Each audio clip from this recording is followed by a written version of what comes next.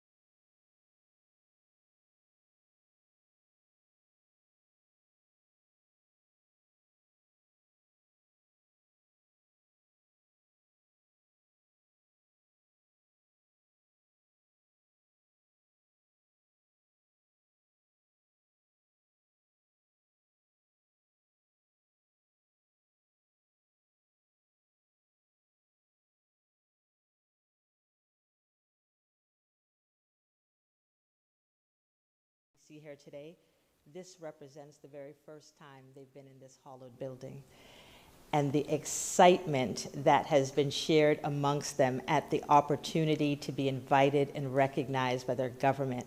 You do not know, sir, what this day means to them, so thank you. If I may offer some brief remarks about this group of individuals.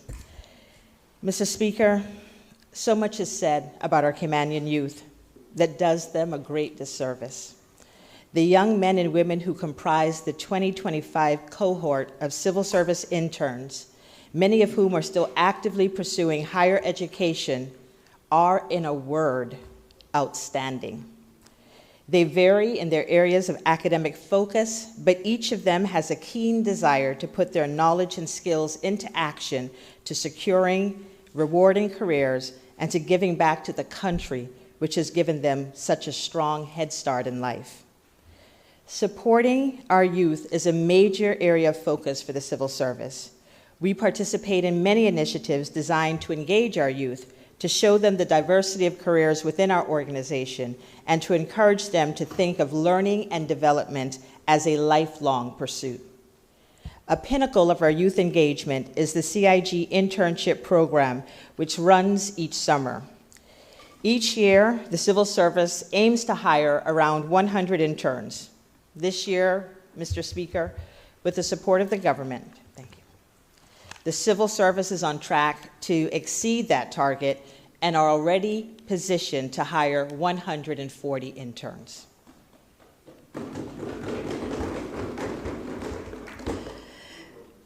The 2025 cohort of interns has entered our organization brimming with enthusiasm and displaying a breadth of skills that is impressing their supervisors and the senior leaders who encounter them. Many of our chief officers are in the chambers here today as well in support of their interns. And as a result of successive government's investments in scholarship and training, we know that a lack of subject knowledge isn't typically the greatest challenge our youth face. Rather, it is the opportunities for them to gain the experience of applying their theoretical knowledge to real-world employment situations. These internships are therefore designed to give our interns opportunities to see what the careers they aspire to look like day to day, and what are the current day challenges persons within that career are tackling. As the acting deputy governor and someone who also first entered the civil service back in, I dare say, 1999, as an intern, I am beaming with pride today. When I entered, Mr. Loxley Banks would have been my mentor. I went to Radio Cayman. I thought I would pursue my studies in communications. And I spent the first week of my internship learning how to cue an LP. For those of you who are sitting in our galley, I just have to say that was a vinyl piece of instrument that we used to record music on. When I moved to the newsroom, we had a shortwave radio that we accessed the BBC News with. And when I wanted to edit the evening news, I had reels of tape, and they gave me a razor blade in which to edit it with. I don't think we allow our employees to have razor blades at work anymore. So much has changed. I can tell you that the skills that these interns are coming with are far more modern. Mr. Speaker, I can announce that so far, we already have 115 Caymanian students who have chosen the civil service as their preferred employer and joined our internship program in Grand Cayman, and we have interns in the sister islands. These interns, many of whom are here with us today, represent the first arrivals for the summer. However, I am pleased to report that these ambitious, bright individuals are due to be joined by approximately 25 more young Caymanians, which will bring the total number of interns for the summer to approximately 140. Mr. Speaker, as you and the members of this Honorable House are likely aware, the Civil Service operates a well-established internship program which is guided by our paid student internship policy. Each year, this initiative provides young Caymanians not only with valuable on-the-job training, but for those who are overseas securing their bachelor's and master's degrees, this paid program provides much-needed savings to cover living expenses, which are not always fully funded by scholarships and which for some families can be quite daunting. So in this way, the work experience is paying dual dividends to our participants, affording some of them the additional financial security to pursue their qualifications, but also practical experience to bridge them from their classrooms to the workplace. Under this program, priority is given to hiring government scholarship recipients and/or students who are undertaking a course of study which is relevant to the core business of the appointing ministry, portfolio, or department. This approach is driving greater alignment between the government's investment in education and the government's employment opportunities, allowing our scholars to gain meaningful work experience and build professional relationships that may lead to permanent roles within our civil service or even beyond. Mr. Speaker, the 2025 civil service interns exemplify the promise and potential of our young people. These students are in various stages of their studies, ranging from those who are still completing high school to those who are recently returning with their first or second degrees in diverse areas of study. Among these graduates are scholars from the Clifton Hunter High School and John Gray High School who would have received the Deputy Governor's Leadership Award when they graduated. These students receive a guaranteed paid internship and their first choice of departments to join for the summer. Mr. Speaker, this approach has led to many successful outcomes through the life of the program, with former interns going on to join the civil service permanently. It would be remiss of me not to acknowledge that our Deputy Governor, the Honorable Franz Manderson, also entered through very humble beginnings like these. We also have a former intern that we're particularly proud of, Mr. Jonathan Woods, who first joined our Civil Service College as an intern before going on to secure a permanent position in the Internal Audit Service, where he took over the role of office manager. While with the civil service, our interns will contribute to, and in many cases have already begun to contribute to, the service delivery. As examples, Mr. Nathaniel Gonzalez, who is with the e-government unit, has already designed and built online forms for the Department of Health and Regulatory Services, including developing the forms, facilitating user acceptance testing, and deploying these forms into the production environment. In my own portfolio, Bella Alves is currently working diligently to refresh the Civil Services Employee Orientation Program, and just this morning, she led a session to facilitate input on just this topic. In our Civil Service College, Ms. Alyssa Rankin successfully designed and delivered a comprehensive workbook for the Digital Skills Training Program, and Ms. Kaja Warren is providing much-needed support to civil servants accessing their mandatory training on Civil Service College Online.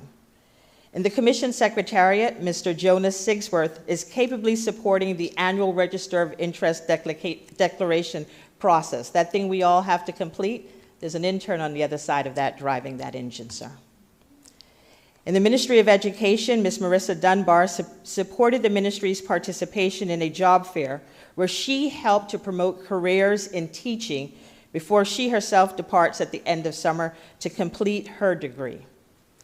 Mr. Speaker, these are just a few examples of the important work our interns are carrying out and the impact they are having within the civil service already. As you will imagine, programs such as these require committed employees to coordinate the program. Accompanying our interns are Ms. Charlene Howell-Lichmore, who runs CIG specialist hiring programs, including the internship program, Ms. Wendy Adam, who joined CIG just a few years ago, and whilst balancing being a mother and a very busy HR professional, has just this year completed her master's degree in HR. Wendy travels to the UK next month with her daughter, who will witness her mother's graduation and her reward for hard work and many, many late evenings to complete her degree when her mother not only graduates, but graduates with distinction. And finally, our newest permanent hire on POCS's HR Shared Services team is a young lady named Miss Helen Rankin, who says she's so passionate about her profession that her actual initials are HR. Helen first joined POCS as an intern in 2016 and is back 9 years later, confirmed as an HR assistant and acting as a mentor and guide to other interns.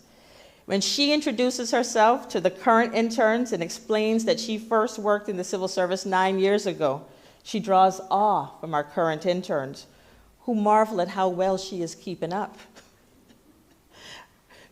They wonder at, what age must she be that she did this 9 years ago? And this always gets a bit under Helen's skin because she has to remind them, I was one of the youngest interns. I was just 16. I'm not even 25 yet. But as some of them say, you were born in 2000? You mean 2000? But Miss Helen, we all agree, is a civil servant OG. And as she likes to correct me, that's outdated lingo. She's fam. Mr. Speaker, the first group of students to have joined CIG thus far this summer have been diligent in tackling many laudable projects and activities. The Ministry of Financial Services and Commerce has welcomed a whopping 29 young Caymanians on the 2nd of June. They are running a 3-month program that's providing interns with meaningful, immersive, hands-on experience across the ministry's core agencies. Interns have been placed in groups of 3 to 4 and assigned to a single agency to put as their focus. And within these teams, they are gaining practical experience in business process reengineering with the ultimate goal of recommending practical improvements to support more effective service delivery across the ministry's operations. They're our young consultants. You got them at a good price, sir. Each group will have to deliver a final report and presentation to senior officials that demonstrates valuable insights into the roles and responsibilities of each agency and the broader function of the ministry within the financial services landscape. They're doing some impressive things. The Ministry of Youth, Sports, Culture, and Heritage has 16 interns and another 3 who are scheduled to start later in the summer. And Chief Officer Teresa Echeniki, who is with us here today, speaks highly of her ministry's interns, saying they are brilliant, articulate, creative, and overall an amazing group of young Caymanians. She says this program fully aligns with her ministry's priorities of talent identification and development, enhancement and empowerment of youth, awareness and preservation of culture and heritage, and promoting an active and healthy lifestyle for all. In short, all of our interns got Riz. Apparently, Mr. Speaker, that means charisma. They're delivering a book to help me along with the language, a dictionary.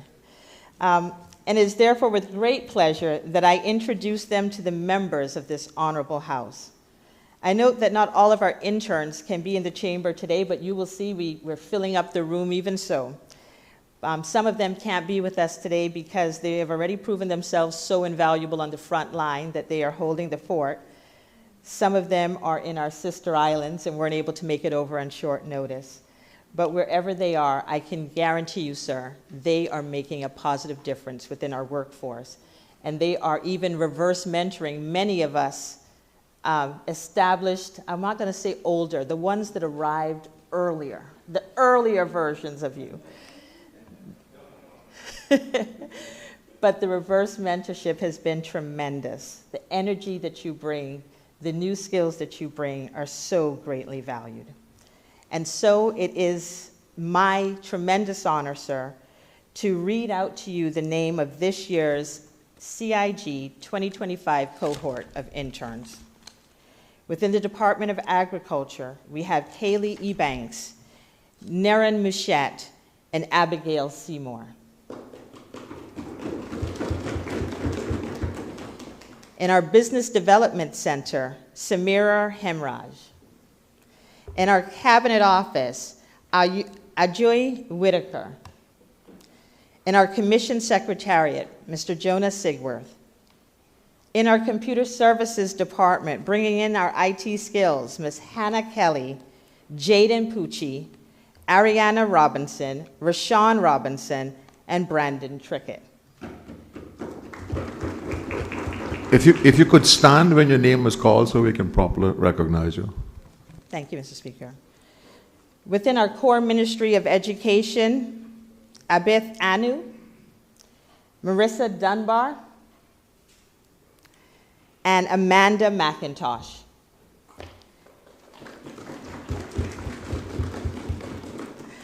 Within the core Ministry of Financial Services and Commerce, the think tank that often meets within our cafeteria, Jasenia Arch, Ashley Brooks, Nicholas Chouty, Louis Clark Velezquez, Michaela Dakers, Yaneli Dawkins, Ramaya Ebanks, Kayla Jeffers, Antoine McFeel, Kinuana Millwood, Adriana Parsons, Jada Rankin, Rihanna Rankin, Christopher Sanchez, Alma Smith, Victor Thompson, and Daniela Watson.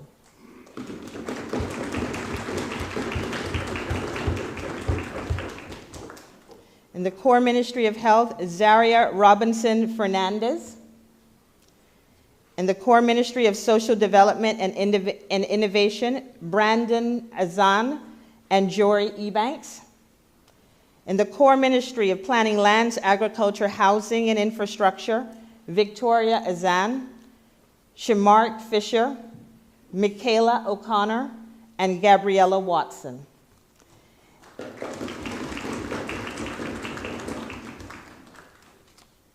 In the Core Ministry of Youth, Sports, Culture, and Heritage, Sana Archer, Aisha Ebanks, Ayana Martin Ebanks, Abraham Powery, Brianna Smith, Raldine Thomas, and Janae Whitaker.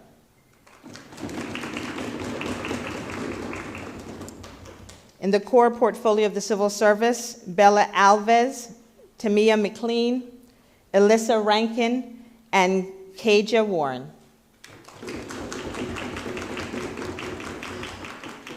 In Customs and Border Control, Hannah Bryan, Shantoya Garwood, Courtney Reed Jr., and Danielle Scotland.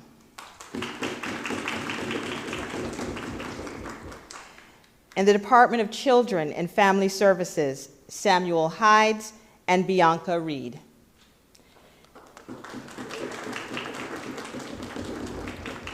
In our Department of Communications, Tasia McCrae. In the Department of Counseling Services, Janisha Powery.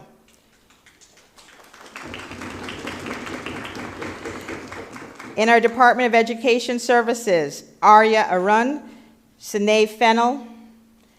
In the Department of Environmental Health, Jayon Whitaker. In the Department of Planning, Aisha Ebanks and Anaya Powery.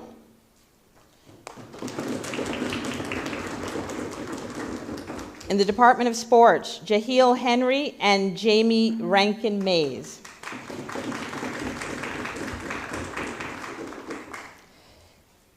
In the Sister Islands District Administration, Julius Blackwood, Jathan Bodden, Celine Christian, Michaela Cupid, Anastasia Dawson, John Doe, Unique Ebanks, Yesenia Ebanks Palma, Allison Flores Hernandez, Twain Foster, Gia Hides, Rianne Matute Scott, Arsley Matute Trejo, Tawan McFarland, Aaron Rich, Kenny Ryan, Tyrese Scott, Karishma Saram, Sahadeo Sohan, David Tibbetts Tatum, Litzy Walton Varela, Allison Walton Varela.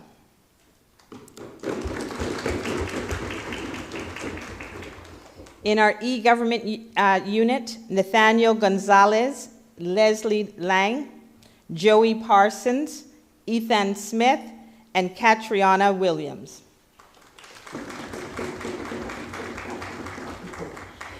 In our governor's office, and this gentleman has been quite busy at work, both supporting the recent King's birthday tea party and parade, so working some very long hours, Mr. Jelani Hansen.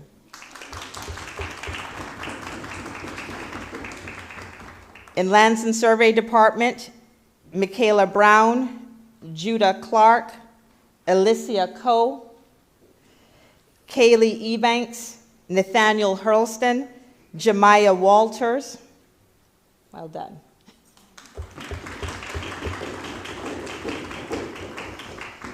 Helping us combat those mosquitoes, particularly with this rain, in our Mosquito Research and Control Unit, Brittany Wright. In the Office of the Auditor General, Aaron Hutchinson. In the Office of the Deputy Governor, Alyssa Whitaker. In our Passport Office, Madeline Whitaker. In Ponciana Rehabilitation Center, Izara Brown. In our police service, with the Commissioner of Police here and beaming on, Jasmine Robinson. In our portfolio of legal affairs, AG, we've got Danae Prehay. Well done. In our, yes, sir.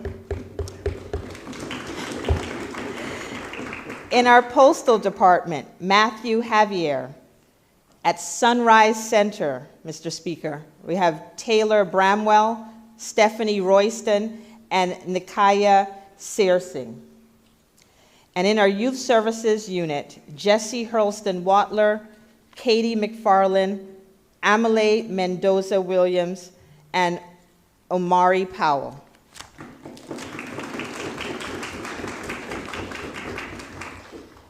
Mr. Speaker, I hope that you in this honorable House will agree our future is bright, and through internship programs like this one, these young people are not waiting in the wings to contribute. They are already contributing to our workforce. The future is now. Thank you, Mr. Speaker.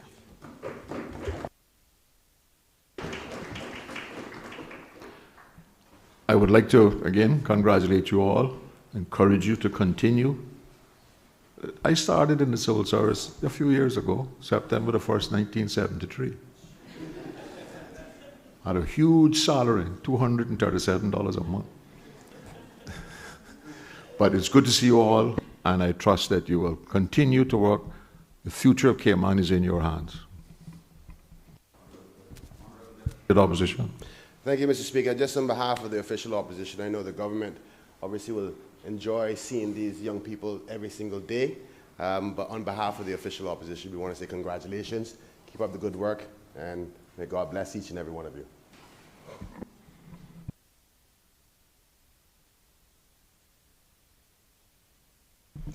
Personal explanations. None. Presentation of papers and reports. Report of the Standing Business Committee, third meeting of the 2024-2025 session of the Cayman Islands Parliament. Honourable Premier. Yes, to be laid on the table by the Honourable Premier.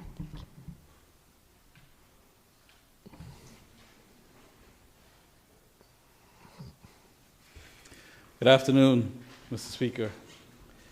I beg to lay on the table, this Honourable House, the report of the Standing Business Committee, third meeting of the 24-25 session. So ordered. Does the Honourable Premier wish to speak to the report? No, Mr. Speaker, thank you. Office of the Auditor General, Cayman Islands, Annual Report, 31 December 2024. Providing value to the people of the Cayman Islands, April 2025. To be laid on the table by the Chairman of the Standing Public Accounts Committee, the elected member for Georgetown East. Honourable Member for Georgetown East. Thank you, Mr. Speaker. Mr. Speaker, I beg to lay on the table of this Honourable Parliament the annual report of the Office of the Auditor General of the Cayman Islands for the year ended the 31st of December 2024, entitled Providing Value to the People of the Cayman Islands. So ordered. Does the Honourable Member wish to speak to the report? Very briefly, Mr. Speaker. Mr. Speaker, once again, as is customary for the office, they received an unmodified or unqualified opinion. The report was signed off on April 16, full 2 weeks before the actual deadline. Mr. Speaker, there were just really two significant events that I particularly wanted to mention. One being that we said goodbye to the Auditor General, Ms. Sue Winspear, on the 28th of February. Many people know she had not been well, and she has decided to return home to the UK to be with her family. So we wished her well and saw her off on the 28th. And then, sir, on the 1st of June, the new Auditor General took up his post. He is Mr. Patrick Smith. He'd been with the Auditor General's office for many years, but he is the first Caymanian to take up that role in our country. So I acknowledge him and his accomplishments, and on behalf of us all, I wish him well and much success in his role as the Auditor General as he leads that office. Thank you, Mr. Speaker. Public Service Pensions Board 2024, Annual Report and Accounts, to be laid on the table by the Honourable Deputy Governor, ex officio member responsible for the portfolio of the Civil Service. Honourable Deputy Governor. Mr. Speaker, I beg to lay on the table of this Honourable House the annual report for the Public Service Pensions Board for the period ending 31st of December 2024. So ordered. Does the Honorable Deputy Governor wish to speak to the report? Yes, Mr. Speaker, thank you very briefly. Thank you. Mr. Speaker, it's my pleasure to speak briefly to the Public Service Pensions Board's performance during 2024 and to share some key highlights. The PSPB manages 3 distinct plans: the Public Service Pensions Plan, the Parliamentary Pensions Plan, and the Judicial Pensions Plan. Additionally, it administers ex gratia pension payments, which are directly funded by the government. For the PSPB during 2024, key pension fund milestones were as follows. The return on the PSPB fund was a positive 16.4% for the year. This return ranked the PSPB fund in the top 1 percentile of its peer group for performance in the year. As at 31st December 2024, the PSPB had CI 1.35 billion in assets. In terms of administrative milestones, the PSPB processed 2,333 plan member files, conducted 3,646 one-to-one meetings with members, and processed 184 new retirements. Further, Mr. Speaker, it is worth noting that the PSPB administers over 1,000 ex gratia and ex gratia uplift payments on a monthly basis. And further to that, Mr. Speaker, this past December, the PSPB was relied upon to deliver a one-time payment to all Cayman pensioners in the amount of $500.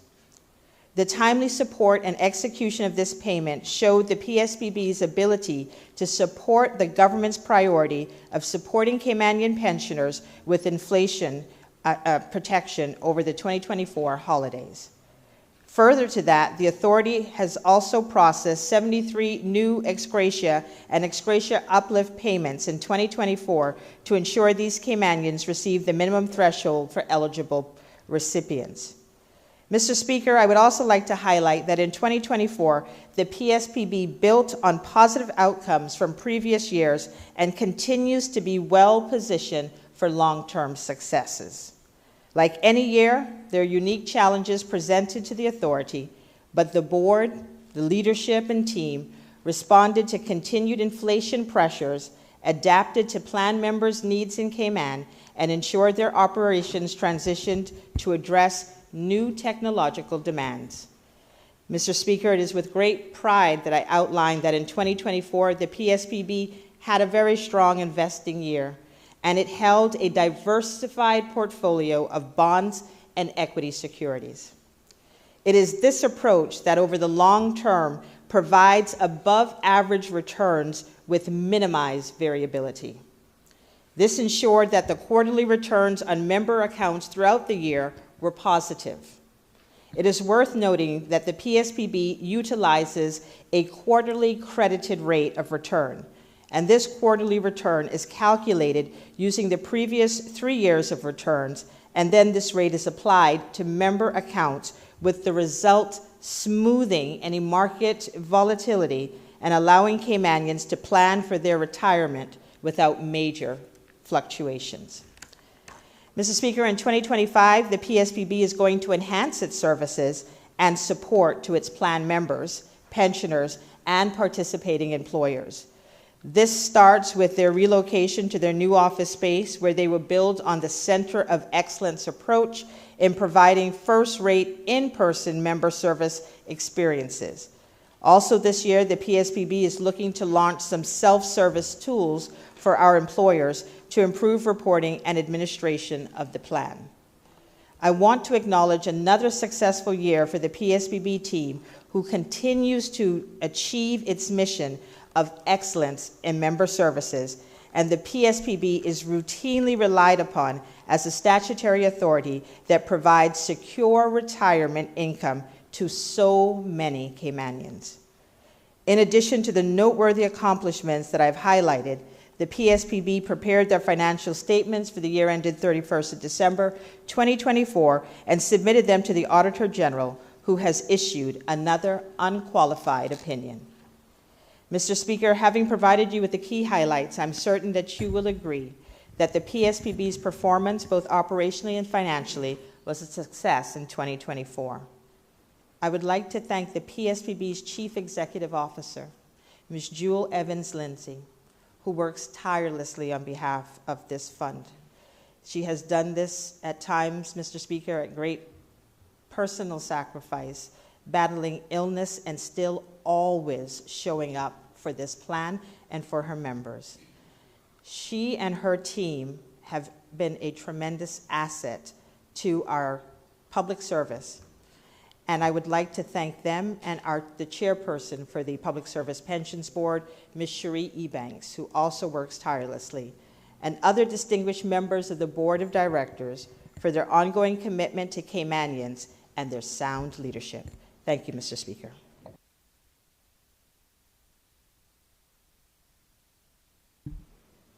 Annual Report 2024, Portfolio of Legal Affairs, to be laid on the table by the Honourable Attorney General, ex officio member responsible for the Portfolio of Legal Affairs. Honourable Attorney General. Thank you, Mr. Speaker. Mr. Speaker, I beg the leave of this House to lay on the table the annual report for the Portfolio of Legal Affairs for the period ending December 2024. So ordered. Does the honourable member wish to speak to the report? Mr. Speaker, no, just to point out that the report itself is self-explanatory, and I certainly commend it to honourable members of this House and to the general public. And I would like to use the opportunity, sir, to thank the learned Solicitor General, the Chief Financial Officer, and the entire staff of the Portfolio of Legal Affairs for a wonderful work with reporting period. I thank you. Cayman Islands Judiciary Annual Report and Accounts 2024, to be laid on the table by the Honourable Attorney General, ex officio member responsible for the Portfolio of Legal Affairs. Honourable Attorney General. I thank you, Mr. Speaker. Mr. Speaker, seek leave of this House to lay on the table the annual report for the Judiciary for the period ending December 2024.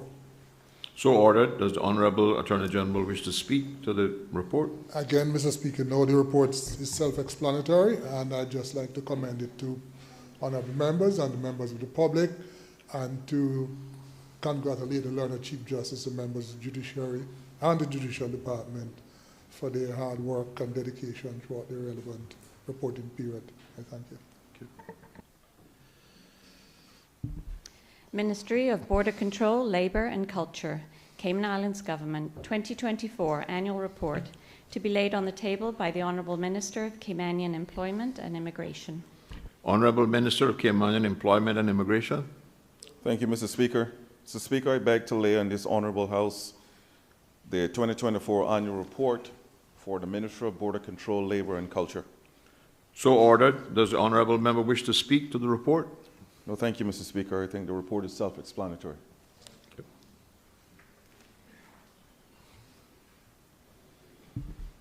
Urgent questions. None. Questions to members of the government. The Honourable Deputy Speaker, elected member for Georgetown West, to ask the Honourable Minister of Planning, Lands, Agriculture, Housing and Infrastructure. Question number 14. Honourable Deputy Speaker and Representative for Georgetown West. Thank you, Mr. Speaker. Mr. Speaker, I rise to ask question number 14, standing in my name, to the Honourable Minister for Planning, Lands, Agriculture, Housing and Infrastructure. Can the Honourable Minister advise whether the government has any plans to upgrade or refurbish the Windsor Park Community Park in Georgetown? Honourable Minister of Planning.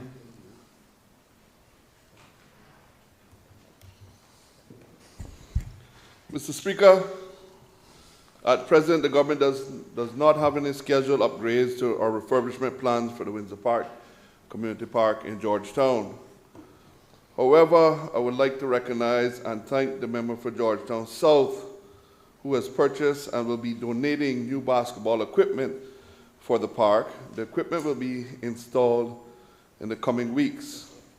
The ministry also continues to ensure that regular maintenance and safety checks are carried out for all parks, including the Windsor Park Community Park. Honourable Member for Georgetown West and Deputy Speaker. Thank you, Mr. Speaker. Can the Honourable Minister advise if there any consideration will be given to the budget for at least bathrooms in the Windsor Park?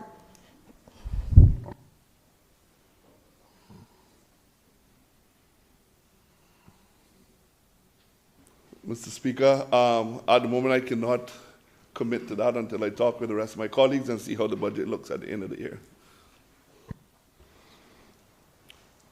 Honourable Member for Georgetown West and Deputy Speaker. Thank you, Mr. Speaker. Thank you, Minister, and I implore that you do. Thank you.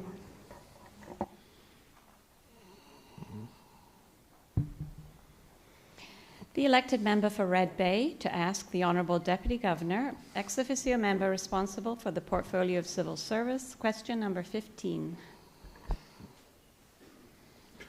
Honourable Member for Red Bay. Thank you, Mr. Speaker. Mr. Speaker, I rise to ask parliamentary question number 15, standing in my name to the Honourable Deputy Governor and ex officio member responsible for the portfolio of the civil service. Can the Honourable Deputy Governor confirm whether the Commissioner of Police intends to strengthen and enhance the operational capacity of the Community Policing Department?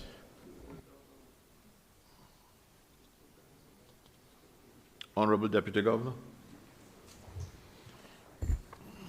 Thank you, Mr. Speaker, and I thank the member for Red Bay for his question. I can confirm that the Commissioner of Police, in alignment with national priorities and the strategic objectives of the Royal Cayman Islands Police Service, fully intends to strengthen and enhance the operational capacity of the Community Policing Unit. This commitment is balanced against several critical resourcing challenges, including funding constraints that have impacted the ability to scale operations at pace. While there is strong political and organizational will to grow this capability, the RCIPS continues to operate within a tightly managed budget, requiring careful prioritization of personnel, training, and infrastructure investments. Additional key challenges include recruitment and retention constraints. There is growing competition for skilled officers locally, regionally, and internationally, and the RCIPS is not immune to workforce pressures and attrition. Training and capability gaps, ensuring that community officers are not only present, but fully equipped and trained in conflict resolution, youth engagement, and culturally sensitive practices remains a strategic priority. And rising demand for visibility and public trust. Public expectation for visible policing and responsiveness continues to grow, particularly in response to recent spikes in antisocial behavior, drug-related crime, and domestic incidents. Despite these constraints, I wish to assure this Honourable House that community policing is central to the Commissioner's long-term operational vision. In fact, steps are already underway to undertake a comprehensive review of community policing deployment across districts to improve alignment with crime patterns and community needs. Integrate community teams into broader problem-solving partnerships with education, social services, and youth empowerment to address root causes of crime and disorder. And to expand training in preventative policing, safeguarding, and vulnerable persons engagement as part of a more intelligence-led and community-empowered model. To support these aims, the Commissioner has established a small internal project team that is actively engaging with the portfolio of the civil service to explore workforce development pathways, including targeted recruitment, succession planning, and better use of community safety officers, interns, and volunteers. Ultimately, their goal at RCIPS is to evolve the community policing unit into a resilient, embedded, and proactive presence in every community, empowered not just to respond to crime, but to prevent harm and build public confidence. The RCIPS remains committed to transparency, accountability, and prudent resource management as it delivers on this vital area of public safety. Member for Red Bay. Thank you, Mr. Speaker. Thank you for that very fulsome answer. It's much appreciated. I'm glad the commissioners here, and I want to say that I was hopeful for such an answer, but I expected no less. But can you update me, please? What's the current staff complement of the community policing department, both for constables and community safety officers? And how many of these positions are currently filled, and how many are vacant?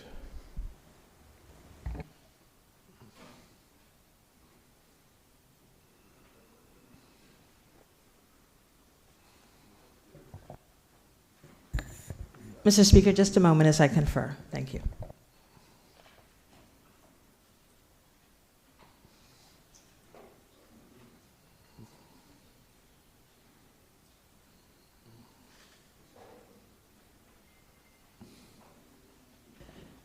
Mr. Speaker, through you.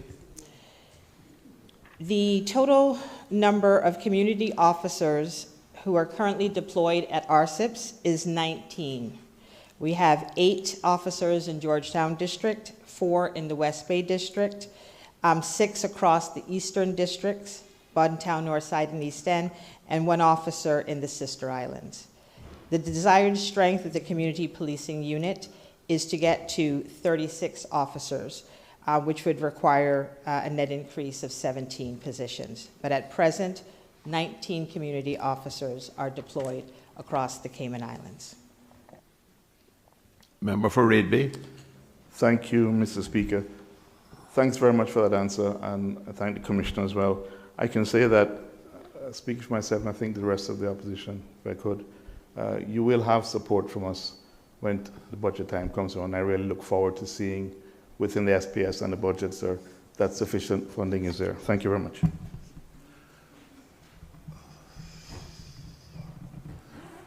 Honourable Deputy Leader of the Opposition.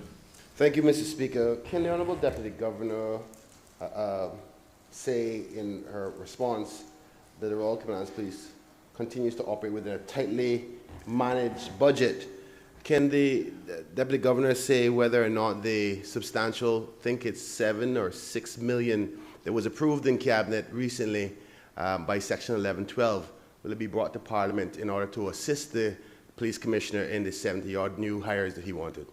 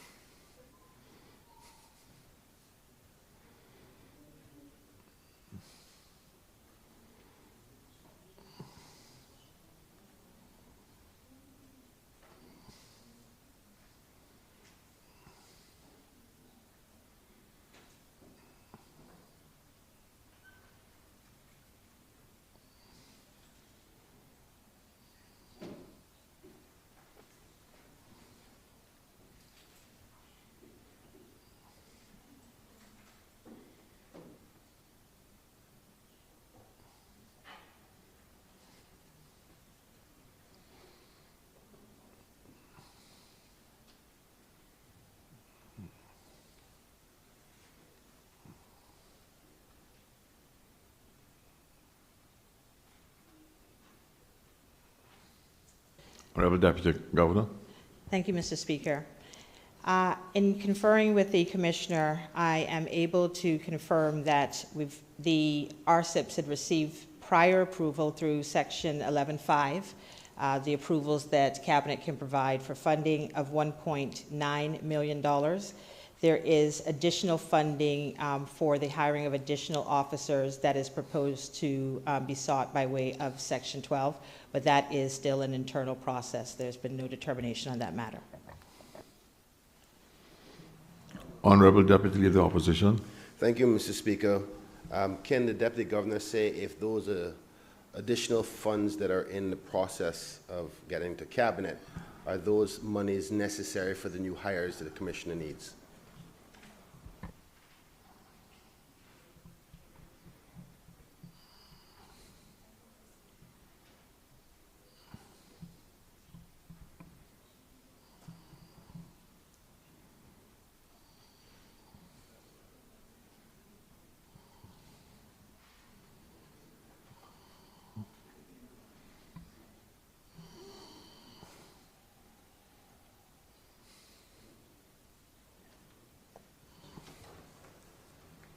Honourable Deputy Governor. Thank you, Mr. Speaker. And I thank the honourable member for his question, his supplementary question. I can confirm that the additional request that will need to make its way through the process is to fund the hiring of additional officers. The community policing officers would be amongst that number, and other functional areas of RCIPs. Honourable Deputy Leader Opposition. Thank you, Mr. Speaker, and thank you for your patience. My last question. Can the Honourable Deputy Governor give an indication of exactly how much that request will be? Because obviously... Honourable Deputy, I think we're going a little bit too far outside. This is about community policing. The substantial question is about community policing only. Well, Mr. Speaker, I do respect your way, but the community policing officers are involved in that request amount. Would I be natural to assume if you ask a supplementary question about community policing officers, that's different. Thank you, Mr. Speaker. Mr. Speaker, can the Honourable DG say how much of the monies that they are going to request are allocated to community police officers?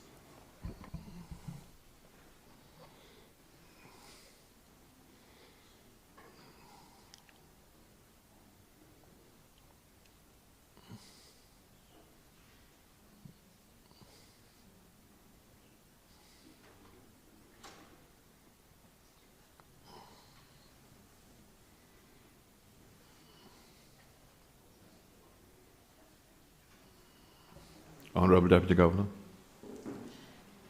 Thank you, Mr. Speaker. The expansion of the community policing unit to the desired levels, as I previously described, is approximately $1.5 million investment that we would need to be able to do that. Thank you, Mr. Speaker. Next question. The elected member for Georgetown East to ask the Honourable Premier, Minister of Financial Services and Commerce, question... Excuse me 1 minute, Madam Clerk. I didn't catch I think the representative for Kimon East wants to ask a question. My apologies. Thank you, Mr. Speaker, for allowing this supplementary to the honourable member. I wonder if she can confirm either now in writing that the last cabinet approved $12 million for 77 or 79 policemen, and how much of that is making its way through cabinet for community policing. Thank you.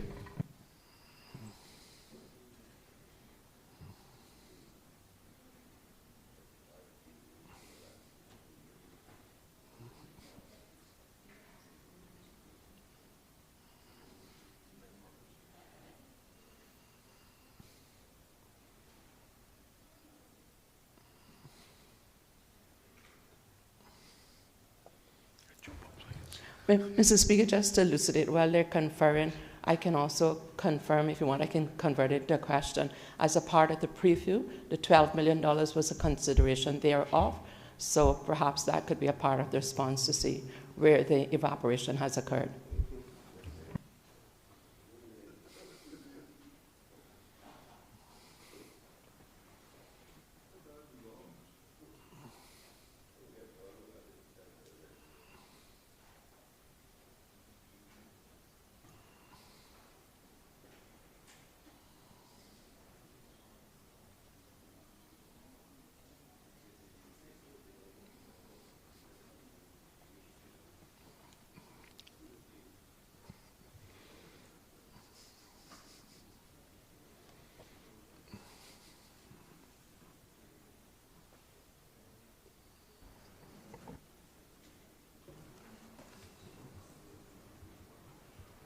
Honourable Deputy Governor. Thank you, Mr. Speaker, and thank the honourable member for her question. I'm advised, Mr. Speaker, that by way of Section 11.5, the approval was given for approximately $1.9 million, which has been released to the police and is in use. I understand that I believe the honourable member was saying that within the preview forecast there was additional funds that were factored into the preview, but I am advised that that is not a sum that has received any cabinet approval as yet, those additional funds. So it may be a part of the forecast that was used, but it is not as I've been advised, not a decision that has been recorded and given to RCIPs as having been approved to date. Mr. Speaker, Honourable Member for thank you, Mr. Durham Speaker. Though the temptation is great with the multiplicity of questions that flow from that answer, I'll restrain myself to one and thank you for your graciousness. Can the honourable member confirm when she refers to government that is not the past government, that is the current government who has not made the processing possible with the 12 million, because the last government approved it and the cabinet minutes would therefore reflect it? Thank you, sir.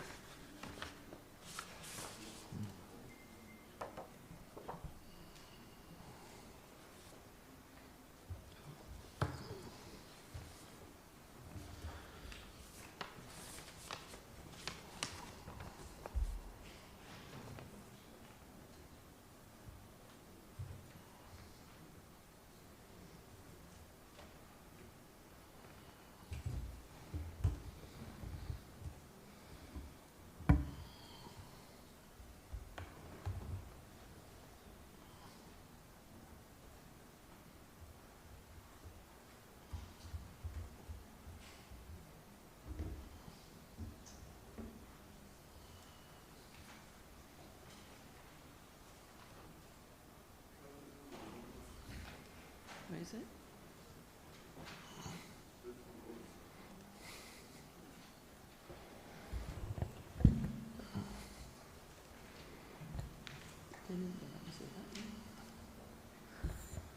Mr. Speaker, through you. Yeah, Honourable Deputy Governor, sorry.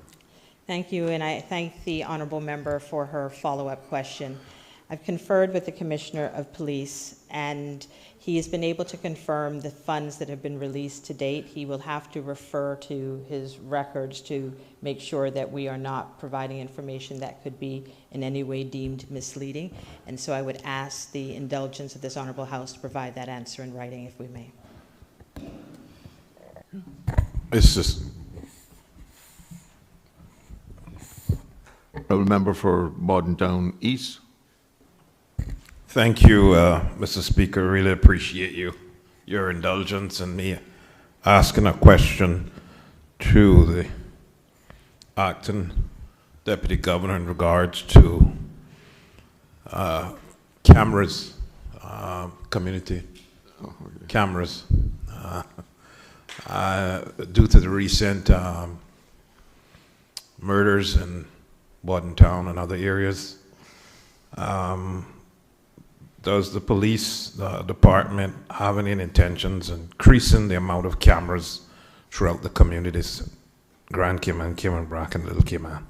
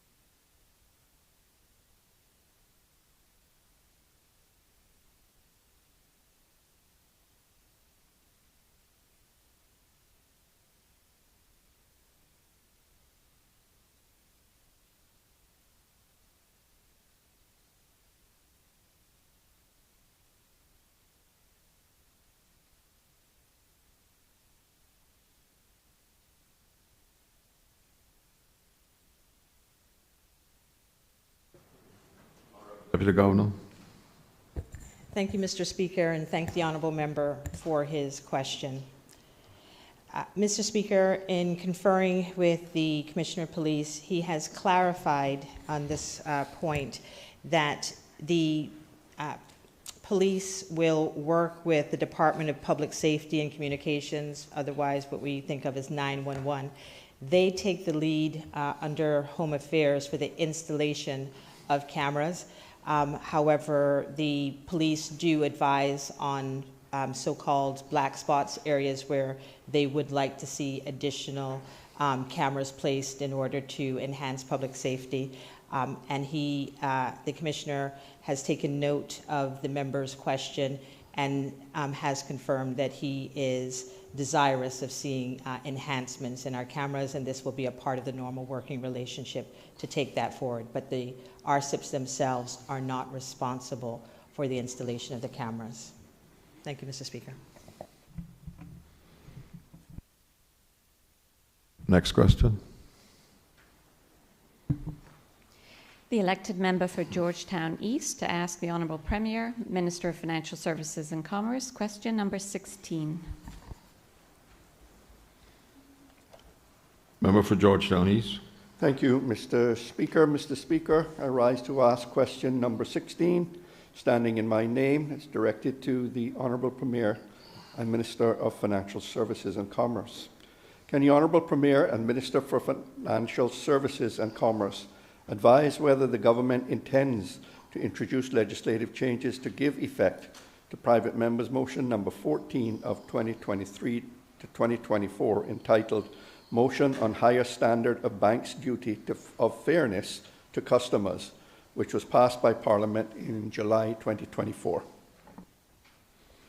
Honourable Premier.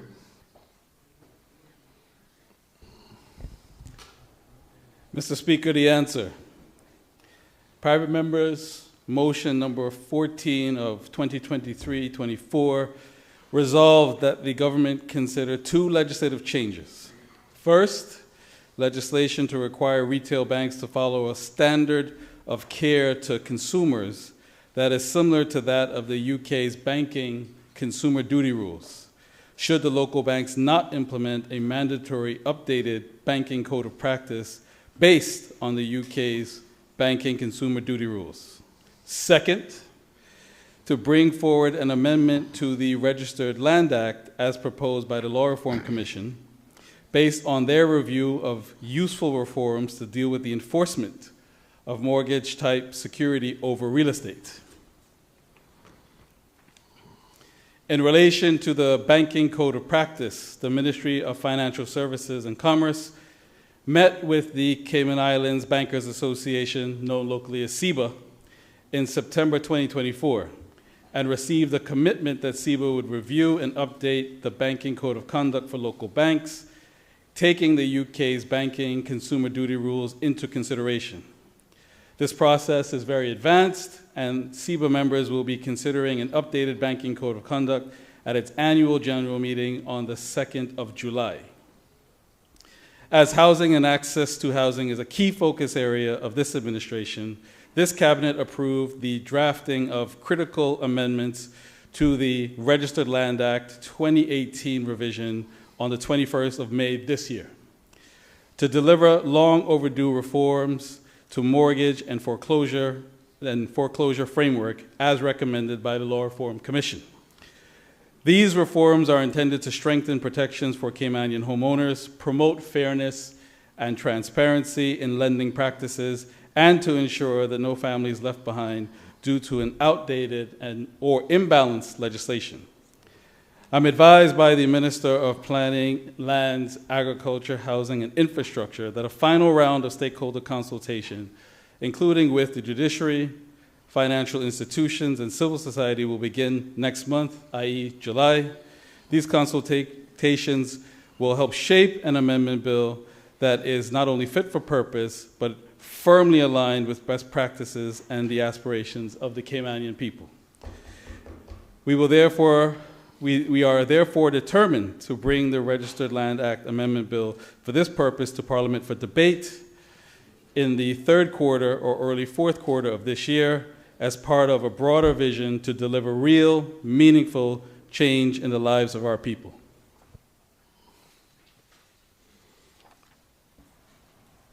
Member for Georgetown East. Briefly, Mr. Speaker, just to thank the the Premier for that response.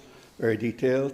I'm delighted to see that the PMM has been being acted upon and much progress being made, and look forward to seeing everything in there come to fruition. Member for Red Bay. Thank you, Mr. Speaker. Through you, sir, could I ask, it seems like the Bankers Association is obviously taking the lead on this. Will government be reviewing what they produce to ensure that what comes forward actually does meet the standard that we're expecting? Mayor? I thank the member for the additional question. Mr. Speaker, through you, the answer is yes.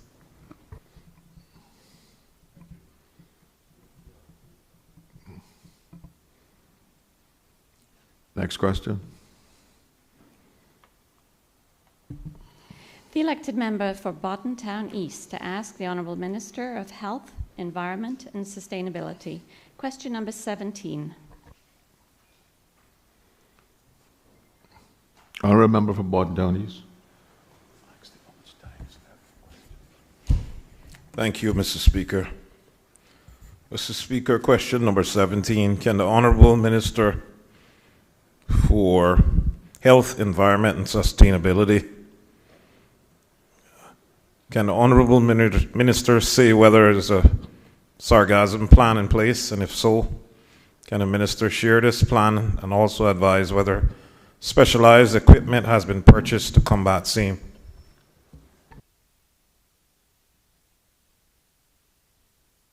Honourable Minister for Health, Environment and Sustainability. Thank you, Mr. Speaker. The answer.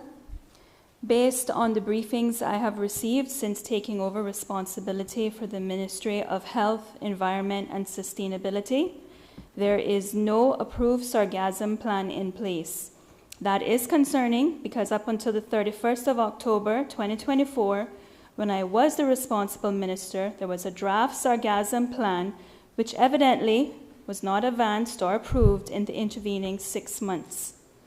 Now that I am back as minister with responsibility, this is a priority and the draft plan will be reviewed, updated and submitted to Cabinet in the next few weeks.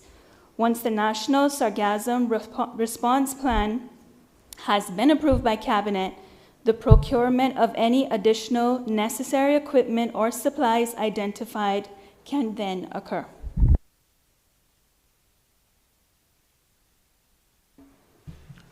Member for Bodden Town East. Thank you, Mr. Speaker. I thank the Honourable Minister for such an honest response. And I know everyone in the room, all 19 members, suffer the fate of sargassum at periods of the year. And I think the south side of the island, and I think Bodden Town probably gets it worst, sometimes heaped up in about 5 feet of sargassum in some of the areas. Mr. Speaker, would the minister, well, I don't know if the government is interested in putting booms around certain areas of the island where the sargassum hits heaviest, or any kind of mechanism to impede the arrival of sargassum that prevents our citizens from utilizing the beach. Minister for Health, Environment and Sustainability. Mr. Speaker, I can say to the member that we haven't gotten to the stage of discussing booms, and when the plan is brought back to caucus at that time, perhaps we will engage in those discussions. But I too have had thoughts around that. Member for Bodden Town East. Thank you, Mr. Speaker. I want to thank the Honourable Minister, but just to say that First Baptist School, year 6, came some years ago to the administration building and did a presentation to the ministry, and they recommended a sargassum boat.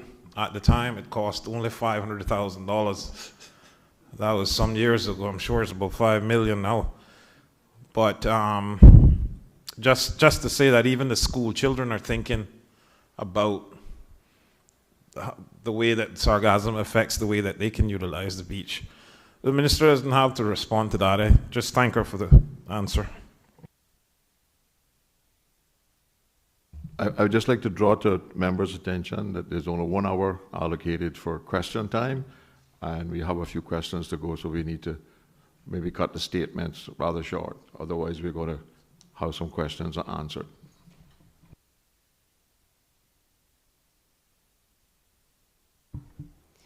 The Honourable Deputy Leader of the Opposition, elected member for Georgetown Central, to ask Honourable Deputy Premier, Minister of Tourism and Trade Development, question number 18.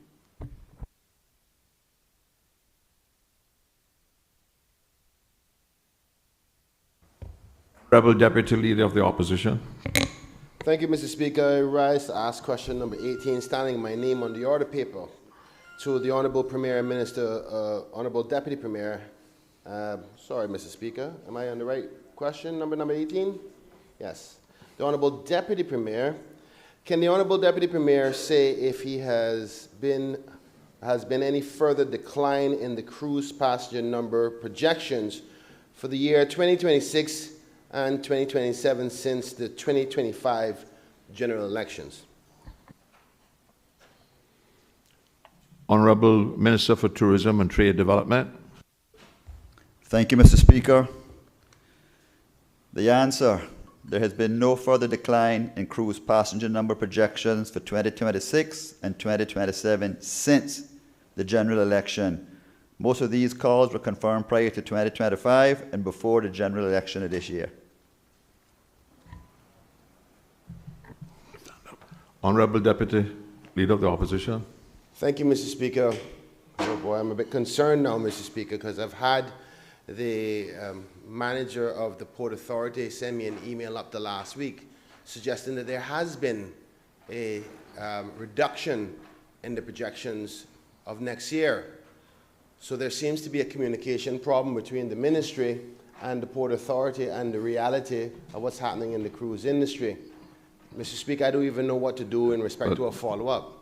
Do you have a copy of that email you can table? Because I think you're seriously questioning the veracity of the minister's answer. Yes, sir, I'd be happy to. Just give me 2 minutes. I'll ask the staff to print one copy out so we can lay on the floor of this House. In the interim, can I just ask if the minister has any intentions of keeping any tracking of projected loss as a result of the referendum results? Minister for Tourism.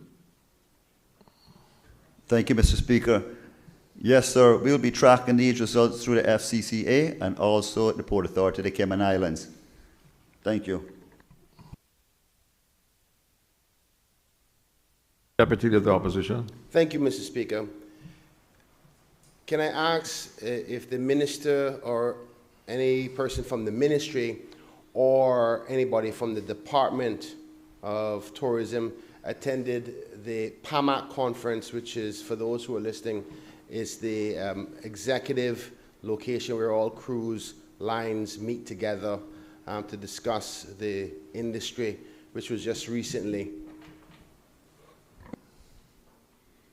Thank you, Mr. Speaker.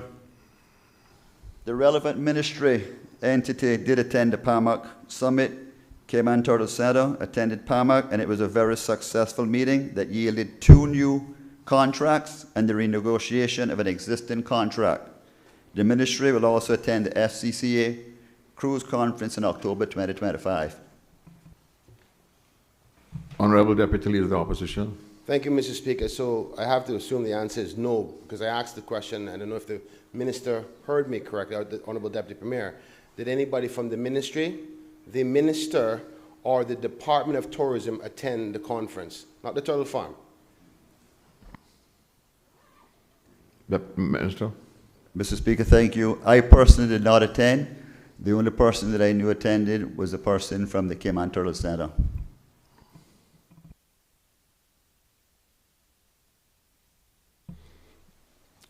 Next question.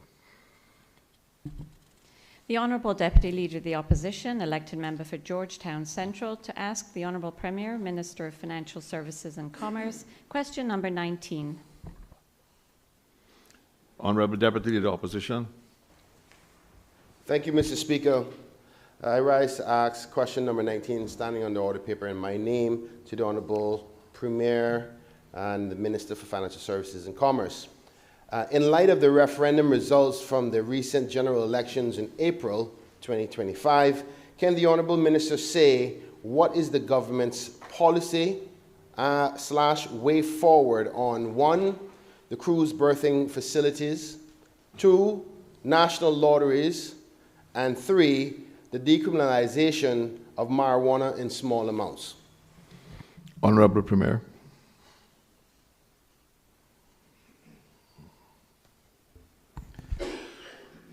Mr. Speaker, the answer. As background, the voters of these islands have spoken clearly during the 2025 referendum. 64.15% rejected cruise berthing facilities, while 51.24% approved a national lottery and 55.64% approved decriminalization of marijuana in small amounts. This government is committed to honoring the will of the Caymanian people as expressed through the democratic process. Turning specifically to each of the 3 results, A, given the cruise berthing referendum result, where a clear majority of 64.15% rejected building a cruise berthing facility, this government shall be guided accordingly. B, in relation to the national lottery referendum result, with 51.24% of the voters expressing support for the introduction of a national lottery, yet being mindful that this result is a slim majority, and being aware of voters with continued concerns, particularly regarding the manner in which a national lottery would be operated and regulated, the matter will be referred to the Cayman Islands Law Reform Commission. The Commission will be requested to make reform recommendations regarding key matters such as the appropriate legal framework and licensing regimes, effective mechanisms for oversight and transparency, robust safeguards against problems associated with gambling, and the business models that could optimize revenues and cost. C, as to the decriminalization of small-scale cannabis possession referendum result, with 55.64% of the voters expressing support, though recognizing both the evolving regional and global legal landscape, as well as the social and criminal justice implications, this issue will also be formally referred to the Law Reform Commission. The Commission will be asked to evaluate and make reform recommendations regarding key matters such as proposed possession thresholds and legal definitions, levels of administrative penalties, alignment with existing drug enforcement, as well as regional and international obligations, potential social impacts, and safeguarding vulnerable populations. Once the government receives and reviews the Commission's reports on the latter 2 matters above, an update will be provided to Parliament as to next actions. Honourable Deputy Leader of the Opposition. Thank you, Mr. Speaker. I want to thank the Honourable Premier for that very comprehensive answer, quite what I expected. Mr. Speaker, can the Honourable Premier give any timelines on the latter 2 as per response from the Law Reform Commission? Did they give them a time frame, or did they respond with an estimated time for us to know? Honourable Premier. Thank you, Mr. Speaker. I thank the member for the additional question. So what we have decided is we are going to formally document this in a cabinet paper so it is on the record. And then in the first set of steps would be to have the staff of the Commission do initial legal research, review all of the results, take account of public concerns, and draft a scoping memo for the Law Reform Commissioners themselves to study, so that hopefully we have a full record of report and outline of the body of work by October of this year.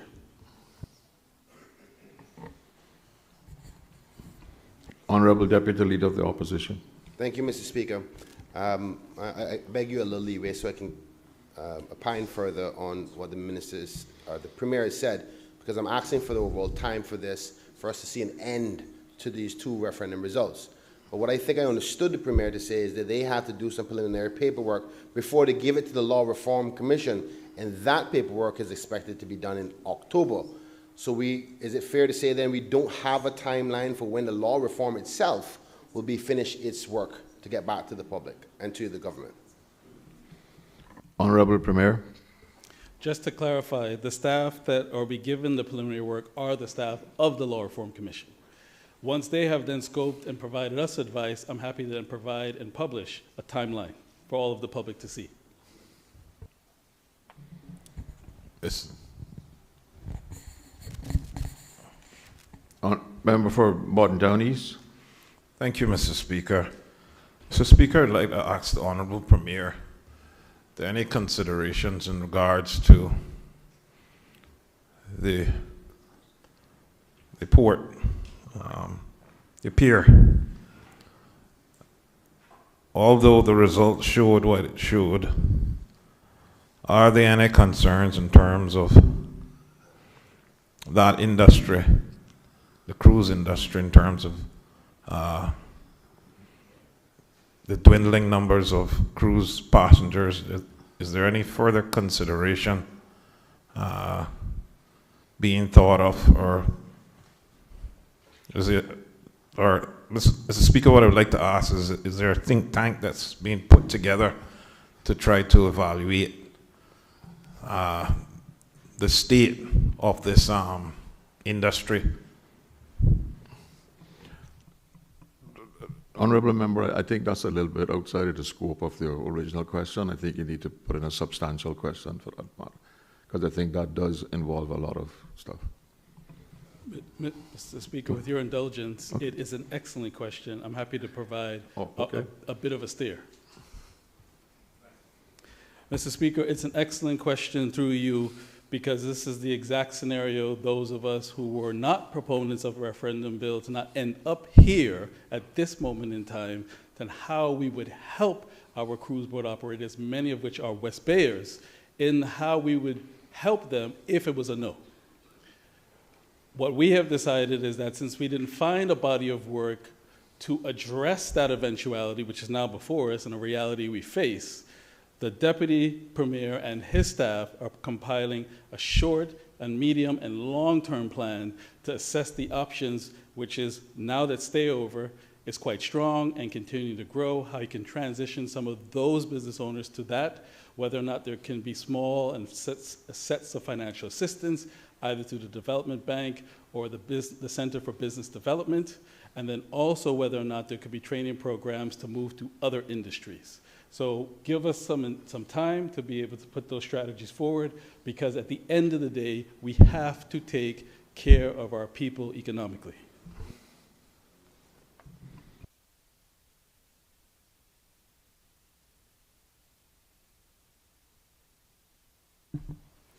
The Honourable Deputy Leader of the Opposition, elected member for Georgetown Central, to ask the Honourable Minister of Caymanian Employment and Immigration, question number 20.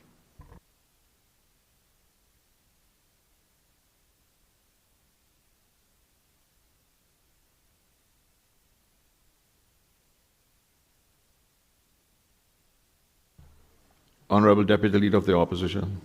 Thank you, Mr. Speaker. I rise to ask the question standing my name on the order paper, number 20, to the Honourable Minister for Caymanian Employment and Immigration. Question: can the Honourable Minister say whether the government intends to implement a new minimum wage, and if so, when and how much? Honourable Minister responsible for Employment and Immigration. Mr. Speaker, thank you. Yes, unlike previous administrations who couldn't find a consensus to make a decision on this important matter, we, the National Coalition for Caymanians, intend to accept and implement the recommendation of the Minimum Wage Advisory Committee final report that was submitted in 2023 under the previous government. We intend to implement the national minimum wage of $8.75 per hour, effective as of January 1, 2026. Honourable Deputy Leader of the Opposition. Mr. Speaker, Can the Honourable Minister say if his position has changed since his last appearance on the Compass report, where he said that the government will not be implementing a minimum wage? And Mr. Speaker, if the Parliament would allow me to provide the article, I'm happy to ask No, for but it. I think that there was an old seaman that sat in this Parliament many, many years ago, and somebody once accused him of changing his mind. And he said the only two people that he knew couldn't change their mind was a damn fool and a dead person. So I think most of us up in there are entitled to change our minds. So I think you need a different question, please. Well, Mr. Speaker, as to that adage old saying, is either you're a fool or you're a dead man. I don't know which one the minister is. Didn't listen care what I said. Said only a dead man or a damn fool could not change their mind. Oh, okay, Mr. Speaker. Mr. Chair. Mr. Townies.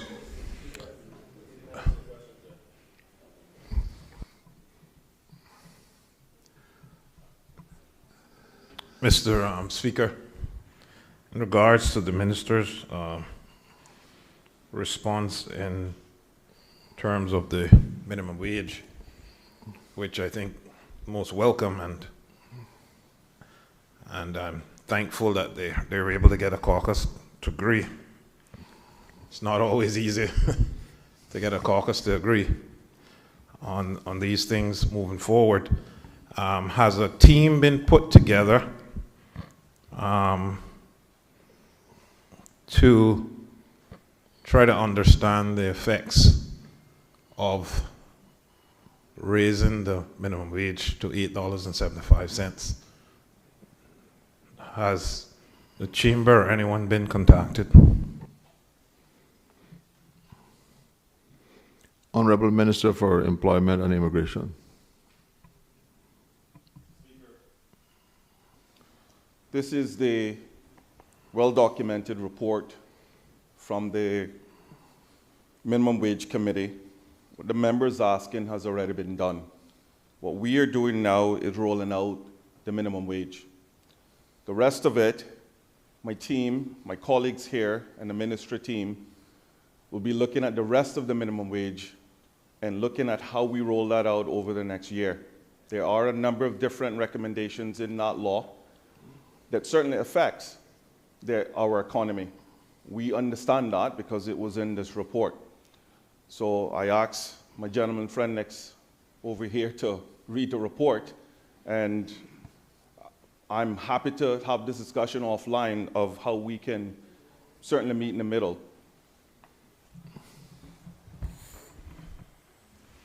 Honourable Member for Borden Town East. Mr. Chair, the report was presented to me, and what I remember in having many meetings with the industry, there was a certain sweet spot number that most of the ministry was comfortable with. What I'm trying to say, Mr. Speaker, is I remind the new minister is that in 2015, an unintended consequence happened, and most don't like to talk about it, but the minimum wage in 2015 caused quite a disruption in terms of helpers in this country. Caymanians were paying, the amount they were paying doubled, and no one could afford a helper at that time. So I'm asking if this was considered, because the increase is going to happen again, and persons' salaries have remained the same.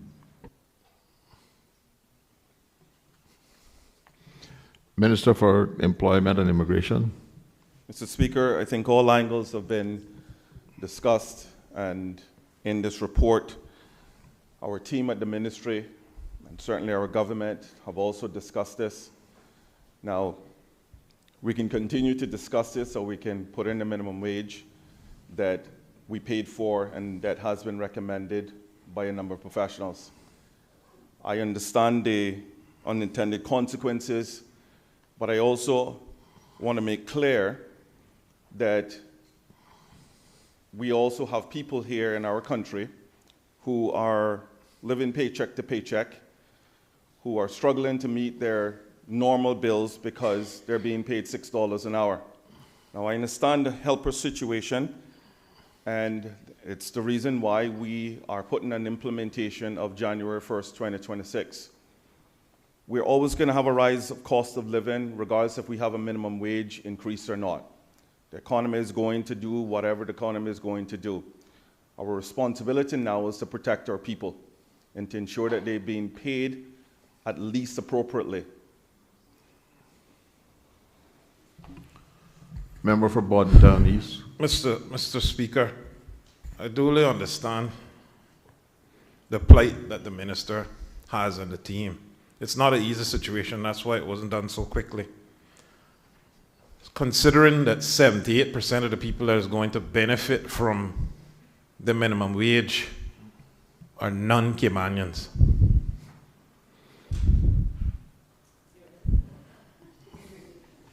Yes, I read the report. I didn't. Question? That was a report. Okay. Honorable Deputy Leader of the Opposition. Thank you, Mr. Speaker. I just raised a follow-up question for clarity because I'm reading the answer, which was adequately provided for me by the staff. It just says we intend to implement the national minimum wage of $8.75 per hour effective January 1st, 2026. Is the minister saying that's straight across the board, including the tourism industries, without any gratuity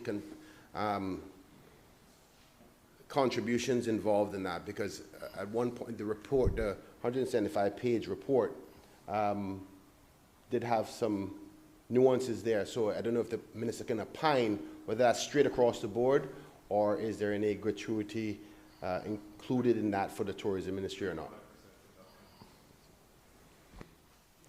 Minister for Employment and Immigration.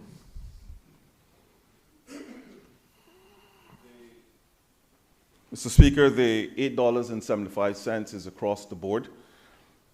We will be having a press conference next week to include all of the other information that we plan to do. As I said, right now, we're only implementing the $8.75, effective as of January 1st, 2026.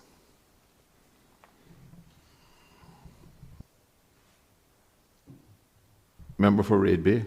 Thank you, Mr. Speaker. Through you, sir. Could the member advise whether the government is considering or would be willing to consider linking the minimum wage to the CPI? Minister for Employment and Immigration.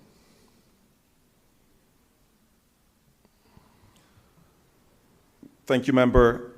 Mr. Speaker, I think as we continue to roll out the recommendations of the report, the members will be briefed on what else will be rolled out, I would say, in the next year. Right now, the only thing that we are rolling out as of January 1st, 2026 is the $8.75. Everything else we will be considering to release as we, one, put the necessary plans in place and seeing where the economy is going to go.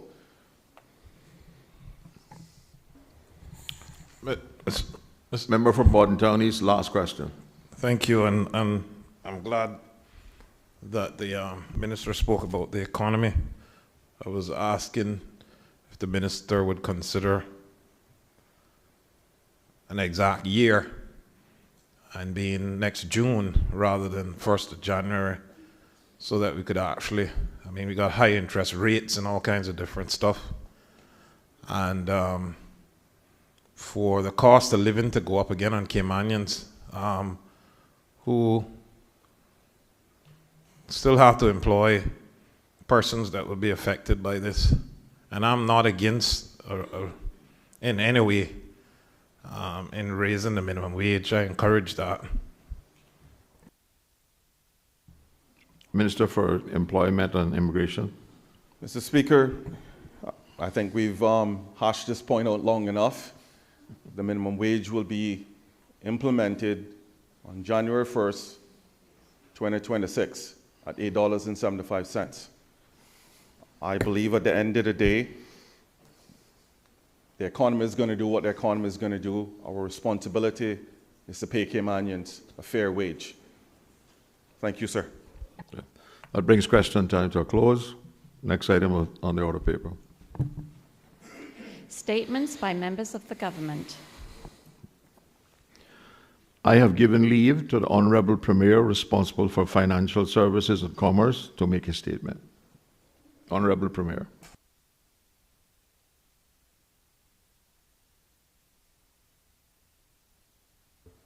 Thank you, Mr. Speaker.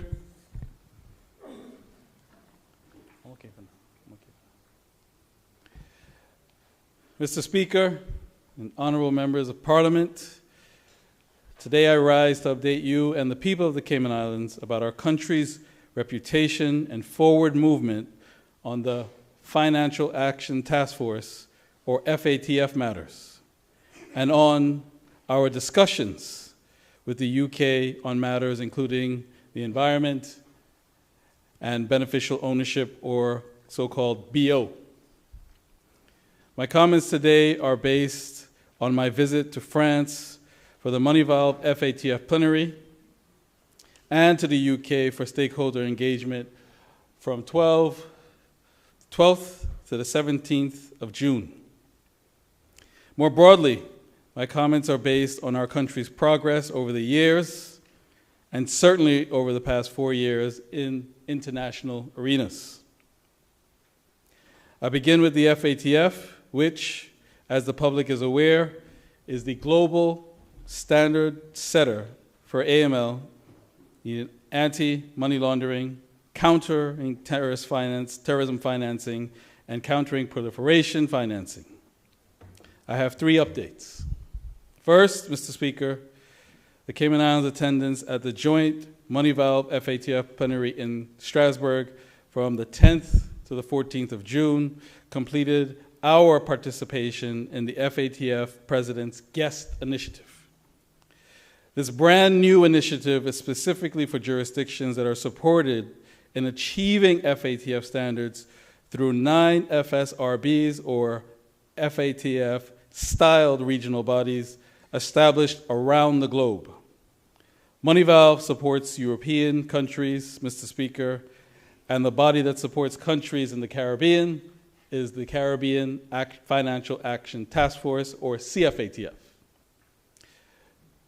Mr. Speaker, I note that around 160 countries have committed to the FATF standard, and conceivably, if not most of these, could have been chosen to be this initiative's first participants. The rigorous selection process done via FATF global consultation required a country, 1, to be actively and constructively engaged and participating regularly in the work of their FSRB, 2, to have the capacity to contribute to FATF work, and 3, to have influence in their region to become lighthouses on AML issues. It therefore was a great honor that the FATF asked the Cayman Islands, along with Senegal, to be the first 2 participants in this initiative. As a country, we should be proud that in October 2024, the FATF's president wrote to our Attorney General, the Honorable Samuel Budgeon, KC, to invite our participation, and that he advised the Cayman Islands government to accept it because, Mr. Speaker, our acceptance literally gave us seats at the FATF table. The purpose of the guest initiative included raising the guest jurisdiction's awareness of and increasing our participation in FATF work by giving them the opportunity to send a delegation to 3 consecutive FATF plenary and related working group meetings. Being a guest member meant that the Cayman Islands could express our views directly through our own delegation, sitting not under the CFATS flag, but under our own flag. The initiative also enriches FATF policymaking. Cayman's delegations contributed our national experience and technical perspective through our written comments on FATF papers. We made constructive interventions during the FATF plenaries and meetings of its 5 working groups. We had direct access to FATF documents. All of this was incredibly beneficial. While guest jurisdictions do not participate in FATF's decision-making processes, I am confident that we help to increase FATF's awareness of regional challenges in implementing the FATF standards and in identifying solutions. But one of the most significant benefits, Mr. Speaker, was that our participation helped us see FATF not as a faceless entity. Indeed, we now know that the FATF continually strives to improve how it conducts its mandate, much like we constantly strive to improve our financial services regime. And like us, FATF is a body of knowledgeable persons who work to ensure that illicit crimes find no safe haven, but instead runs into strong, sharp, and effective deterrence everywhere, including in the Cayman Islands. The FATF is rigorous in this goal, and so are we. This is why it was useful for us during the initiative to participate in the FATF review of a smaller country like us, Latvia. Again, were it not for this initiative, we would not have had this experience. But having seen the process up close, including hearing the interventions and responses, the Cayman Islands can overlay these learnings on our work plan, which is already in progress as we prepare for the FATF's 5th round of mutual evaluations.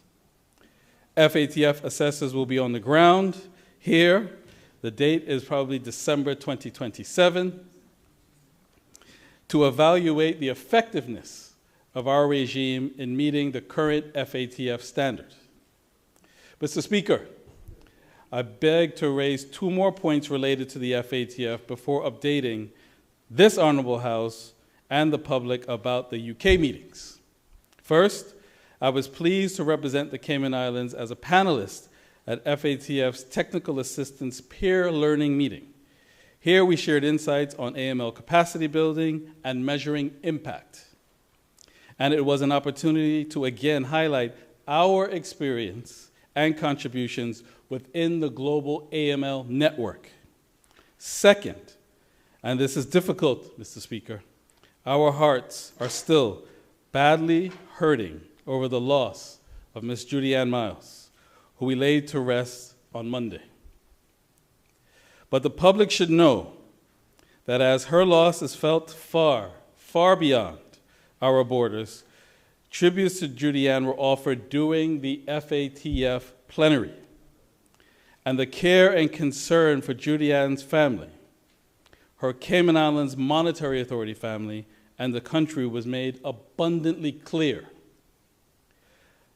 On behalf of our islands, I thank all of the persons who spoke words of comfort, including CFATF Executive Director Don Spicer, who highlighted Judy Ann's warmth, experience, and professionalism, and FATF President Alyssa de Anada Madraso, who highlighted her contribution to FATF's work in the region and through the Global Network Coordination Group. To the family and friends of Ms. Judy Ann Miles, be in no doubt, Judy Ann represented the Cayman Islands exceptionally well, and in the enhancement of our country's reputation within the FATF network is in no small part to the outstanding conduct and work of Judy Ann. Mr. Speaker, I now turn to the UK segment of government's engagement from on the 16th and 17th of June. I'm pleased that Minister of State for the UK Overseas Territories, Stephen Dowdy, and I had productive discussions on a number of subjects. I'm particularly pleased that the UK Overseas Territories Partnership on the Blue Belt Program, which helps our islands and other OTs to stem biodiversity loss, allow sustainable growth, and be resilient to climate change, is continuing at present. Minister Dowdy and I spoke about tackling illicit finance and sanction evasion. He was well-versed on our achievements, commitments, and reputation as a modern, resilient financial services center. And he praised our leading regional role in implementing UK sanctions, including freezing more than $9 billion of Russia-linked assets. Moreover, he recognized our policy and legislative framework for greater corporate transparency, including through a register of beneficial ownership information, which is accessible to accredited journalists, academic researchers, members of certain civil society organizations, and such who have a legitimate interest in the information. After our productive meeting in the UK and Cayman issued a joint statement announcing that our islands are considering an annual fee to access the register rather than the current CI $30 fee for each single search and CI $100 for a multi-search where there are connected legal persons. Mr. Speaker, this consideration is in line with the November 2024 agreement between the OTs and the UK on accessing beneficial ownership registers. Simply put, it would streamline the process by allowing persons with legitimate interest to submit multiple applications in a one-year period without having to evidence credentials for an application. However, with that said, the applicant would still need to demonstrate legitimate interest for each application submitted. This therefore is a practical consideration, not a policy shift, to fine-tune our regime in line with the existing November 2024 commitment between the UK and the OTs on beneficial ownership information access. While the UK and Cayman will continue to discuss this process change in the coming weeks, I note that we are continuing to improve our reciprocal information sharing through competent authorities, including law enforcement. Mr. Speaker, as I conclude this update to this Honorable House and to the people of the Cayman Islands, I'm pleased that Minister Dowdy reiterated the UK's firm commitment to the sovereignty, security, and defense of the OTs. I'm also pleased that Minister Dowdy and I can continue to work together to further deepen the modern UK-Cayman Islands partnership, as indicated by his visit to the Cayman Islands that is being planned for September this year. Mr. Speaker, government's actions on FATF and UK engagement are dedicated to bolstering our beloved country's reputation. I'm heartened to say that our relationships with the FATF and the UK are strong, and our mutual understanding and, importantly, our respect of each other's positions. Our shared goal is to move forward in ways that respect the principles that underpin sound financial services globally while respecting jurisdictional sovereignty. Thank you, Mr. Speaker, and may God continue to bless the Cayman Islands.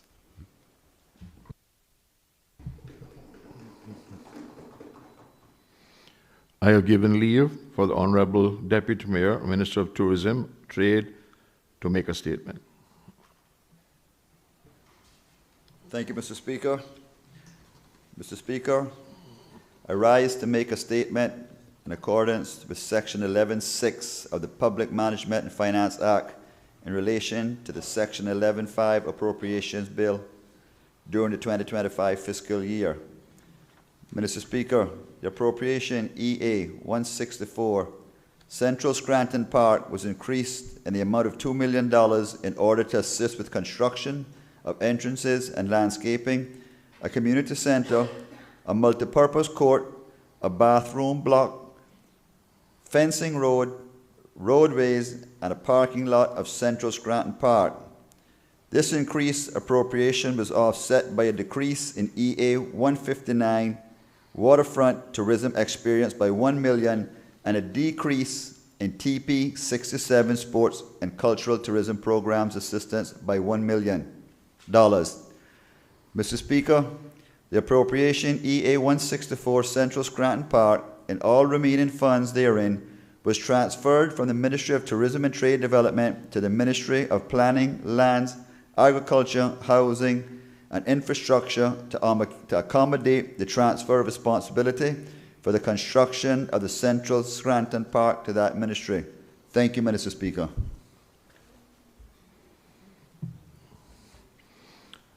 I have given leave for the Minister of Planning, Lands, Agricultural, Housing and Infrastructure to make 3 statements.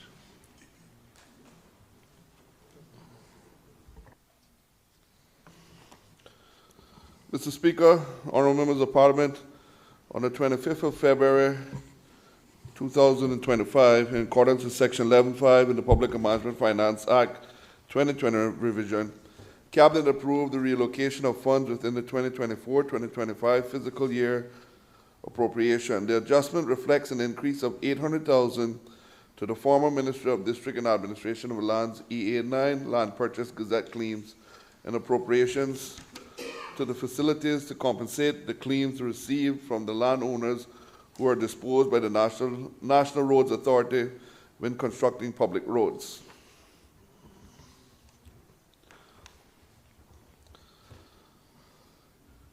This is EA 36 Miscellaneous Road Surface Upgrades, Section 11.5, Mr. Speaker. On the 25th of February, pursuant of the Section 11.5 of the Public Management Finance Act revision, Cabinet approved the relocation of funds within the 24-25 financial year and appropriation of the former Minister of District Administration of Lands. This adjustment reflects the increase of $800,000 in the ministry in 2025 appropriation under the EA 36 Miscellaneous Road Surface Upgrades. The additional funding is required to facilitate the completion of the Eastern Affordable Land Lot Project. Thank you, Mr. Speaker. EA4 Land Purchase Appropriation 11.5. Mr. Speaker, honourable members of Parliament, on the 3rd of March 2025, under Section 11.5 of the Public Management and Finance Act 2020 revision, Cabinet approved the transfer of funds within 24-25 financial year appropriation. This adjustment reflects the increase of $125,000 to the former Ministry of District Administration and Lands EA4 Land Purchase and appropriation funded by a corresponding the decrease in the Ministry of Home Affairs of EA 85 Equity Injection Appropriation and the relocation that supports the purchase of the property on east end of a Block 72C parcel 169 valued at $200,000 located across from the cemetery. The acquisition forms part of the SEAM Capital Project. So, thank you, Mr. Speaker. I have given leave for the Minister of Youth, Sports, Culture and Heritage to make a statement.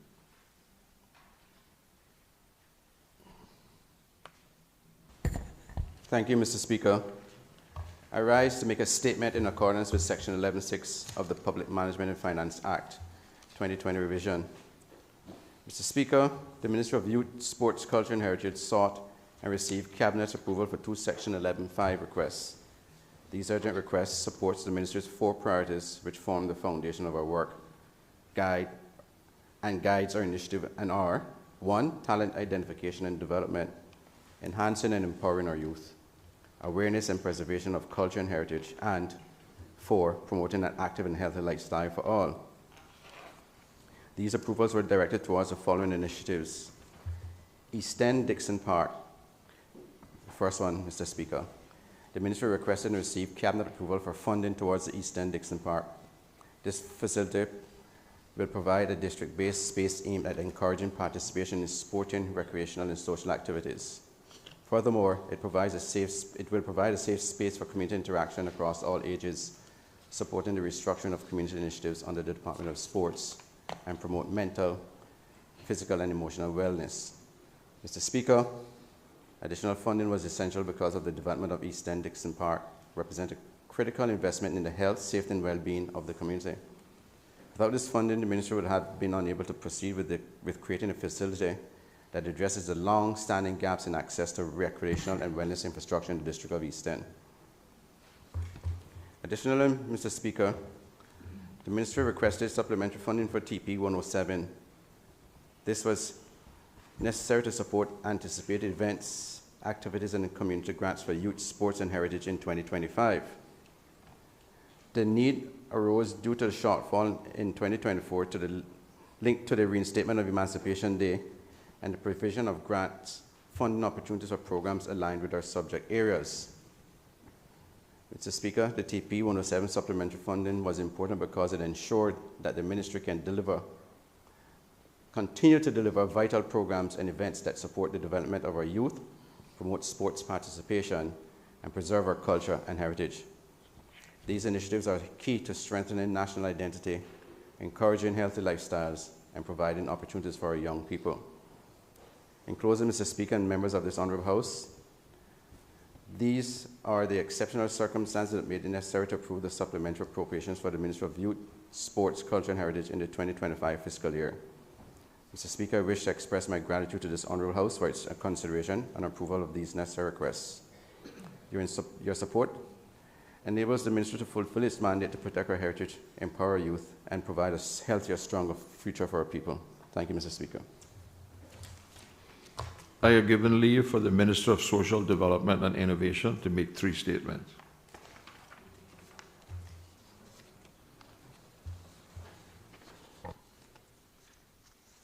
Thank you, Mr. Speaker.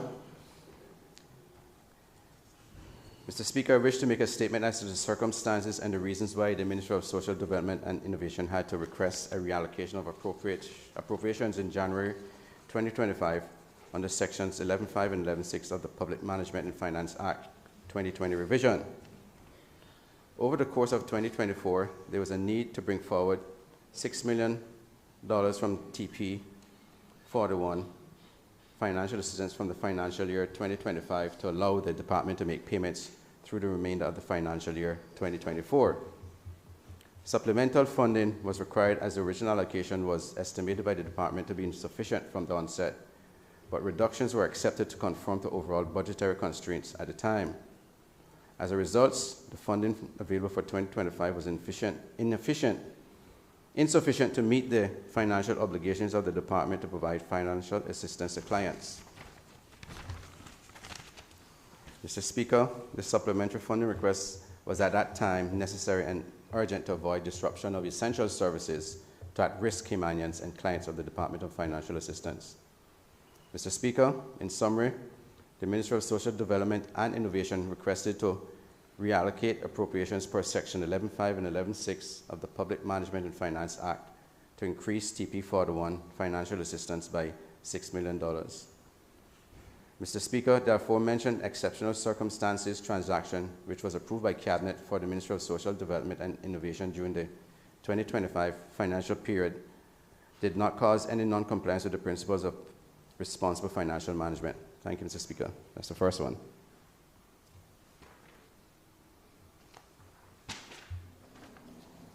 Mr. Speaker, the second statement from the Ministry of Social Development and Innovation. I wish to make a statement as to the circumstances and reasons why the Ministry of Social Development and Innovation had to request supplementary funding in February 2025 under Section 11.5 of the Public Management and Finance Act 2020 revision. The supplementary funding was requested to effect the policy directive given to the Department of Financial Assistance for all those in receipt of long-term financial assistance and seafarers and veteran ex gratia benefits to receive an additional $250 retroactive from January 2025.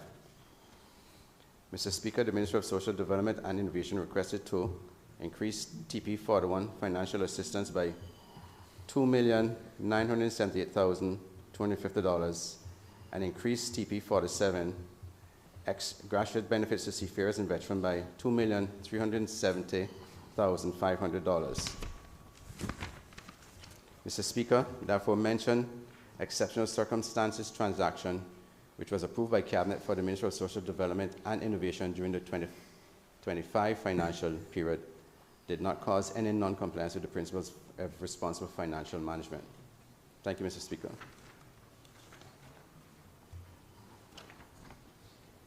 The third and last statement for the Ministry of Social Development.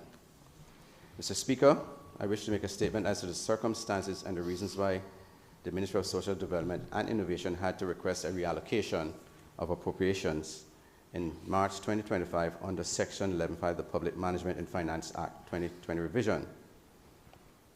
Mr. Speaker, TP 57, Children and Family Services Support, was depleted sooner than anticipated due to the increased cost of rent and services for the children in care or in the aftercare program. Additionally, as a response to the high cost of living and government responsibility to provide an adequate standard of living for our children, including children in care, there was an increase in stipends for foster parents in 2024 in line with the Consumer Price Index inflation rate, which resulted in the ministry requesting $250,000 to be brought forward from the 2025 financial year. Consequently, the current appropriation for the TP 57 Children and Family Services Support was expected to be depleted in March 2025 and meant that the Department of Children and Family Services may not have had financial resources to care for children in care and youth in aftercare. Simultaneously, Mr. Speaker, savings were identified in TP 114, which is the appropriation for Cayman Finance, and from TP 80, which is the appropriation to support business initiatives. The savings in these appropriations was due to delays in the implementation of programs. Mr. Speaker, the Ministry of Social Development and Innovation requested to reduce TP 114 Cayman Finance by $250,000, reduce TP 80 support for business initiatives by $250,000, increase TP 57 Children and Family Services support by $500,000. Mr. Speaker, the aforementioned exceptional circumstances transaction, which was approved by Cabinet for the Ministry of Social Development and Innovation during the 2025 financial period, did not cause any non-compliance with the principles of responsible financial management. Thank you, Mr. Speaker. I have given permission for the Minister of District Administration and Home Affairs to make a statement. Thank you, Mr. Speaker. Thank you for allowing me the opportunity to bring to the attention of this Honourable House the exceptional circumstances which have resulted in the supplementary appropriation previously initiated by the former Minister of Home Affairs for the 2025 fiscal year. Mr. Speaker, while the request for supplementary funding under Section 11.5 of the Public Management Finance Act 2020 revision was considered and approved by the previous Cabinet, I stand today in full support of the critical works being undertaken, particularly those that impact the safety and functionality of essential public services. The approved increase to EI 85, Equity Injection Ministry of Home Affairs, in the amount of $1,400,000 was earmarked for much-needed capital upgrades at the Kimmebrack Fire Station. Decades and decades of wear and tear, Mr. Speaker, have left portions of the station's infrastructure in a state of disrepair, and I am advised that these funds are to be directed specifically towards improvements to the bay extension, the servicing building, as well as renovations to the living quarters for the male and female officers. Mr. Speaker, although this initiative predates my appointment as Minister, I have reviewed the project and recognized its importance to the people of Kimmebrack. And I assure this Honourable House and the constituents I serve that the works will be completed. However, in line with prudent financial management and in light of the broader fiscal realities we have inherited, I am also undertaking a comprehensive review to ensure that the current priorities align with long-term value and service delivery for our communities. Let me be clear, Mr. Speaker, and I'm sure all of my ministry can attest to this. I will not simply carry on without careful scrutiny. But where good work has begun, especially when it supports our emergency services and infrastructure resilience, I will see it through responsibly and transparently. Mr. Speaker, thank you again for the opportunity to clarify the circumstances surrounding the supplementary appropriation.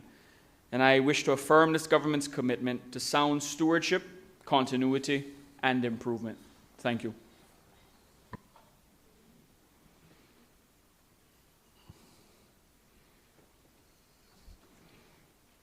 Next item on the order paper.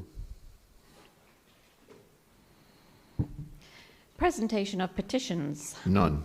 Obituary and other ceremonial speeches. None. Raising of matters of privilege. None. Government business bills, second readings. Churches Incorporation Amendment Bill 2025. Honourable Premier.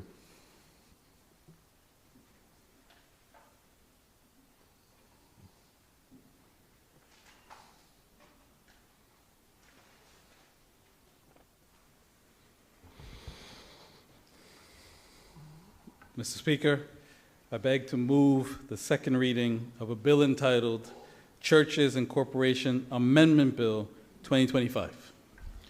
The bill has been duly moved. Does the mover wish to speak thereto? Yes, Mr. Speaker. Mr. Speaker, I rise to present the bill on behalf of the government. This bill seeks to amend the Churches Incorporation Act 2007 revision to enact the governance changes for the churches that are registered as non-profit organizations, so-called MPOs, to affirm their non-profit nature by providing that the income and assets of these churches, shall be exclusively for a not-for-profit purpose. This bill also includes the internal governance changes included by the churches themselves to reflect their current organizational arrangements, Mr. Speaker. Mr. Speaker, this bill seeks to address a gap in the constitutions of churches established under this Act and registered as MPOs under the Non-Profit Organizations Act 2020 revision, so-called MPO Act. The Churches Incorporation Act serves as the constitution of the following churches: the Agape Family Worship Center, the Anglican Church of the Cayman Islands, the Cayman Islands Conference of Seventh-day Adventists, the Church of God Universal, the New Apostolic Church of the Cayman Islands, the New Testament Church of God, the Roman Catholic Archbishop Church of the Cayman Islands, and the United Church in Jamaica and the Cayman Islands. Mr. Speaker, the most recent revision to the Principal Act being 2007, or approximately 18 years ago, predates the jurisdiction's MPO regime. Historically, and to present day, these churches contributed to the social development and progress in these islands in many areas, including education and community services. Mr. Speaker, the MPO Act commenced on 1 August 2017 and is applicable to those organizations engaged in charitable activities for the benefit of the public or sections of the public, soliciting contributions from the public or sections of the public within the islands or elsewhere. Prior to the MPO Act, these entities, many of which we may know personally, performed good works to improve the lives of people and to benefit our communities, but as a country, we did not have sufficient transparency and the monitoring of this sector. Therefore, the MPO Act was promulgated to address, among other things, the registration of such entities. The requirements that apply for such registrations are set out in subsidiary legislation, the Nonprofits Organization Registration Application Regulations 2020 revision. Mr. Speaker, I'm pleased to share that the Cayman Islands has a vibrant and diverse MPO community. As at March 2025, the General Registry's website listed over 670 active MPOs representing various types of organizations, including sporting, professional, educational, charitable, and religious organizations. Mr. Speaker, I underscore and affirm the Cayman Islands' commitment to upholding international standards for financial services. The bill is part of the country's preparation for the upcoming Caribbean FATF evaluation of our country's AML regime. The MPO sector is specifically assessed under the FATF Recommendation 8, Protecting Nonprofit Organizations for Terrorism Financing, and Immediate Outcome 10, which is focused on preventing terrorists and their financiers from raising, moving, and using funds. This bill addresses a modest but technical gap in compliance of the constitution of the churches established under the Act and their registration as MPOs. In bringing forth this bill, Mr. Speaker, the jurisdiction will be able to demonstrate effective oversight of churches as their constitutions will be made fully compliant with the requirements for registration as MPOs. Mr. Speaker, finally, this bill also includes other amendments specific to the governance arrangements of a church to reflect their own current organizational realities. Mr. Speaker, I reassure this Honorable House that this bill was developed after considerable consultation over years with the leadership and associated administrative teams of the churches. Mr. Speaker, the bill is arranged in 35 clauses. Clause 1 of the bill provides a short title and the commencement provision. Clauses 2 to 6 of the bill provide for the amendments in respect of Agape Family Worship Center. Clause 7 to 11 provide for the amendments in respect of the Anglican Church of the Cayman Islands. Clauses 12 to 17 provide for amendments in respect of the Cayman Islands Conference of Seventh-day Adventists. Clauses 18 and 19 set out the amendments in respect of the Church of God Universal. Clauses 20 to 22 provide for the amendments in respect of the New Testament Church of God. Clauses 23 to 27 are the amendments in respect of the Roman Catholic Church. Clauses 28 to 33 are the amendments in respect of the United Church. Mr. Speaker, Clause 34 provides for the amendment of Section 74 of the Principal Act to empower Cabinet, among other things, to amend the Principal Act by order where there is a change in the ownership of the real property listed under Sections 9, 21, 32, 37, 42, 47, 51, or 63 in respect of the relevant church.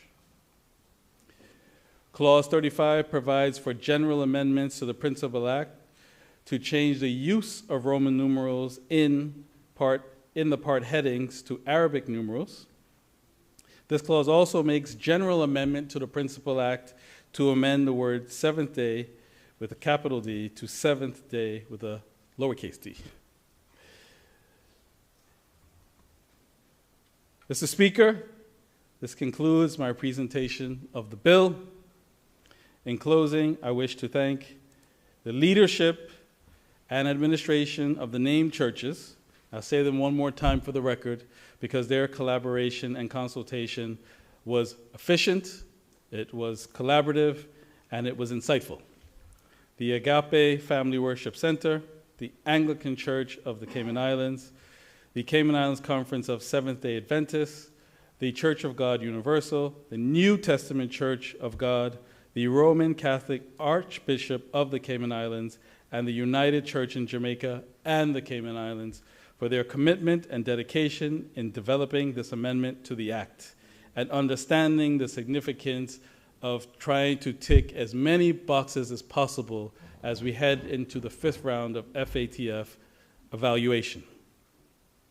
I also express my thanks, of course, to the Legislative Drafting Department, the Ministry of Financial Services Policy Team for their efforts in respect of the design and preparation of the bill.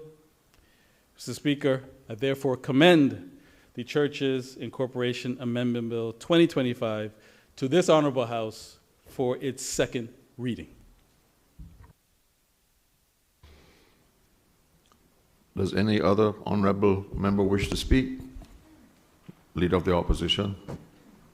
Thank you, Mr. Speaker. Mr. Speaker, I rise to briefly give a contribution to the Churches Incorporation Bill 2025 to say that the official opposition have no issues with the bill. We have had representation and we have had dialogue with the churches, and we are comfortable and thank the government for proceeding with this so quickly. Thank you.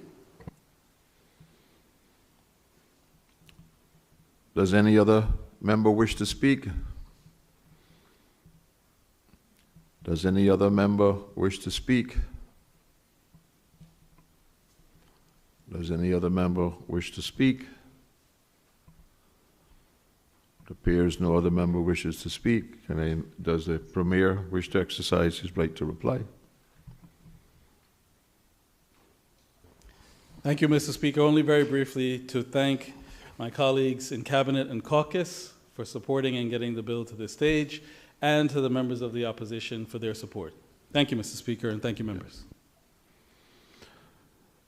The question is that a bill shortly entitled Churches Incorporation Amendment Bill 2025 be given a second reading. All those in favor, please say aye. Aye. Those against, no. The ayes have it. The Churches Incorporation Amendment Bill 2025 has been given a second reading. Virtual Asset Service Providers Amendment Bill 2025. Honourable Premier. Thank you again, Mr. Speaker. I beg to move the second reading of a bill entitled Virtual Asset Service Providers Amendment Bill 2025. The bill has been duly moved. Does the mover wish to speak thereto? Yes, Mr. Speaker.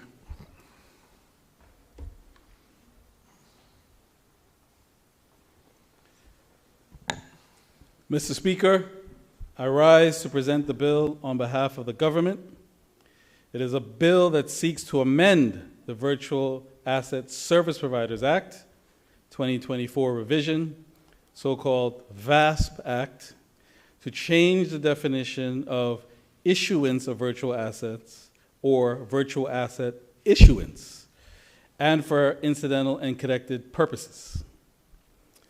Mr. Speaker, the tokenization of investment funds is a growing trend in the investment fund sector. A tokenized fund is an investment fund in which shares or units of a traditional investment fund are represented as digital tokens on blockchain technology. These digital tokens represent a portion of the fund and provide a number of advantages for the investors and the fund administrators over traditional fund structures. These advantages include, Mr. Speaker, real-time transfers, increased transparency, and enhanced investor participation in the management of the fund. Such funds are commonly now referred to in the industry as tokenized funds. Tokenized funds have been present in the jurisdiction for a number of years, Mr. Speaker. As of this date, Cayman is home to approximately half a dozen of these funds which have adopted this new operational structure, having been tokenized. Based on emerging trends and analysis and industry feedback, it is clear that the use of this innovative technology will be gradually adopted by an increasing number of investment funds. Mr. Speaker, I'm sure I don't have to mention to this Honorable House the importance of the investment funds sector to the financial services industry and therefore the Cayman Islands economy. Investment funds are the cornerstone of our financial services industry, contributing significantly to our gross domestic product. This sector was first built by innovative legislation in 1993, the Mutual Funds Act, and by dedicated and professionals over many years, legislatures with foresight. This has now become one of the top vehicles for investment funds in the world. Cayman Islands is second only to the US in the number of registered alternative investment funds. This is why it is imperative that we continue to stay on top of developing trends in this space in order to ensure sustained future growth. Because if, and this is already starting to happen, a number of our comparable jurisdictions who compete in the space of investment funds have already changed their legislation, it is only a matter of time in which our investment funds say, well, I can do it easier there, so I will then continue to migrate there. Mr. Speaker, the Virtual Assets Service Providers Act was brought into scope as a new activity, the issuance of virtual assets, which is defined as the sale of newly created virtual assets to the public in or from within the islands. As a tokenized fund may be deemed to be issuing digital tokens to represent its equity interests or investment interests, this current definition of issuance in the VASP Act does not clearly specify whether a tokenized fund issuing newly created tokenized equity interests would be in scope and subject to the requirements of the VASP Act. This ambiguity has caused some confusion within the investment fund sector, ambiguity which this present bill seeks to address, Mr. Speaker. Mr. Speaker, the Ministry of Financial Services and Commerce considered whether a tokenized fund should be regulated under the Mutual Funds or Private Funds Act alone, or under the VASP Act as well.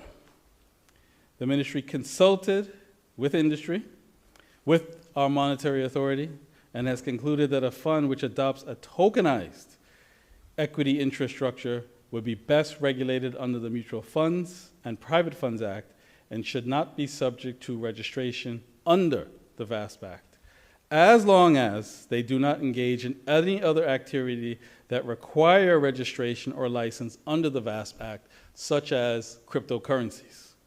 Because all this is a more modern tracking of the equity interest in shares and units of a fund that is already doing this, now doing it in a new digital form.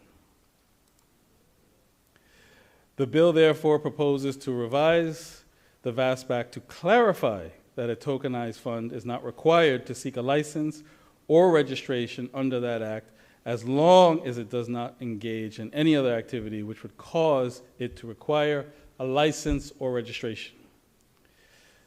The bill addresses this by excluding equity interest and investment interest from the definition of virtual asset issuance in the VASP Act.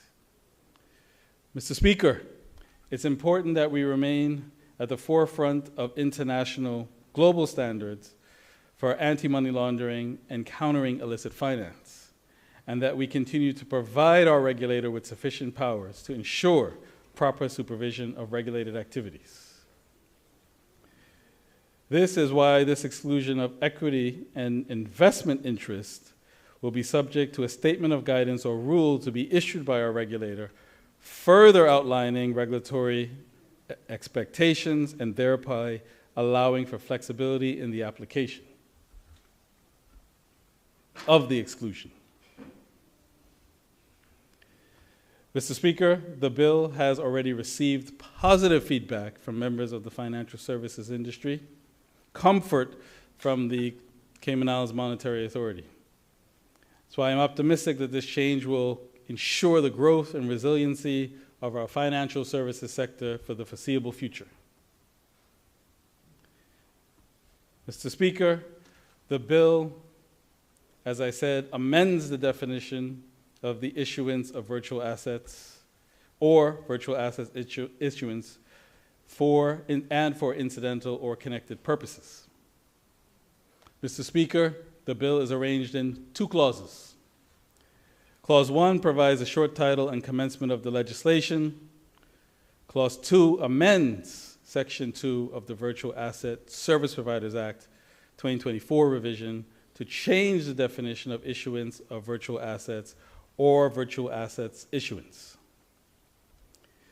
The proposed new definition broadens the scope of issuance of virtual assets or virtual assets issuance to explicitly exclude, as per a statement of guidance or rule that may be issued by SEMA, the issuance of an equity interest as defined under the Mutual Funds Act and the Security Investment Business Act, as well as an investment interest as defined under the Private Funds Act. Additionally, Section 6 of the Principal Act is amended to enhance paragraph and alignment provisions in line with modern legislative drafting practices.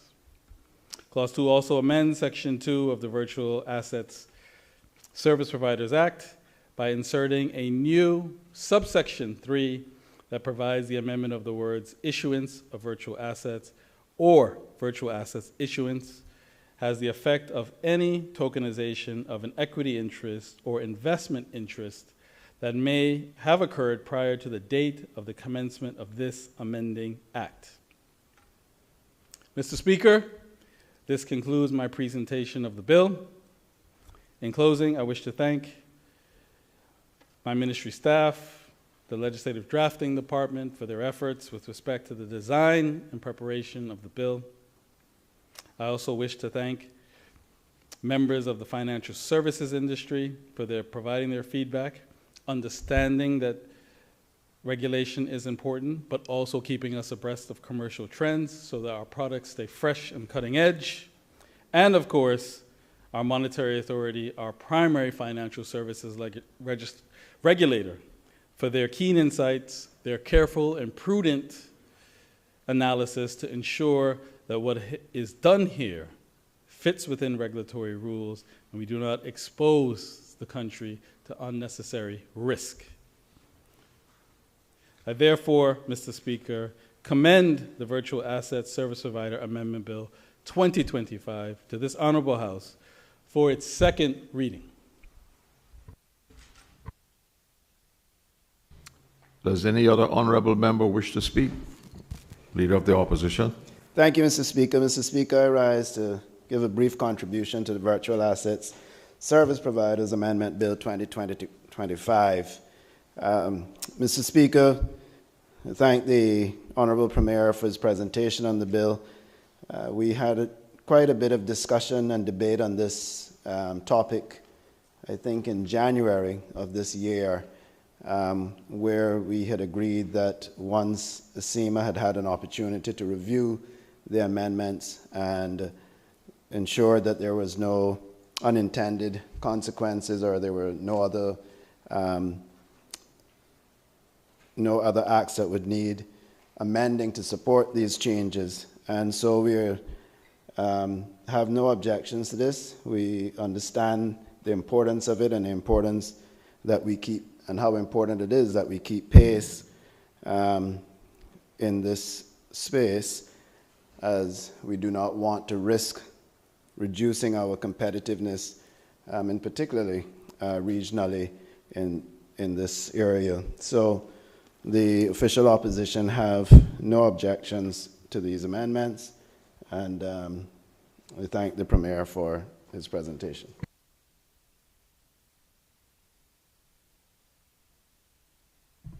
Does any other member wish to speak? Does any other member wish to speak? Apparently no other member wishes to speak. Would the Premier wish to exercise his right of reply? Thank you, Mr. Speaker. Very briefly, I'd like to thank the Leader of the Opposition for his contribution. It is something that we also did not take lightly. We took guidance from the Monetary Authority. As featured in the bill, it has a commencement clause, so that will give the Monetary Authority time to craft its statement of guidance to ensure that industry has clear rules of the road. By the time that process is completed, we then commence the legislation to make sure everybody is on the same page. If there are any other belts and braces approach that need to be done to make reference to any other laws, we'll do it then. So we're certainly not in a rush, but we do want to ensure that we signal to the market that the train is moving down the track in a positive direction. I'd like to thank the colleagues in caucus and cabinet for their support to bring this so quickly within less than 60 days of the administration. And I'd also like to thank the member all the members of the opposition for studying the bill and providing that support. I'd also want to make a special mention, slightly off topic, Mr. Speaker, but the managing director of the Monetary Authority, her daughter Marika, was called to the bar this week. Members from our side were in attendance, and there were also members of the opposition in attendance. The member for Bodentown East, the member for Georgetown Central, the member for West Bay Central, said Bodentown East, and member for Savannah. The reason I raise this is relevant to the legislation in one bit, is that Marika's chosen study will be investment funds. Her chosen practice will be investment funds. And I assured her that she would get no breaks submitting applications on behalf of her client because her mother is the managing director. In fact, she'd probably be under harder scrutiny. So with that, Mr. Speaker, thank you very much, and thank members for their support on the second reading. The question is that a bill shortly entitled the Virtual Assets Service Providers Amendment Bill 2025 be given a second reading. All those in favor, please say aye. Aye. Aye. All those against, no. The ayes have it. The Virtual Asset Service Providers Amendment Bill 2025 has been given a second reading. Public Management and Finance Amendment Bill 2025. Minister of Finance and Economic Development.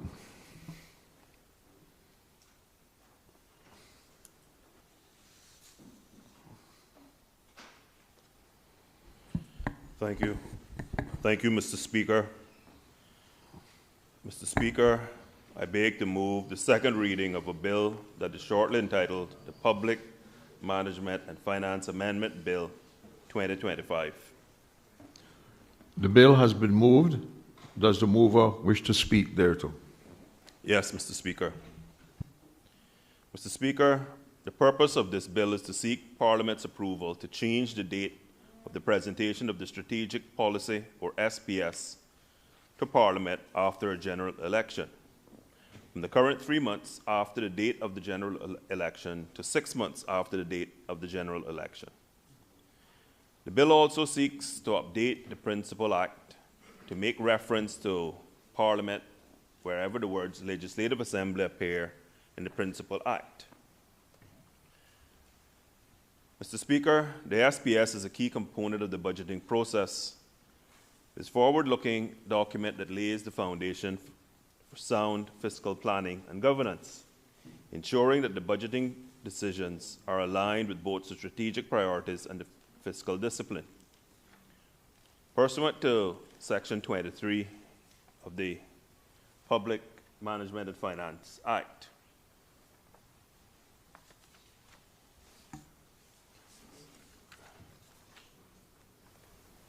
the SPS serves a number of primary purposes, including setting out the government's priorities, which manifest themselves in broad and specific outcomes in the SPS, guiding the government's budget planning, and setting out the government's financial targets during a budget period, and ensuring that those targets align with the principles of responsible financial management.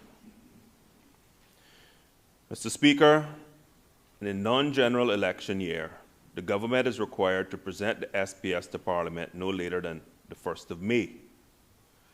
Whilst in a general election year, the SPS is required to be presented to Parliament within 3 months after the date of the general election. Mr. Speaker, the bill proposes to change the date that the SPS is required to be presented to Parliament after a general election from the current 3 months to 6 months. In the year where there's not a general election, the date at present the date to present the SPS to Parliament remains the 1st of May. Mr. Speaker, there are a number of reasons for changing the date of the presentation of the SPS to Parliament after a general election. Firstly, Mr. Speaker, the recently approved Parliament Standing Orders 2025 call for Parliament to be in recess from the first week of July until the first week of September in each year. Mr. Speaker, in the general election year, such as 2025, the SPS is required to be presented to Parliament within 3 months after the date of the general election, which is the 31st of July, 2025. Parliament is going to be in recess on the 31st of July, 2025, when the SPS is legally due to be presented to Parliament. Mr. Speaker, there is insufficient time between the general election on the 30th of April, 2025, and the last day Parliament recesses on 30th of June 2025, for the government to prepare an SPS that is meaningful and robust. Secondly, Mr. Speaker, the Ministry of Finance is currently in the process of modernizing the government's budget and reporting framework with the aim of presenting the government's first outcome-based budget for 2028 to 2029 budget period. As part of the modernization exercise, the Ministry intends to propose the combination of the strategic priorities and information that are contained in the SPS with the budget. It is becoming increasingly evident that a separate SPS document and its required preparation time and processes are no longer fit for purpose. Mr. Speaker, combining the SPS information with the budget eliminates the need for separate processes, preserves resources, and improves the efficiency and effectiveness of a budget preparation process. Finally, and most importantly, Mr. Speaker, typically the SPS is presented to Parliament many months before the budget. The financial forecast contained in the SPS is consistently not even in approximate alignment with the financial forecast contained in the budget, which follows several months later. Mr. Speaker, this has been demonstrated for the past 12 financial years. There have been significant variances between the financial forecasts contained in the SPS and those contained in the budget. For example, when the 2024 to 2026 SPS was presented to Parliament in May of 2023, the operating surplus for 2024 financial year was projected to be $77.4 million. By the time the then government finalized and presented the 24 to 25 budget to Parliament in November of 2023, some 6 months after the presentation of the SPS, the projected operating surplus for 2024 was 45% lower. This misalignment raises concerns about the effectiveness of the SPS process and its utility in informed fiscal planning. Mr. Speaker, to further demonstrate that point, I've done an analysis of the last number of financial years, comparing the SPS to the final budget. In 2011-14, and I'll strictly use just for summary, but I will table this document so all members can see this snapshot because it's very important. The surplus projected was $124,313,000 at the SPS stage. At the budget stage, it was $93,477,000, a variance of some $30.9 million. In 2014-15, the projection at the SPS stage was $124,463,000. By the budget stage, it was $120,935,000, a variance of $2,528,000. In 2015-16, the surplus was projected at SPS stage, $124,529,000. By the budget delivery, $108,000, $108,438,000, a difference of $16 million. 18 months at 2016-17, a projected surplus at SPS stage of $44,919,000. At the budget stage, it was $46,104,000, a variance of $1.2 million. 2018, the projected surplus was $81,497,000. At the SPS stage, by the budget stage, it was $86,627,000, a variance of $5 million. 2019, there was a projected surplus at the SPS stage of $54,067,000. By the budget stage, that number wound up being $65,066,000, which is a variance of some $11 million. 2020, $94,881,000. At the SPS stage, by the time the budget was presented, $65,300,000. 2021, an election year,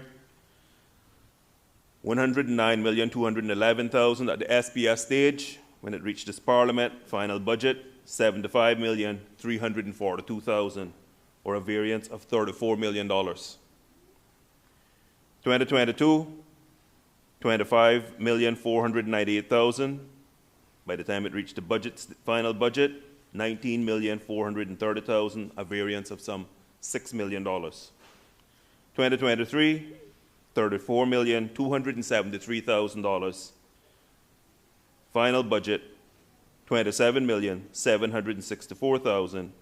Again, a variance of some $6.5 million. 2024, $77,377,000. Final budget, $42,974,000. A variance of some $34 million. 2025, $98,166,000. Final budget, $53,157,000, a variance of some $45 million. Mr. Speaker, what has become very, very evident is that a system that was created some almost 2 decades ago now, and today, we had a great theory. We had a great theory of what we needed to do to underpin accrual accounting and create output-based budgeting. What we have consistently seen is that due to the fact that we're presenting an SPS so early in the fiscal year, that by the time you get 9 or 10 months in, when the real results start to pile in, and you actually get down to all the policy decisions kicking in, you then see this large variance, so that by the time you present the budget around November, you're seeing these types of differences. Mr. Speaker, let's just go back to the last 4 years. 31% difference, 24% difference, 19% difference, and a 44.5% difference, and a 44.8% difference on the surplus projection between SPS and budget. And so, Mr. Speaker, it is time for us to stop just doing the same thing over and over and over and expecting a different outcome. The fact is, Mr. Speaker, we are basically effectively budgeting twice. We're cumbering down the system, the finance team, and all the ministry's finance teams to go through this process, and it effectively has become a tick box exercise, where everyone makes their submissions, puts them in. We're months out from the end of the fiscal year. So think about this. In a regular year, 1st of May, we're presenting an SPS underpinned by budget numbers. And these are the wild variances that we have seen. And Mr. Speaker, this has nothing to do with the credibility of the Minister of Finance. The Minister of Finance simply accumulates the numbers fed up by CFOs from all the respective ministries and all the respective finance departments of SAGCs. So, Mr. Speaker, this amendment looks to be the first step in harmonizing and bringing to this Parliament a modern, sensible budget and reporting process. And Mr. Speaker, we are looking at everything. We're even looking at how fit for purpose IPSAS is for the Cayman Islands versus using the UK standards.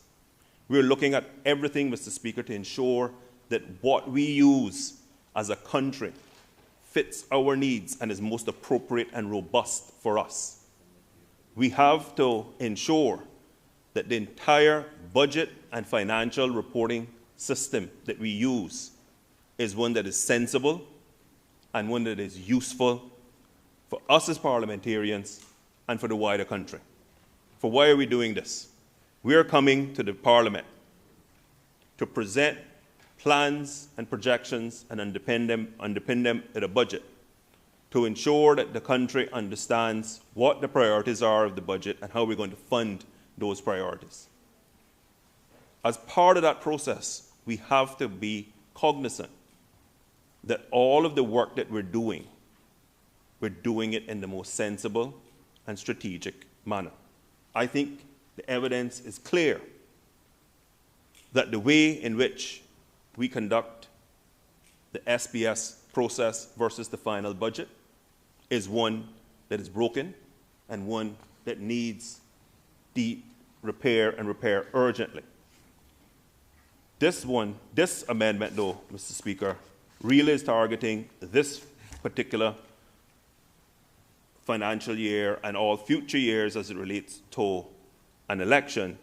And as I said, we are going to be going back and doing much more wholesale research and ensure that we bring back to this Parliament the most sensible reporting and budget process that is one that will be satisfactory, I am positive satisfactory, to all members of this House once members give it an opportunity, be clear in their thought and deliberation, and fair in their analysis. So, Mr. Speaker, the bill consists of 3 principal clauses. Clause 1 provides the name of the proposed act. Clause 2 seeks to amend the general amendment to the principal act to provide that the words Legislative Assembly be deleted and replaced by the word Parliament. And Clause 3 amends Section 23 of the Principal Act to provide that a strategic policy statement required under that section should be presented to Parliament within 6 months after the date of the general election and not 3 months as currently provided in Section 23 of the Principal Act. Mr. Speaker, I respectfully ask all members of this Parliament for their support. Thank you, Mr. Speaker. Does any other member wish to speak? Honourable Leader of the Opposition. Thank you, Mr. Speaker. Mr. Speaker, I rise to give a short contribution to the Public Management and Finance Amendment Bill 2025. Mr. Speaker, I want to thank the Honourable Minister for his presentation and his explanation on the proposed amendments. The official opposition on first glance, Mr. Speaker, had no issues with it. I did meet with and discuss it with the Premier several weeks back, and I expressed to him at the time that I had concerns with the 6 months, Mr. Speaker. And so I hope, Mr. Speaker, to shed some perspective from the opposition on these amendments. Mr. Speaker, let's start with what the Strategic Policy Statement, or the SBS, actually is and why it matters so much. Mr. Speaker, the SBS is the government's framework for planning the budget. It lays out the main priorities and goals for the upcoming year and gives ministries and departments direction on where resources should go. It's a roadmap, Mr. Speaker. And especially after an election, it's the first real indicator of where a new government wants to take the country. Now, Mr. Speaker, we've got a coalition government, 2 parties and 3 independents.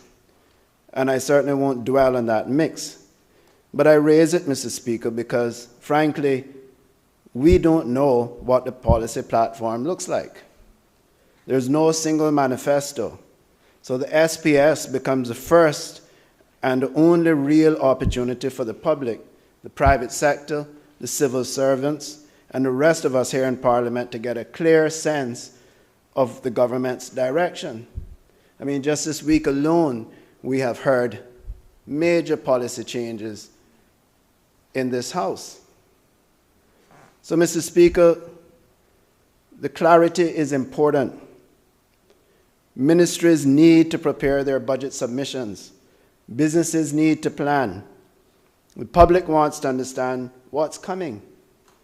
If we don't see the SPS early enough, everyone is simply left guessing, Mr. Speaker. Take something like the subsea cable project.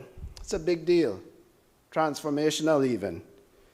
This for our telecoms and digital infrastructure, but, Mr. Speaker, without knowing the government's plans in the SPS, key players can't prepare.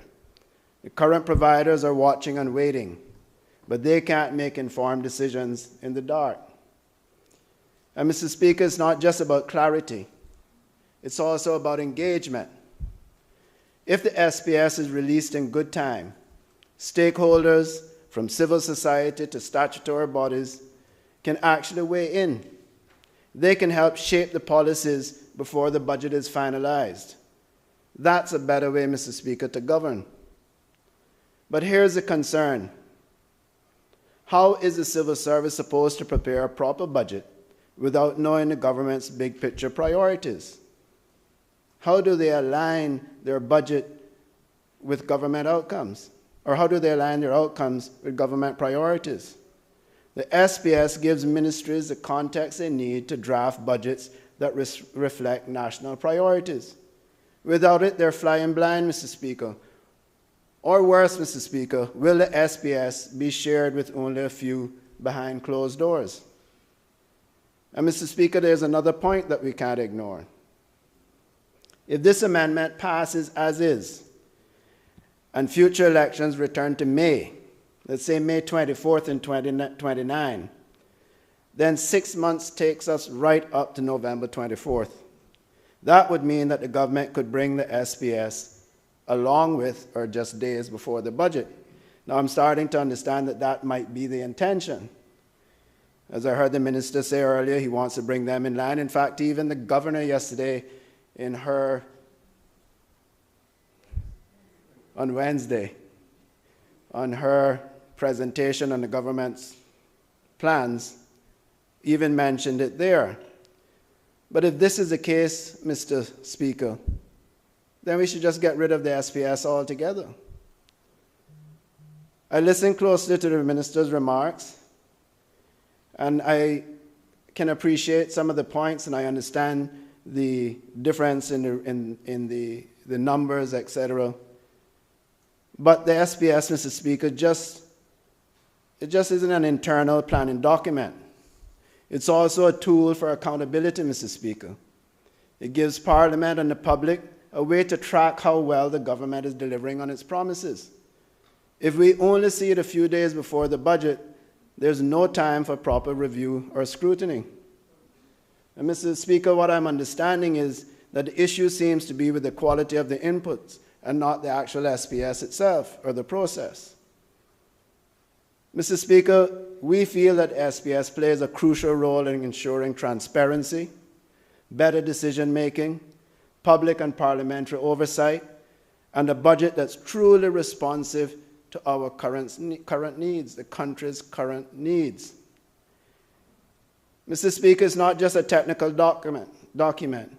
It's a foundation of a credible budget process. And bringing it forward in advance gives us all, opposition, civil servants, and citizens, the chance to participate meaningfully.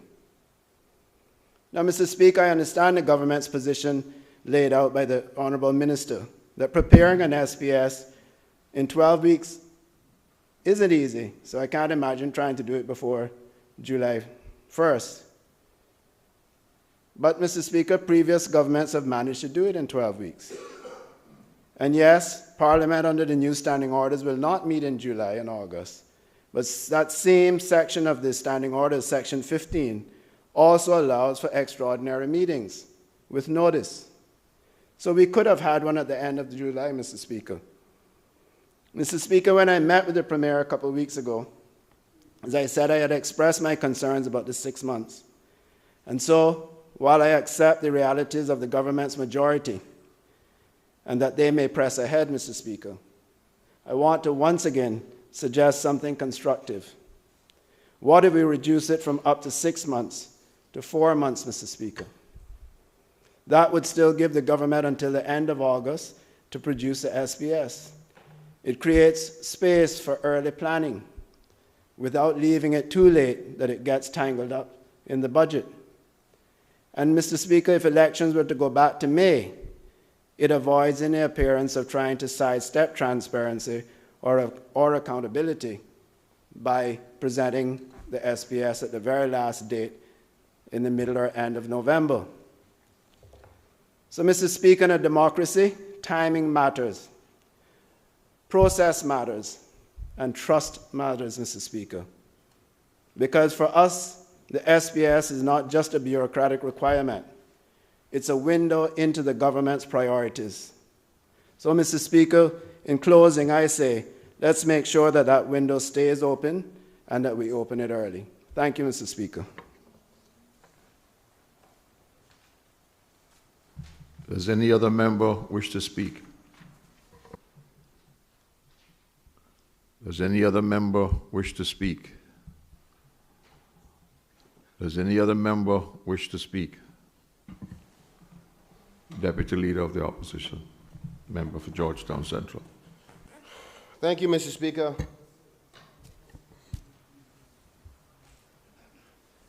Beg your indulgence as I just wait to get the podium in place.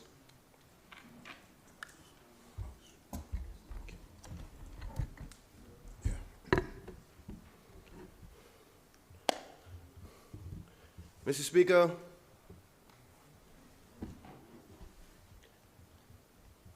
this motion, this bill that is before this House is pretty simple.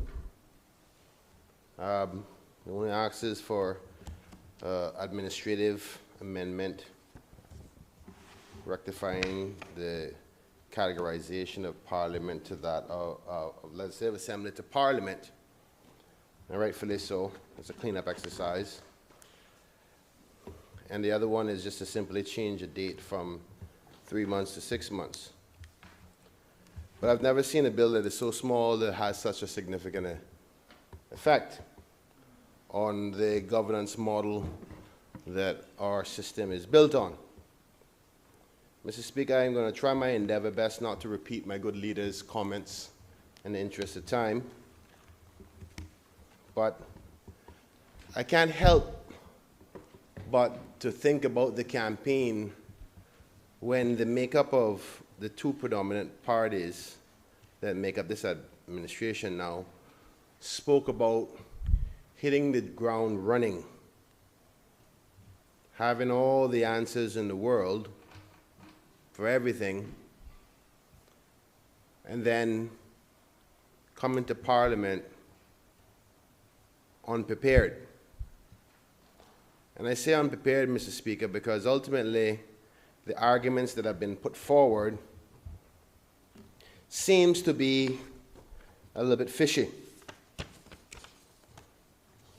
Mr. Speaker, I have read the minister's press release. I watched his YouTube reasoning for the delay, and I've examined all 3 points very, very closely, and I can't still seem to find the reason for justification to allow 6 months. Mr. Speaker, this government said that they were bragging about how quickly they formed the government within 24 hours. And one of their first public appearances after swearing in, the good honorable Premier said, and I'm paraphrasing, Mr. Speaker, that the civil service has collected all the manifestos and brought them all together to one document. It was a bit of a flashback for myself back in 2021 when we had what you call the true independence make-up government. And you had many different factions then. I think you had about a good solid 8 to 9 different groupings. There is all the individuals were independent of their own, probably accepted that of the Honourable former Premier Wayne Panton and the good Honourable member, Ms. Heather Bodden, who were together in their campaign. So it was a lot more difficult for the then government to compile all of their positions together. And add to that, it took us about 10 days to form the government. So you would think that we had a late start. This government, I would say, had a smaller grouping of factions to come together. You had 4 and 4, and then I would say 2 and 1. I know the good members from the good men from the East worked together, and manifestos were almost exact. And then the good member, the Honourable Minister, who was bringing the motion, the bill, independent of his own. But even that I question today. So you had 4 groupings, Mr. Speaker. Quite easy to get their alignments and their policies together quite shortly. And it was confirmed by the Premier's comments saying that the civil service had them compiled. Now, Mr. Speaker, that reminds me of the time when we had to do the same thing and we were rushed. We went down and had a private place, and the good Honourable Premier Wayne Panton at that time, you know, had a specialist group come and sit down with us and said what we all wanted to do, what we would sacrifice, what we didn't sacrifice. And I think it's common knowledge now today, Mr. Speaker, that we've heard the current administration has done something of the sort. So I still don't understand how they couldn't get all their policies together in place, unless, Mr. Speaker, they have got them in place, and this is solely about the budgeting, which I'll get to in my contribution. But it reminds me, Mr. Speaker, you say you are ready to hit the ground running in the number 1 assignment, the first assignment that you have to do legally. You come in and say, I'm late, I need more extra time. First assignment on the job is to get an SPS, a strategic policy statement. And the good honourable leader of opposition highlighted some of the important factors of the strategic policy statement. But, Mr. Speaker, I don't know if this honourable House have heard of the term pencils down. But pencils down is a term when the business community don't do anything because they don't know what's going on in the country. That's the importance of a strategic policy statement. Because while locally, businesses, chief officers and ministries, and global investors and industries are watching the Cayman Islands, they're waiting to find out, where are we going? And the policy called the strategic policy statement is the roadmap to that. And the decision, a document upon which major decisions are made.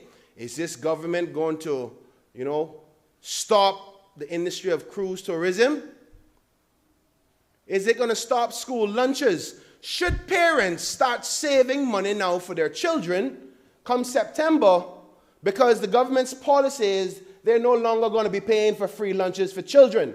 Does that mean, Mr. Speaker, that a parent with 2 children paying $10 for each child for school every day, which is $100 a week for 2 children, that's $400 a month. Should a parent start saving $400 a month now because the government doesn't have their strategic policy statement in place, because they don't know what's going to happen? You see, Mr. Speaker, the strategic policy statement is more than just accounting documents. Mr. Speaker, this argument about the accounting is an excuse in my humble opinion. Because, Mr. Speaker, you would recall this quite well. You were an EXCO at the time. When you were elected back in your good heyday, and boy, you were a serious politician back then, Mr. Speaker. Got elected in November. Am I correct, Mr. Speaker? Correct. And you had to have a budget done by January 1st, December 31st at midnight. Correct, Mr. Speaker? That's a month and a half. You did it. Our good old former Truman Borden, Linford Pearson, Kirk Tibbetts, McKeever Bush. Trying to think about all the old leaders of the day. But your governments back then did it in a month and a half. We changed the law. We said, okay, that's a bit too much. Too short on the finance team. Let's increase it to 3 months. Now this government is saying, no, that's not enough time. Let's increase it to 6 months. You are saying to the country that you need a half a year to tell the people of this country what your plans are after campaigning and saying, I know all the answers and I'm your saving grace. You knew everything throughout the campaign, but now you're saying, sorry, Cayman voters, I need you to give me 6 months, a half a year, to tell you what I'm going to do. Mr. Speaker, I dare say, if this opposition wasn't effective as it is today, with the amount of questions and motions thus far, within this short 3-day period, the country probably wouldn't even know where we're going. Because it's pressure from us asking questions about minimum wage, talking about what they're doing about crews, about the referendum, about major policy statements, about roads, about east-west arterial, about schools. If we didn't ask the questions, nobody out there in the country would know where we're going. We have a Minister of Labour who 12 days ago got up and the local media house came and compassed and said, we're not dealing with minimum wage. And then today, thankfully, he came and said the minimum wage is coming in on the 1st of January. Nobody knows what's going on, Mr. Speaker. And the one assignment that they were given to say the country needs to know at this particular time in the law, for a reason, they come and say, oh, I need some extra time. Your first assignment on the job. They should be ashamed of themselves, Mr. Speaker. And then, Mr. Speaker, to top it off, they're going to use the excuse that this honorable House is in recess. You know what the recess is for? For us to go on vacation. But the vacation is more important to this administration of their government members and the members of this parliament than giving the country the direction of where we're going for the next 4 years. Mr. Speaker, let me bring your attention to one little minor thing. Because my good leader already highlighted the ability to suspend the standing orders. So they could have done that. You have the bill there, good Honorable Deputy Speaker. This bill, according to the standing orders, Mr. Speaker, has to be presented to this Honorable House 28 days before we meet.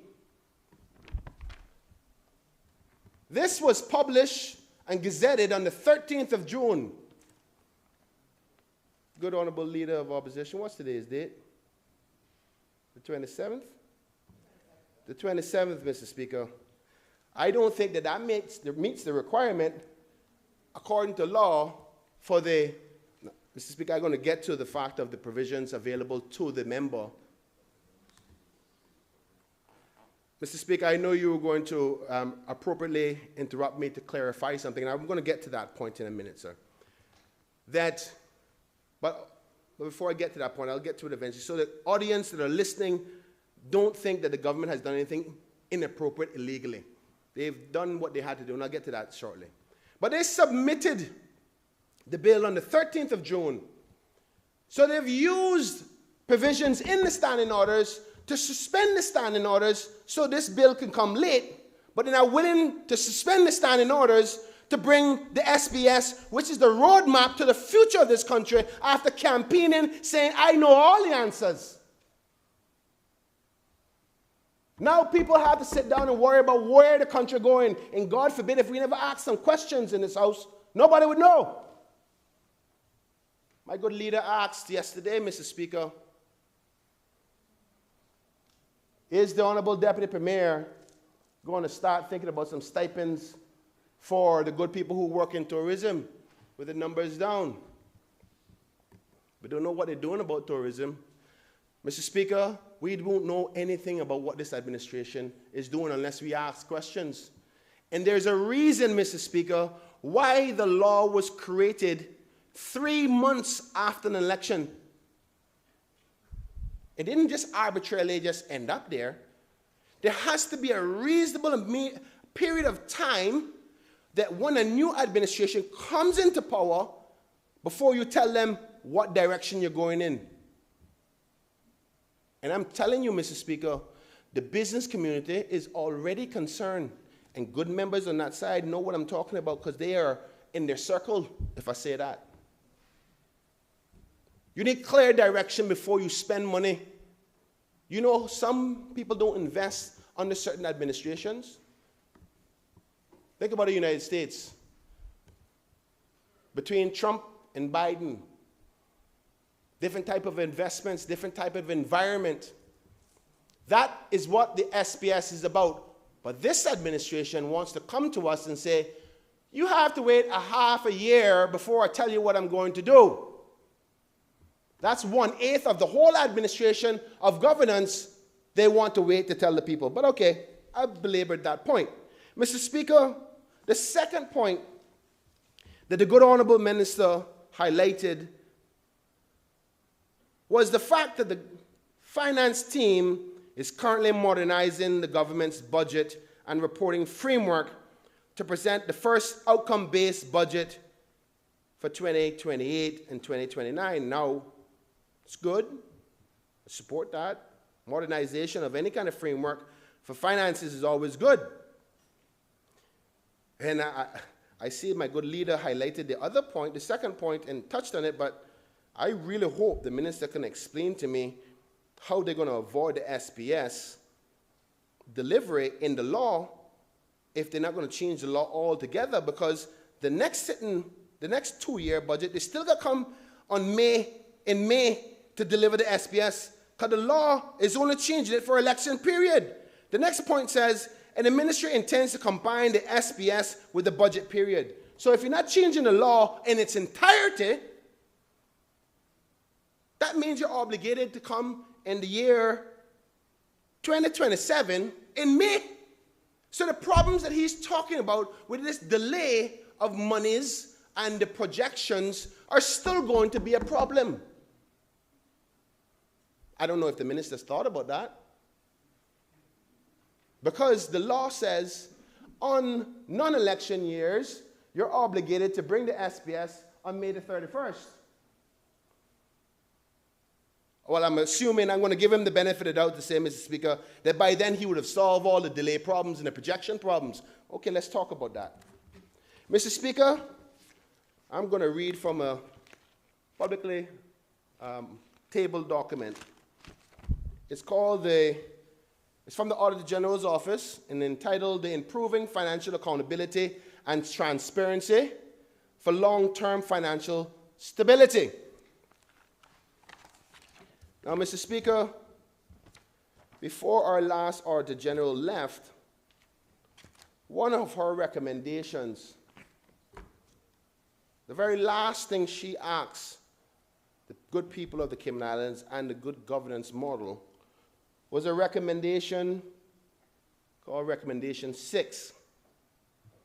And in that recommendation, Mr. Speaker, she said, the government of the Cayman Islands should create an independent mechanism for fiscal review and forecasting to provide assurance of its long-term financial sustainability. In the report, Mr. Speaker, she criticizes how bad the projections are with government reporting. on page 52, 129, she says, planning for and reporting on long-term financial sustainability is important as it helps the citizens on what the government is doing to ensure sustainable government programs. However, the Cayman Islands government does not do this. I've recommended that to the government to start doing it. Mr. Speaker, in her recommendation, you know the interesting response was from the Department of Finance? After we recommended that there should be an independent body to help them with their projections, the same projections that the good honorable minister listed year by year by year to say the projections are off. Mr. Speaker, I agree that we got to make sure we budget on good projections, but I think he's missing the point on what the fundamental problem is. So what you're saying is, we have a problem with projections. They're constantly off all the time, year after year after year. And what we're going to do is just push up the SPS closer to the budget so that there's no difference in view of the offness, if I dare call it that, or the variances. The problem is the projections, and something is going wrong within the civil service, either the Department of Finance or within the mechanism of information they're getting from each ministry.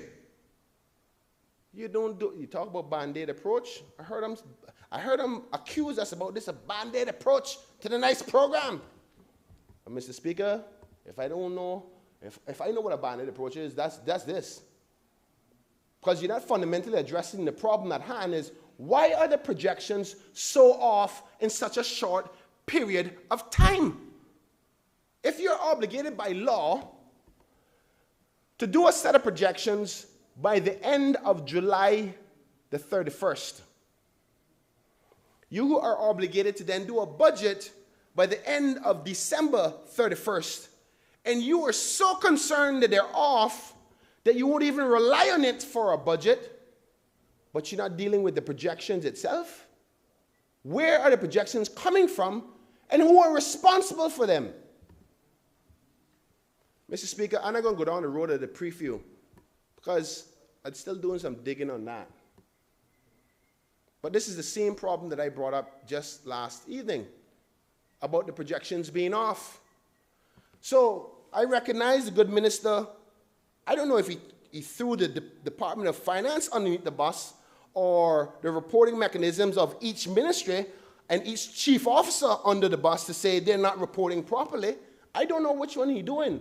But you mean to tell me that our country's finance projections are so bad that we can't rely on them within just a 6-month variance? 6 months. But yet still, Mr. Speaker, the Honorable Wayne Panton did it. His finance minister was Honorable Christopher Saunders. They did it. The Honorable Roy McTaggart as Minister of Finance did it, with Sir Alan McLaughlin as leader. The same Honorable Ralston Anglin was the finance minister to the Honorable McKeever Bush. All of them were able to do it within this period of time, and all of them did a rebudgeting again afterwards. Now, Mr. Speaker, it may be good that we do an extra budget period again in 6 months, because other countries, Mr. Speaker, actually do them, I think it's every quarter, because the global situation changed so rapidly. Projections can be off, spending can be off, policy can change. And what did the other governments do when there was those variations? The minister didn't touch on that. He didn't say, well, okay, then, well, when they were off, what did they do with the SPS?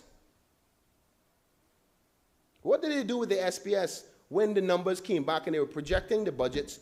The one that he says is a duplication. He said it was a tick-the-box exercise, the good honorable minister said, because they're just doing all the procedures of a budget during the SPS and have to do them again later on, 6 months later, at budget time. So it's technically, as he called it, a tick-the-box exercise. Is it that they're just trying to get out of doing the work? Because to me, Mr. Speaker, it's not a tick-the-box exercise. It's an appropriate timing to let the country know where you are financially at that moment, as well as where you're going with the country's direction. You don't circumvent the importance of a strategic policy statement which tells the world where you're going just to say, oh, the Department of Finance shouldn't do another budget again, when all indications are by those who are auditors suggesting in good governance that you should do it more often. What you're saying is, I don't want to do as much.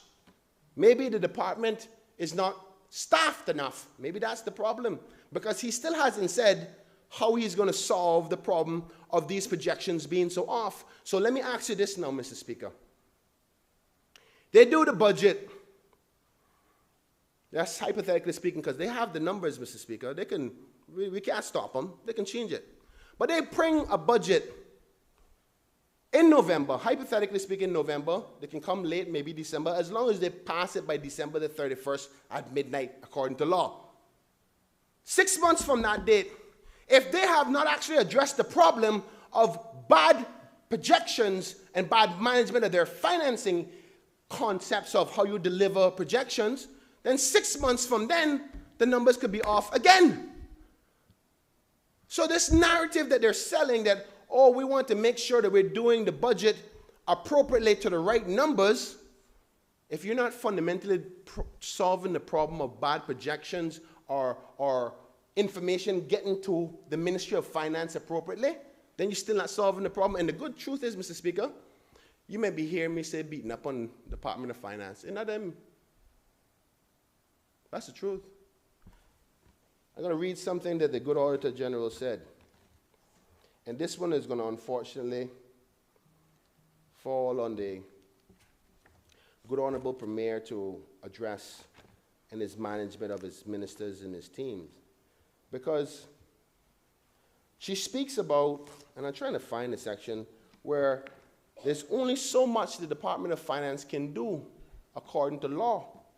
They can't force them to give them certain information. They can't force them to keep in within certain parameters of the data that they offer. They can only go by what they are given. And that's why I think the preview was messed up in the first place, because they can't force them otherwise. So ultimately, Mr. Speaker, the better management of the projections of expenses and the revenues are all dependent upon the information they get from each ministry and each ministry finance team and their chief officers, obviously with the guidance of each minister. So you fundamentally haven't addressed the problem, talking about Band-Aid approach.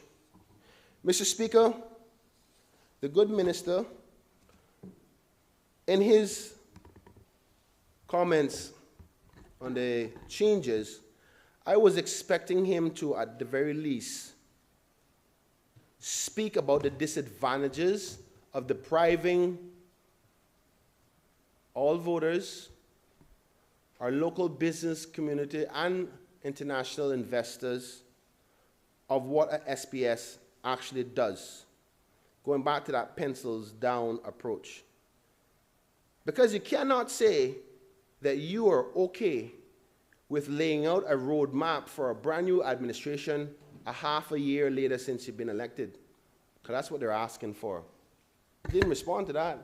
Wasn't a priority. To be honest with you, Mr. Speaker, with the delay that you see in the gazetting of the bill, did I address that part, Mr. Speaker, saying that they have the right to address it? Let me just clarify it, because I don't know if I remember if I clarified it. The bill did not meet the 28-day requirement according to law for it to come to Parliament.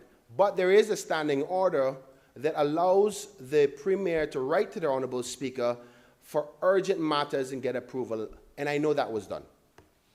Is that fair to say, Mr. Speaker?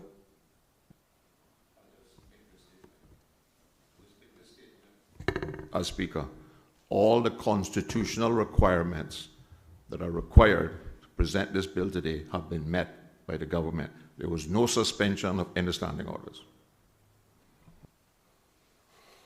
Thank you, Mr. Speaker. Well, I am confused then, Mr. Speaker, because the document, forgive me. Mr. Speaker, I don't know if the good honorable minister, I don't want to belabor it because I have to take your direction, good sir. But I am a bit confused because I know I can count. This says supplement number 1, published with Legislative Gazette, number 26, dated the 13th of June 2025. And we're obligated to 28 days notice on all bills. So if you say met the requirement, I'll drop it and leave it there. Hopefully the minister can opine further to explain if there was no standing orders needed to be suspended for that. Honourable Deputy Leader of Opposition, the only body that can suspend standing orders is this Honourable House when it is in session. There has been no suspension of standing orders because it would have to be moved and the Parliament would have to vote on it. The Speaker has no authority to suspend any standing order. No such standing order was suspended.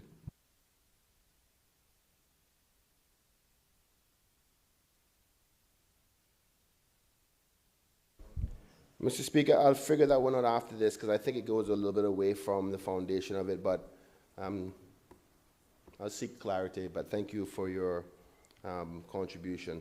Mr. Speaker, I'm just going to go on further with my debate. Mr. Speaker, I think I was speaking a little bit about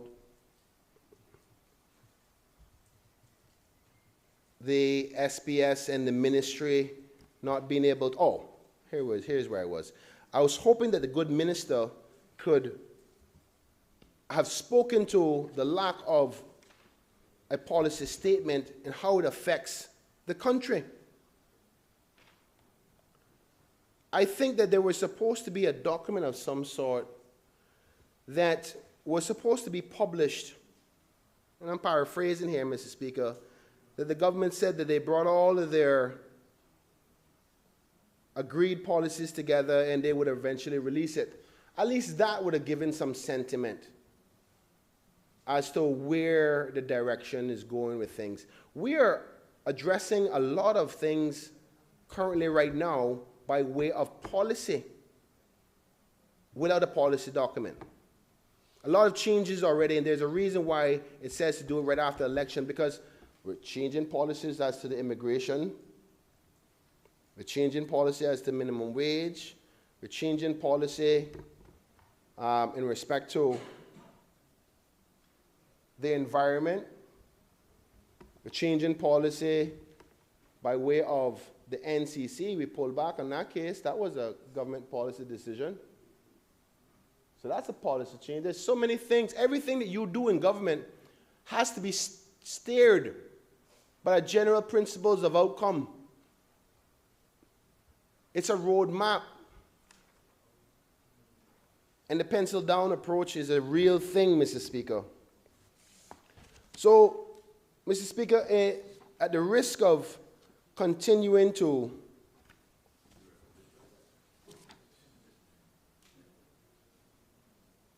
thank you, good minister, for highlighting that.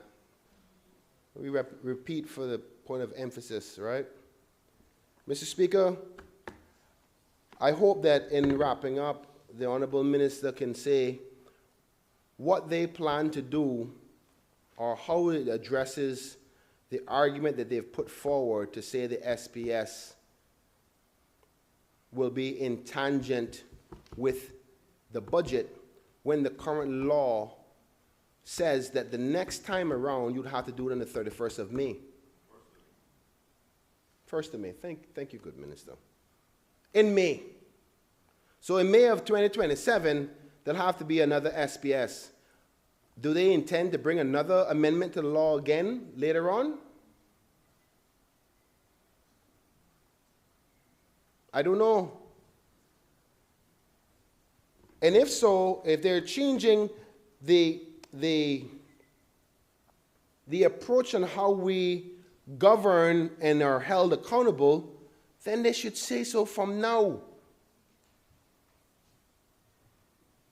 Because I don't think that most people are aware that that was the intention. I think it's happening within the administration without them even realizing what they're doing. I'm not sure if all other members of the government quite understand what the minister is actually doing. Of course, you're going to take guidance from your Minister of Finance and trust him on that. But maybe I should ask you, good members, who don't really pay attention to the finance part of things, go out and ask the business community, is this a good idea that we don't do an SPS, or we do an SPS at the same time as the budget? And ask them what they will tell you.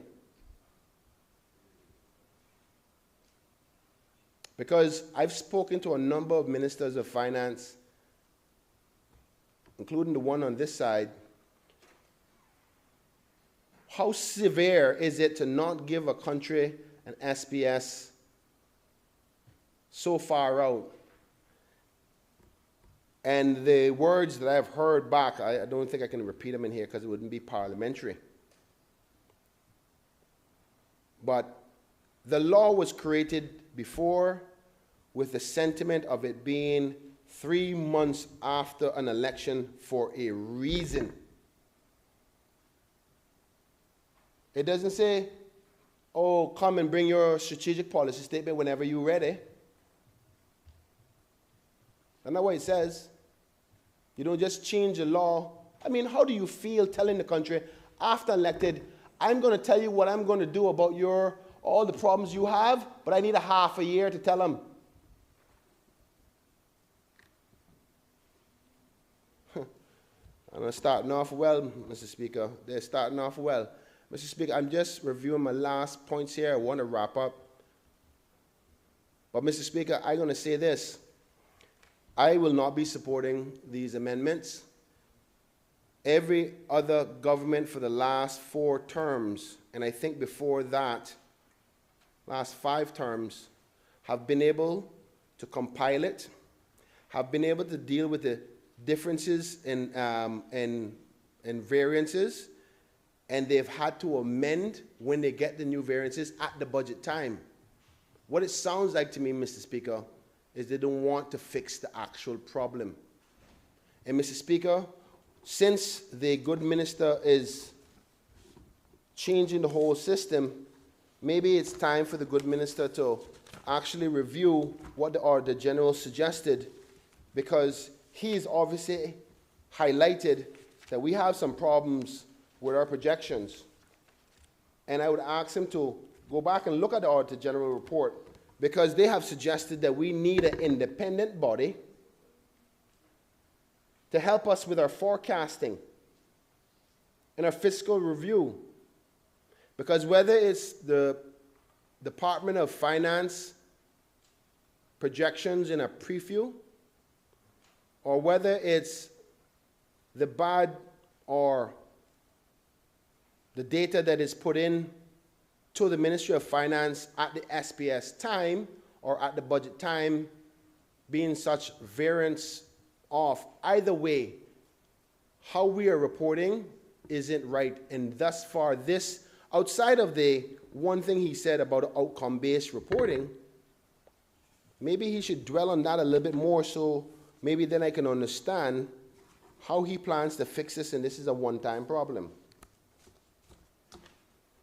Because is the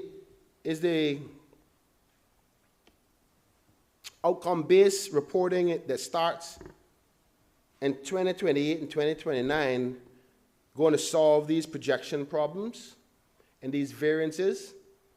Is the government going to have to change the law again for 2027 because they're only dealing with the election years, is some of the questions I have, Mr. Speaker.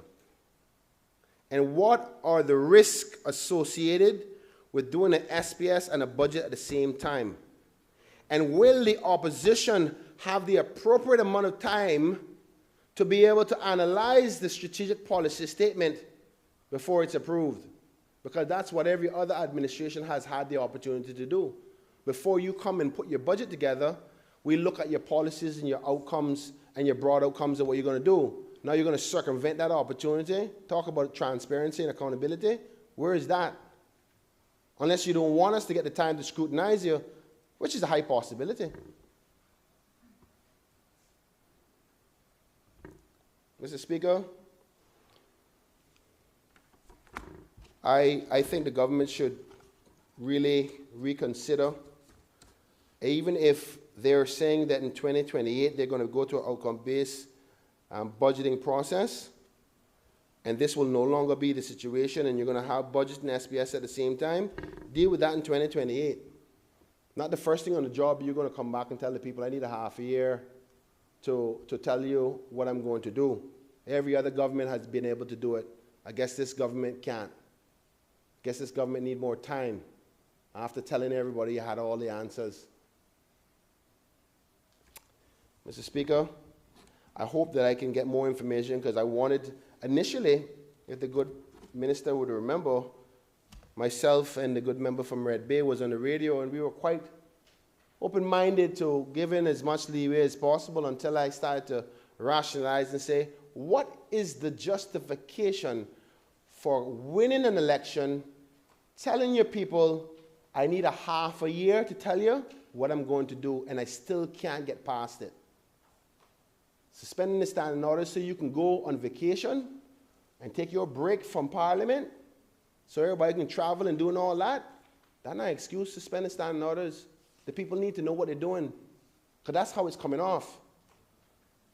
You want to break, you don't want to, oh, I'm sorry, the Parliament is in recess. We can't do the most important thing we need to do the very first time we get in, because we're in recess. It's a time for us to go on vacation. That's what you're saying? That's the first assignment you're telling the country? Hey, you guys have the numbers. But I would suggest that those who are in the right circles of I wouldn't say investors, but people who make business decisions, whether the pencil down approach is happening. Good Deputy Premier, you know what I'm talking about. You need to check, because people don't know where the government is going or what to expect. Within a 13-day period, one policy was announced, and then today we have a different policy. Can't hold you accountable to anything because you're all over the place. That's what the SPS is for. And you're supposed to have it done as soon as possible. Rather than increasing it to 6 months, what you're supposed to be able to say is, we are so efficient, we can get it done in 2 months. That's what you should be saying. Mr. Speaker, those are my contributions. I hope that the Honourable Minister can opine further and give some clarity, because I am truly lost as to the justification for this. And I hope that I don't throw my good chief officers underneath the bus in the civil service, because I know that's the first thing they're going to say. Those good chief officers who work so hard trying to deliver the policies of the day. Thank you, Mr. Speaker.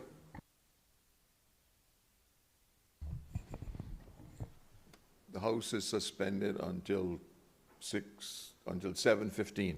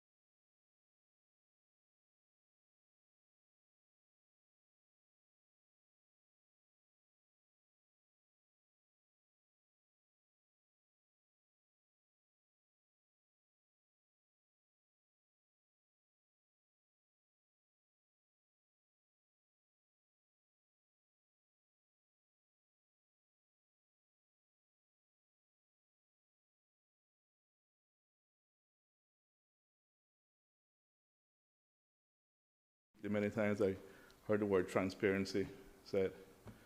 And it's a very good word. It's a laudable aim.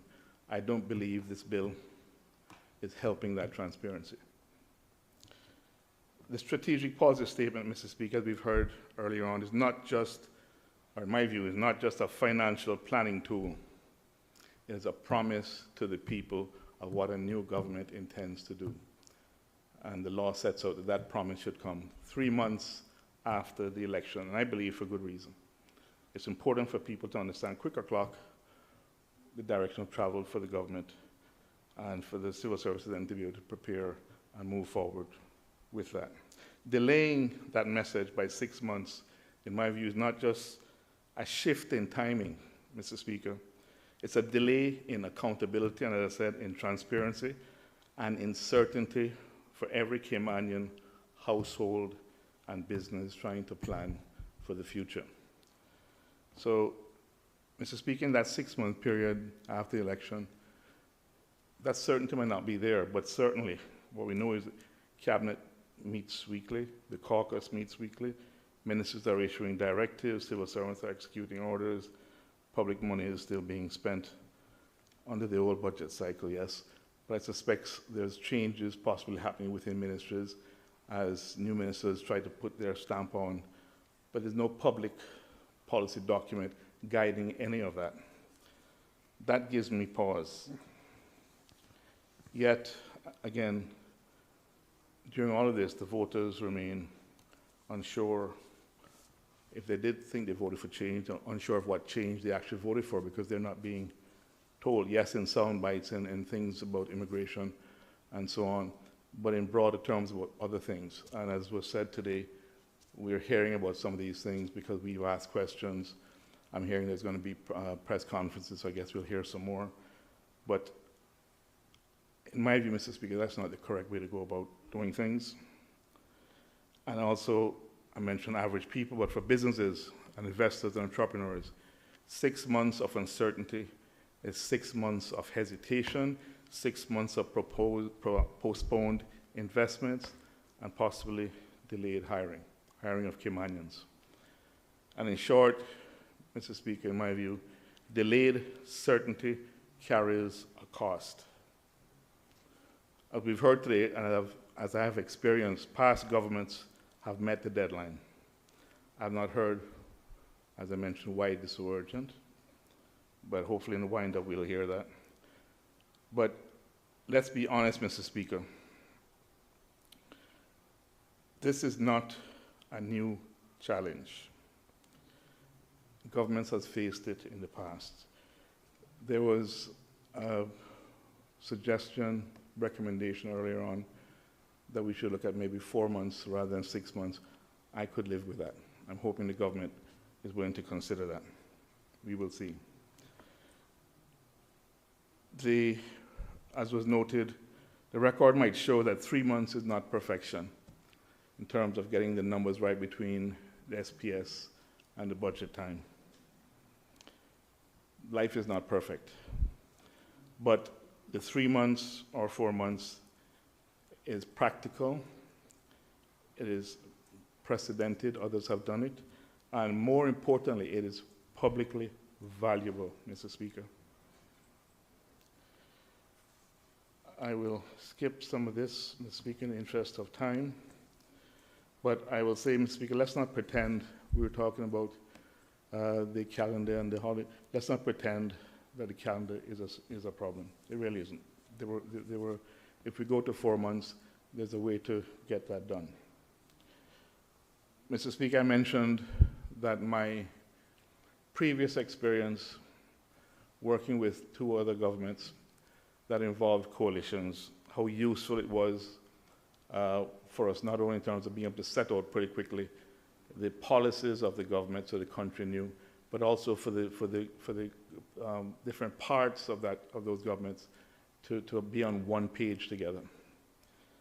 So we're dealing with a similar thing today, Mr. Speaker. We're dealing with a coalition made up of 2 parties and several independents, none of whom ran on a unified platform.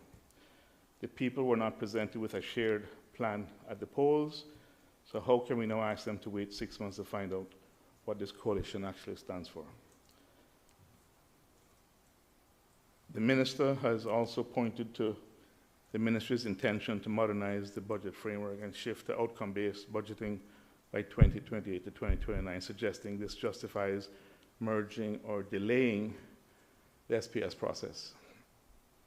I'm not convinced, Mr. Speaker. As a matter of fact, I haven't heard any updates as to how far along that process is. What's the likelihood of success? Again, perhaps in the wind-up, we will hear something of that. We heard that there's a process ongoing. Let me be clear, Mr. Speaker. I do support reforms that bring results-based accountability to government spending. Cayman, this country deserves a smarter, more transparent system that focuses on what outcomes are being delivered, not just what funds are being allocated. But I'm hoping to hear today how close we are to that objective. If the government truly believes that 3 months is too tight in certain cases, then there's a suggestion on the table, I'm just repeating it, that we could consider 4 months. This would provide and maintain the ability for the public to know the direction of the government. It would maintain transparency and would still give the minister time for deeper planning and technical refinement. Final thoughts, Mr. Speaker. This bill may appear to be a technical amendment, but at its heart, it's about trust, in my view. Trust that the newly elected government will not hide behind process. Trust that the public will be told what to expect sooner rather than later. And trust that we will uphold a culture of openness, not opacity. And I urge this Honourable House, do not normalize delay, do not weaken a mechanism that has worked fairly well under administrations of all stripes. Let us defend that transparency that we've been talking about for the last several days. Let us uphold accountability and respect the right of our people to know the direction that the country is going, that the government plans to take us. 6 months is too long for that to happen, sir. Thank you for your time. Does any other member wish to speak? Does any other member wish to speak? Does any other member wish to speak? If not, I'll ask the mover who wants to exercise his right of reply.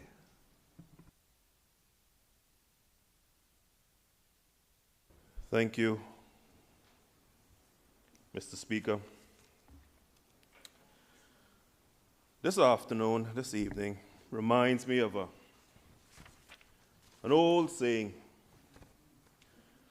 "Oh, how loud the thunder, but how little it rains."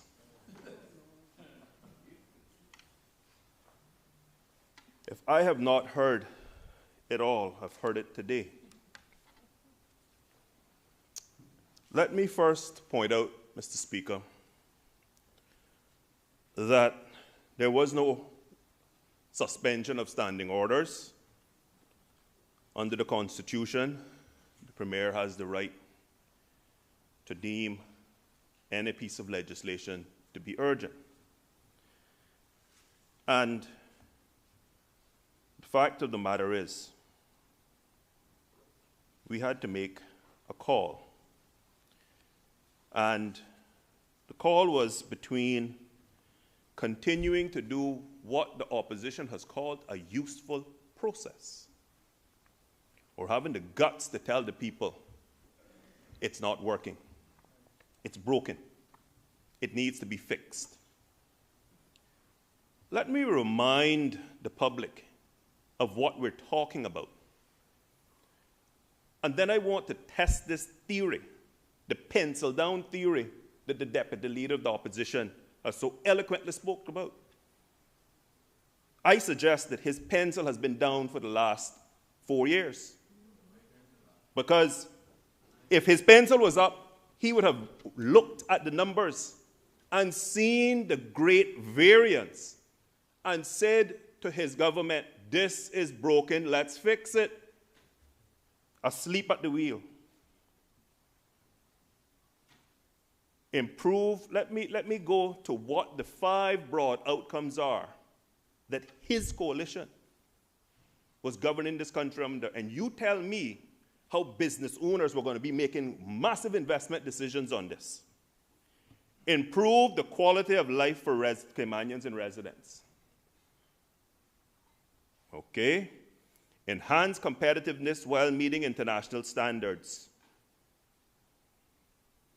Future-proof to increase resiliency. Modernize government to improve public sector performance. Protect, promote Caymanian culture, heritage, and identity. And then under these, there was a shared, big, broad vision statement. I don't think he owned too many businesses.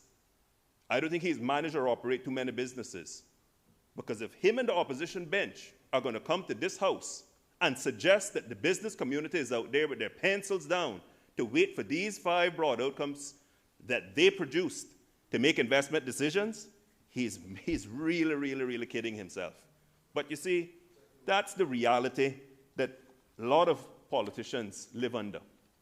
They don't realize, even when our own systems have become archaic, they don't even look at the numbers.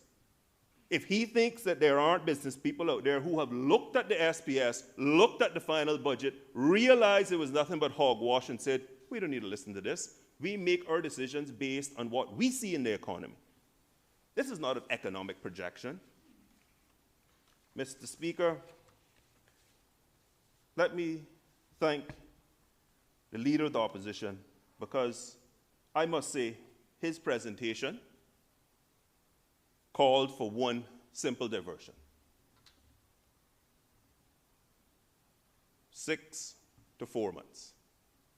Whilst I don't agree with some of the assertions he made, he did not get into this big, big rigmarole. Now, let us deal with the arguments at hand. Firstly, the Deputy Leader of the Opposition says that we, and I hope it was a slip of tongue, that we have suspended standing orders in order for us to go on vacation. His government brought these new standing orders in February of 2025, didn't even bother to look at the public management and finance law and see that the very summer recess that they brought into law was going to cause an issue. That's how deep and analytical they are. They are the ones that the private sector was looking at and saying, yes, let's wait until Mr. Bryan brings his strategic policy statement. Let's put the pencil down, ladies and gentlemen, because when he speaks, we're going to invest. If I have ever heard more delusions of grandeur, I've never heard them since the days that my dad told me about the storybook called Alan Asker, who dreamt of building castles in the sky. That's a storybook way before our time. My dad is 81 years old, and the book they learned to read on, was about Alan Asker, a young man who stayed alert and awake, but he daydreamed about building castles in the sky. So as the previous administration dreamt of building castles in the sky, that these 5 broad outcomes were going to somehow magically inform the business community about how they should invest. Mr. Speaker, let me make it abundantly clear. When it comes to hitting the ground running, yes, we have hit the ground running on specific policies that we campaigned on. Hitting the ground running to come down to this Parliament and reproduce a broken system is not what I call hitting the ground running. Let me ensure that the member from Red Bay actually understands how this process works. Because he just said that we are going to spend and make policy without a document. Member from Red Bay, the SPS would not come into effect until the 1st of January 2026. Let me repeat to the Parliament, the SPS that we're talking about does not come into effect until 1 January 2026. Every government gets stuck with the remnants of the predecessor government's budget. We have to ride out the predecessor government until December 31st. Mr. Speaker, knowing that we have to ride out the budget that they have in place, how now can we now come to this House and then try to come up with this nonsense story that this SPS is going to cause all manner of evil and economic havoc? Let's deal with transparency. Isn't it more transparent to come to the Parliament and the House and admit that the system is broken? This is the first step to fix it. I said this in the opening. I made reference to May 1st, and I said that we're going to be looking holistically at how we go about constructing a budget and forecasts. Because I agree with this point that the member from Red Bay made. We ought to be coming here with a degree of accuracy. The budgets that he spoke to, that he would have been involved tangentially with. Take the 2017. 9% off. Last time I checked, that's a pretty material variance. Next year, we're 7% off. Another material variance. We're simply not getting it right. If we're not getting it right, why do we continue to bang our heads against the wall because we're slaves to the system? Instead of saying, let's fix it. And the let's fix it means I and the finance team have to come to colleagues, get approval, take drafting instructions, and come to this entire Parliament so that all of us can collectively create a better budget system that is more meaningful. We're supposed to be here to do the people's work. Let us do the people's work efficiently. There is no one out there. There is no one out there. Look at the results that we produced that I spoke to in a parliamentary question just a few days ago. Whilst the deficit is worrying and has grown 11 million each year, the country is still making significant amounts of revenue. It's the expenditure that's grown. We've actually outperformed last year in revenue. That isn't people with pencils down. That's people making economic decisions, business decisions every day, and this economy is ticking along. From the time I was here 12 years ago, I tried to get members to understand, other than fees, other than threats by the UK or US, you all really honestly and truly think, and legislation that they need to help boost their business, you all actually really believe financial services tunes in and listens to this? I was there and I can tell you it didn't happen.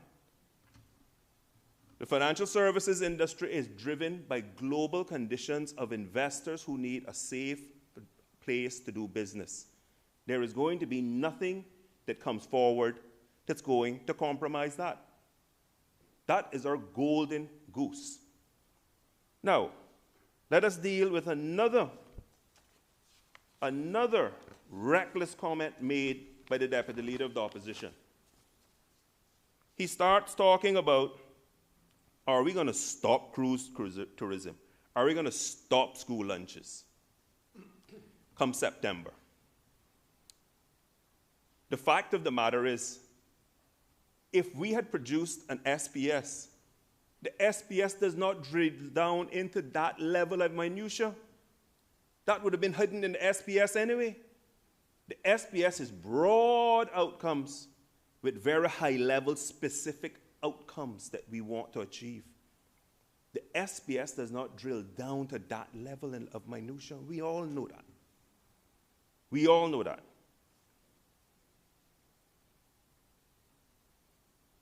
The Deputy Leader of the Opposition also spoke to the fact that this was going to be the direction, this SPS is the direction of the country for the next 4 years. No, it's not.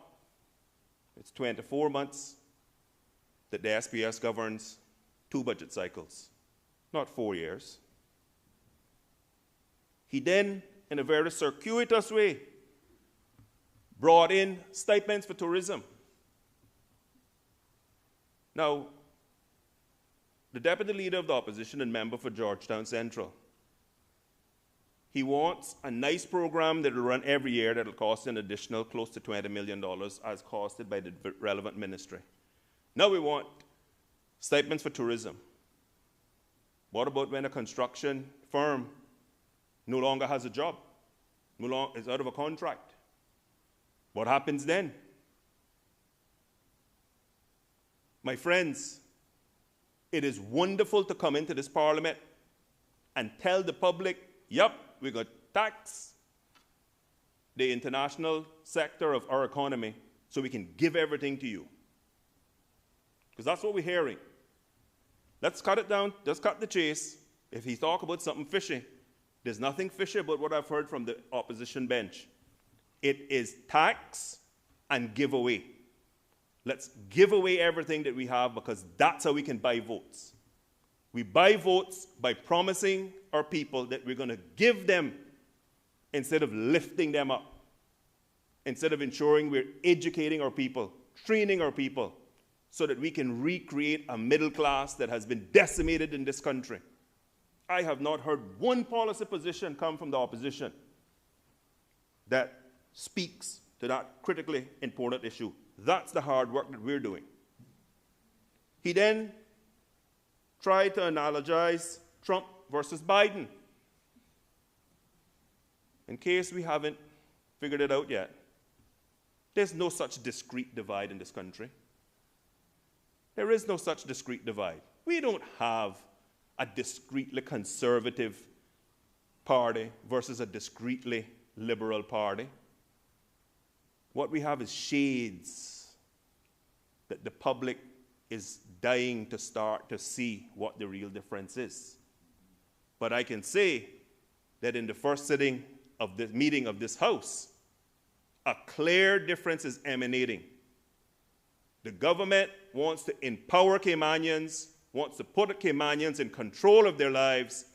The opposition wants to feed Caymanians, keep them under their thumb so you can give government money away because that's how you control people. You control them with the next promise that you dangle out there. Let's dangle free lunches. Let's dangle nice all year. Every one of them know there's been hundreds of people that went on vacation and then took up the opportunity to work at nice. They can't tell me they don't know that. Because if you don't know that, you weren't living in Cayman. Let me repeat. Many participants in that same nice program that they were arguing for were employed Caymanians who took a week vacation and went and signed up and got the money from government. But you see, when it's not your money, when it's the people's money, you can do anything you want to. Mr. Speaker, pencils down. Mr. Speaker, I dare say that the member from Georgetown Central and the Deputy Leader of the Opposition has had his pencil down for 4 years. That's why tourism is a mess. That's why we took an ill-conceived referendum that had no publicity behind it, nothing that would have led to a yes vote, but we recklessly took it to the people, and the people said no because they didn't trust him. That's what the no was about. The no vote was a lack of confidence in the then Minister of Tourism. I said clearly we are looking at the entire system. And when I say we're looking at the system, we are looking at the system. We are not going to continue to play politics in this House and just go about doing business as usual. We must change to make Parliament effective. Parliament must truly be accountable. Tell me the last time you've seen a debate in this House where any member got up after the budget was passed and consistently referenced the SPS and held the government to account. Oh, how loud the thunder, but how little it rained in this Parliament today. Mr. Speaker, the Cayman Islands just received its Moody's AA3 rating. Those are the types of information that the international community looks at, because that's a big picture, macro picture, that shows that there's still confidence by an independent rating agency of our country. That was one of the few true markers of our economy and the strength of our public purse. Mr. Speaker, I understand the politics of trying to divide us. What I can say is, yes, I ran as an independent and I had my own manifesto. Yes, the civil service has taken the manifestos and continues to do the good work of ensuring that we consolidate them and we come forward with a harmonized, truly authentic, and relevant strategic policy statement. It is not lost on me, as Minister of Finance, that when we move the system forward, and I never said they were going to be one, I said we're going to have the SPS nearer the budget. Nearer the budget. Let me ask another question, since the opposition seems to have the air of business people. I want the opposition to tell this House today which business person they know set their 2026 budget from May the 1st. Let me repeat. I want the opposition to tell this House which business person has set their 2026 budget from May 1st of the prior year. Tell me which business has conducted all of its strategic work in the first half of a year for the following year. If you all can find me a business that does that, I'm going to, well, I won't say what to do, but it doesn't exist. Businesses plan throughout, and when you get for Q4, that's when you turn your mind and cement your budget. Your budget is cemented in Q4 for the next year. Our system calls for you to concretely set where you're heading from May the 1st. 7 months, 5 months into the year, not even 5, May 1st, 4 months into the year, we magically come out and say, here's what we're going to do. And that is a big part of the reason why the exercise has proven fruitless. It's because we're going so early. We're not even through well into the year. We need to work smarter. We need to be more transparent. The system that this government is going to propose to this Parliament in this term is going to enhance transparency. It's going to give the member for Red Bay a greater opportunity to hold me to account. And I want that. And I want that. Because iron sharpens iron. That's how this system is supposed to work. Not with us continuing to do what has been done decade after decade. Now let me make sure that I also remind the Deputy Leader of the Opposition, because he went back in history. He talked of the Truman Boddens and the Linford Pearsons, etc. I came in under that old system. Of course, under the old system, you could produce a budget in a month and a half. Of course you could. You looked at last year, you added 4 or 5% if you thought you could make more revenue, and that was it. That was the budget. There was no strategic policy statements when I got elected in 2000, Deputy Leader of the Opposition. Of course you could produce a budget much quicker than you could today, because the actual cash-based accounting system that we had lent itself to simply having incremental budgeting. Unless you were creating something new, unless there was a new department or a new area, it was incremental budgeting. And so who can't take last year, add a few percentage points, project for some growth if you think that's going to happen, and that's your budget. So let us not try to mislead the public. Mr. Speaker, we are not doing something that is going to compromise the business community or compromise the service delivery in Cayman. We have budgetary constraints that we inherit, and every government goes through this. Let me repeat. The Parliament needs to understand, the listening public needs to understand. When an election is called and you win an election and a government is formed, in this instance, it was April the 30th, and you get sworn in 7 days later, you inherit a budget.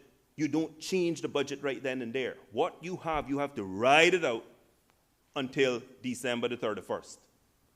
And so we are going to ensure that we get out a meaningful strategic policy statement that the opposition is going to have more than enough time to vet, more than enough time to be able to debate meaningfully. And that's the essence of the democracy. The business community is going to have more than enough time to see the direction of the government. I think it's clear to say, just from our name and our action, we are a government that is going to ensure we put Caymanians first. Caymanians are going to be back to work. Caymanians are placed at the apex of our economy, the apex of every decision we make. We cannot continue to have a country where Caymanians ask the question, who are we developing for? One of the most dangerous questions that could ever be asked in a small community. That is the hard work that we're going through. Mr. Speaker, I see before us a bill that is not going to compromise transparency. It is not going to compromise the budget process. Is it the start? Yes, it's the start.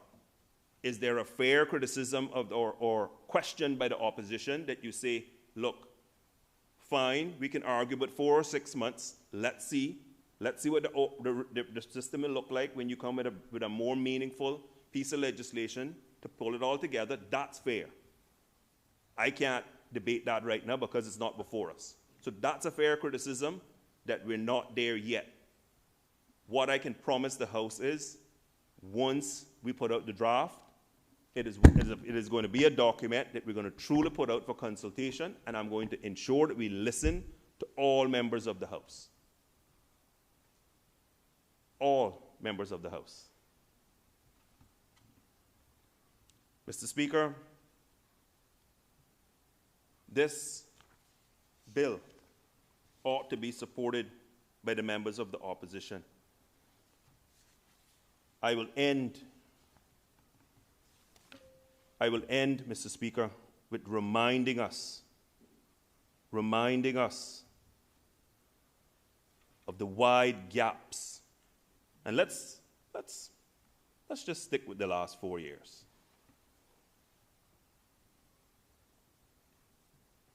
And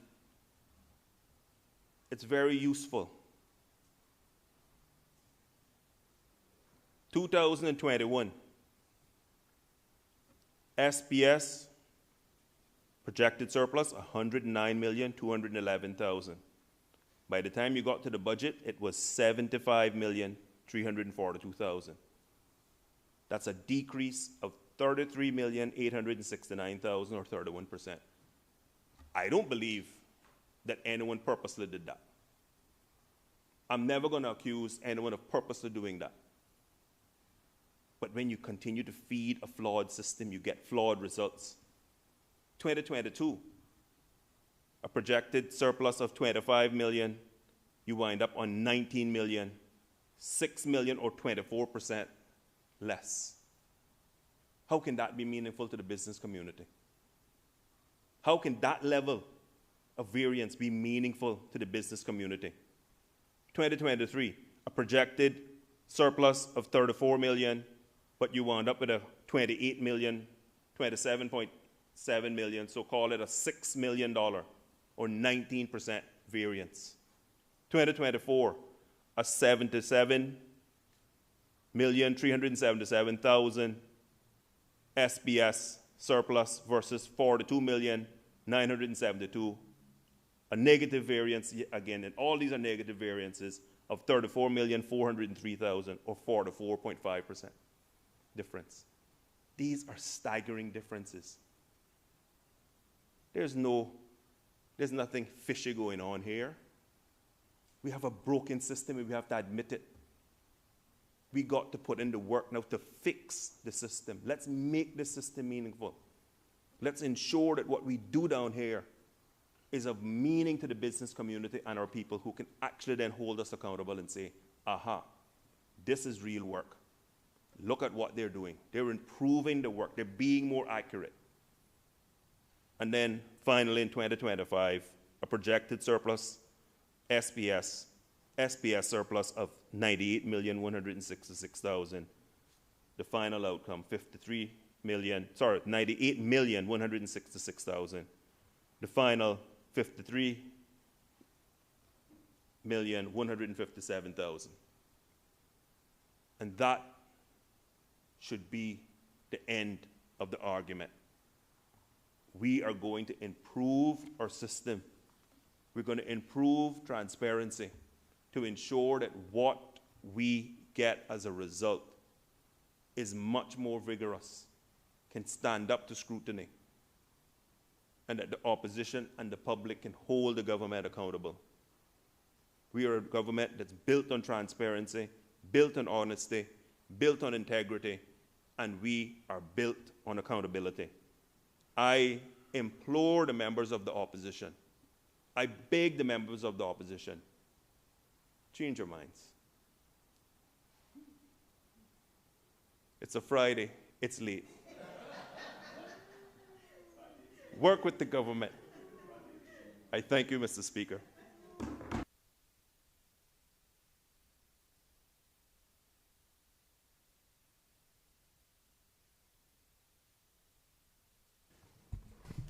The question is that a bill shortly entitled the Public Management and Finance Amendment Bill 2025 be given a second reading. All those in favor, please say aye. Aye. All those against? No. No. I think the ayes have it. The Public Management and Finance Amendment Bill 2025 has been given a second reading.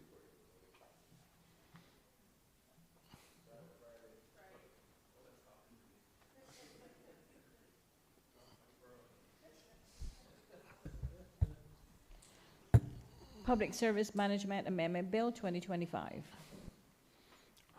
Honorable Deputy Governor.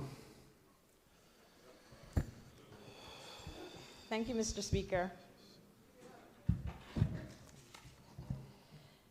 Mr. Speaker, I beg to move the second reading of the bill, the long title of which is A Bill for an Act to Amend the Public Service Management Act 2018 revision to enhance information sharing in the civil service, to enable additional regulations to be made to govern the employment of non-Caymanians in the civil service and for incidental and connected purposes.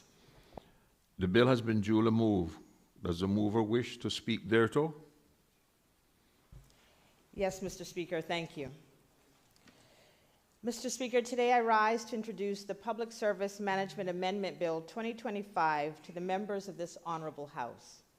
The bill before us seeks to amend the PSMA in order to enable additional regulations to be made under the personnel regulations to govern the employment of non-Caymanians in the civil service and to enhance information sharing in the civil service.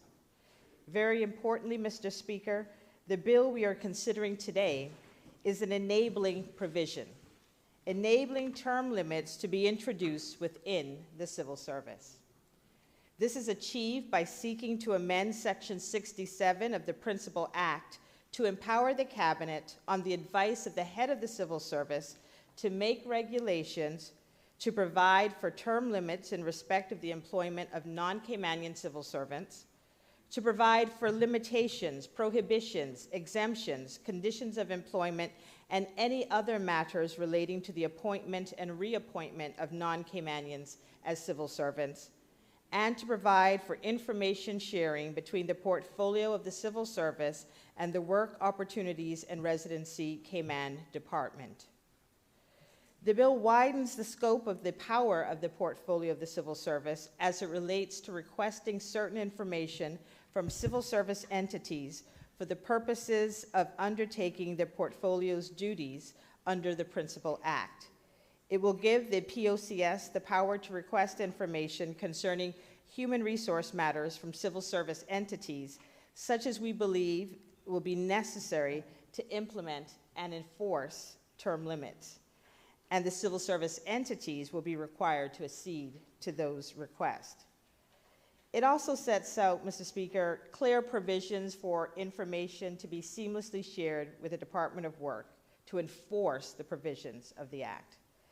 Mr. Speaker, this bill comes following a clear call to action for the civil service to introduce measures to limit the duration of time that non-Caymanian employees can remain employed in our civil service. It was understood that the call for term limits within the civil service was underpinned by a desire to achieve greater parity with the private sector, a need to address perceived irregularities arising from the current law, and a desire to create more employment opportunities for Caymanians. The civil service promptly engaged by establishing a working group to conduct an impact assessment and develop recommendations as to the best way to deliver the government's priority while minimizing negative impacts to service delivery, particularly in essential services, and by extension, the negative impacts to the people we serve. Mr. Speaker, the matters of employment, career advancement, job security, and immigration are not trivial matters. And these matters can be quite emotive, especially to those who are directly impacted. Given this, it is important for the members of this honorable House and the public we serve to hear of the process undertaken to ensure we arrived at a well-informed policy, one that carefully balances the government's policy priorities and our dual duties to maximize career opportunities for Caymanians within our workforce, but also to demonstrate in our deeds that we are an employer that cares and is fair to all our dedicated employees who serve this country, and the civil service's ability to provide uninterrupted essential services to the public. In June last year, the portfolio of the civil service delivered an impact assessment report which outlined the implications of introducing term limits within the civil service.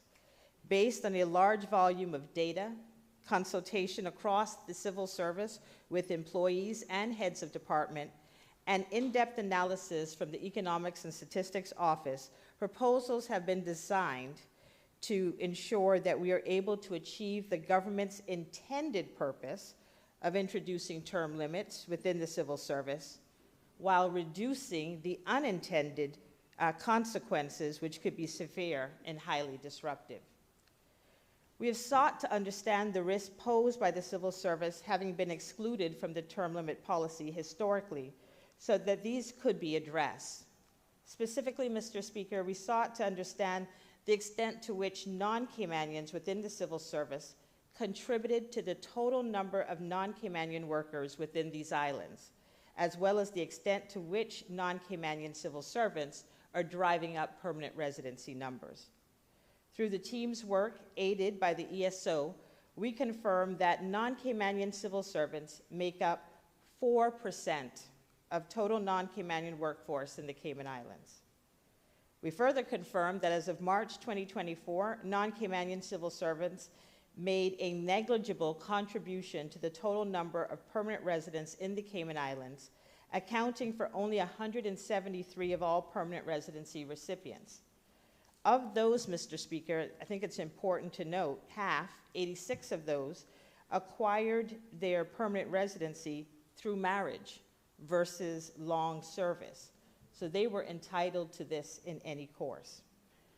So that represents, sir, then just 1.3% of PR holders that are coming then from our civil service through long tenure. We understand the increases in the number of non-Caymanians within our civil service over the years has drawn public attention.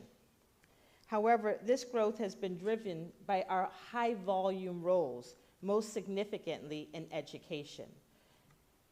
Mr. Speaker, it is worth noting that the average tenure of a non-Caymanian civil servant is 5.8 years, which indicates that the majority of non-Caymanians within the civil service exit the organization long before they meet the current 9-year requirement to be eligible for consideration to receive permanent residency.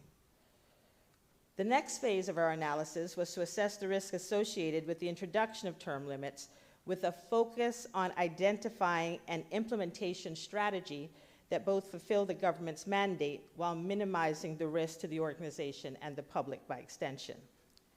The data indicates that the introduction of term limits would impact a large number of public service entities, especially if the policy were imposed retroactively, which would have swift and significant impacts to multiple workforces, including what we refer to as the Big Four when it comes to the employment of non-Caymanians, the chief of which is the Department of Education, the Royal Cayman Islands Police Service, the Prison Service, and the Department of Children and Family Services, primarily in caregiving roles.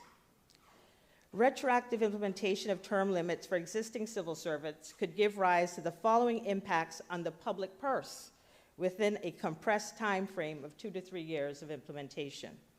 Steep repatriation and recruitment costs, withdrawals of tens of millions from the Public Service Pensions Fund, unquantifiable costs arising from the need to ensure business continuity, and unquantifiable costs associated with the sudden loss of institutional knowledge. The most concerning aspect of these things were really around the impact of this happening within a compressed time frame if this were to be applied retroactively. So instead, the proposals have been developed and recommended to mitigate such risk. Said mitigating measures were recommended in light of the significant operational, strategic, and financial risk, and at an organizational and national level that would likely materialize due to the implementation of immigration term limits if applied retroactively. The retroactive implementation of term limits with no mitigating measures would have had a severe negative impact on the delivery of critical services, staff welfare, and morale. Most importantly, Mr. Speaker, the analysis reaffirms that term limits in isolation would not improve employment opportunities for Caymanians, which was one of the primary objectives. Mr. Speaker, I've stated this before, but it bears repeating.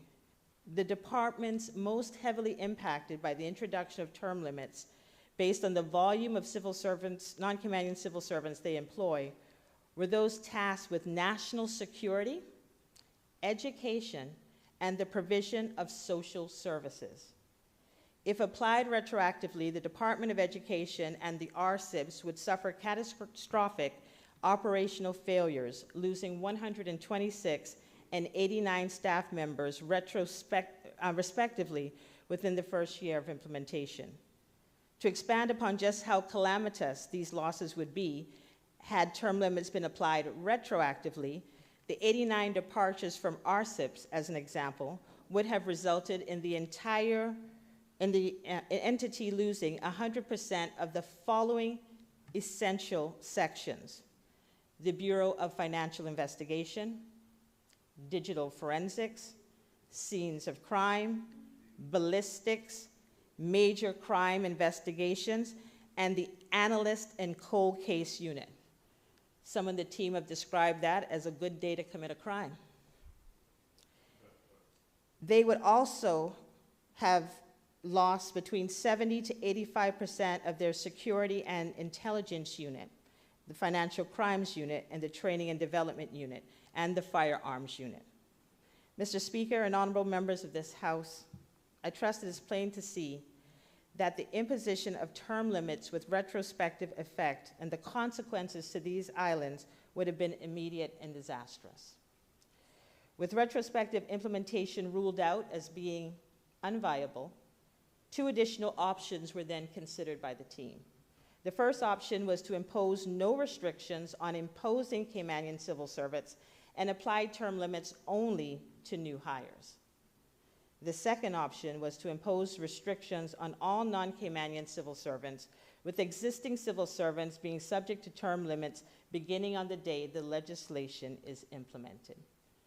Given the concerns that had been expressed about the civil service being a part of the solution, of these 2 options, the second option was deemed as the most suitable to ensure that the government's mandate was honored, while simultaneously ensuring the risks to service delivery and employee morale were reduced.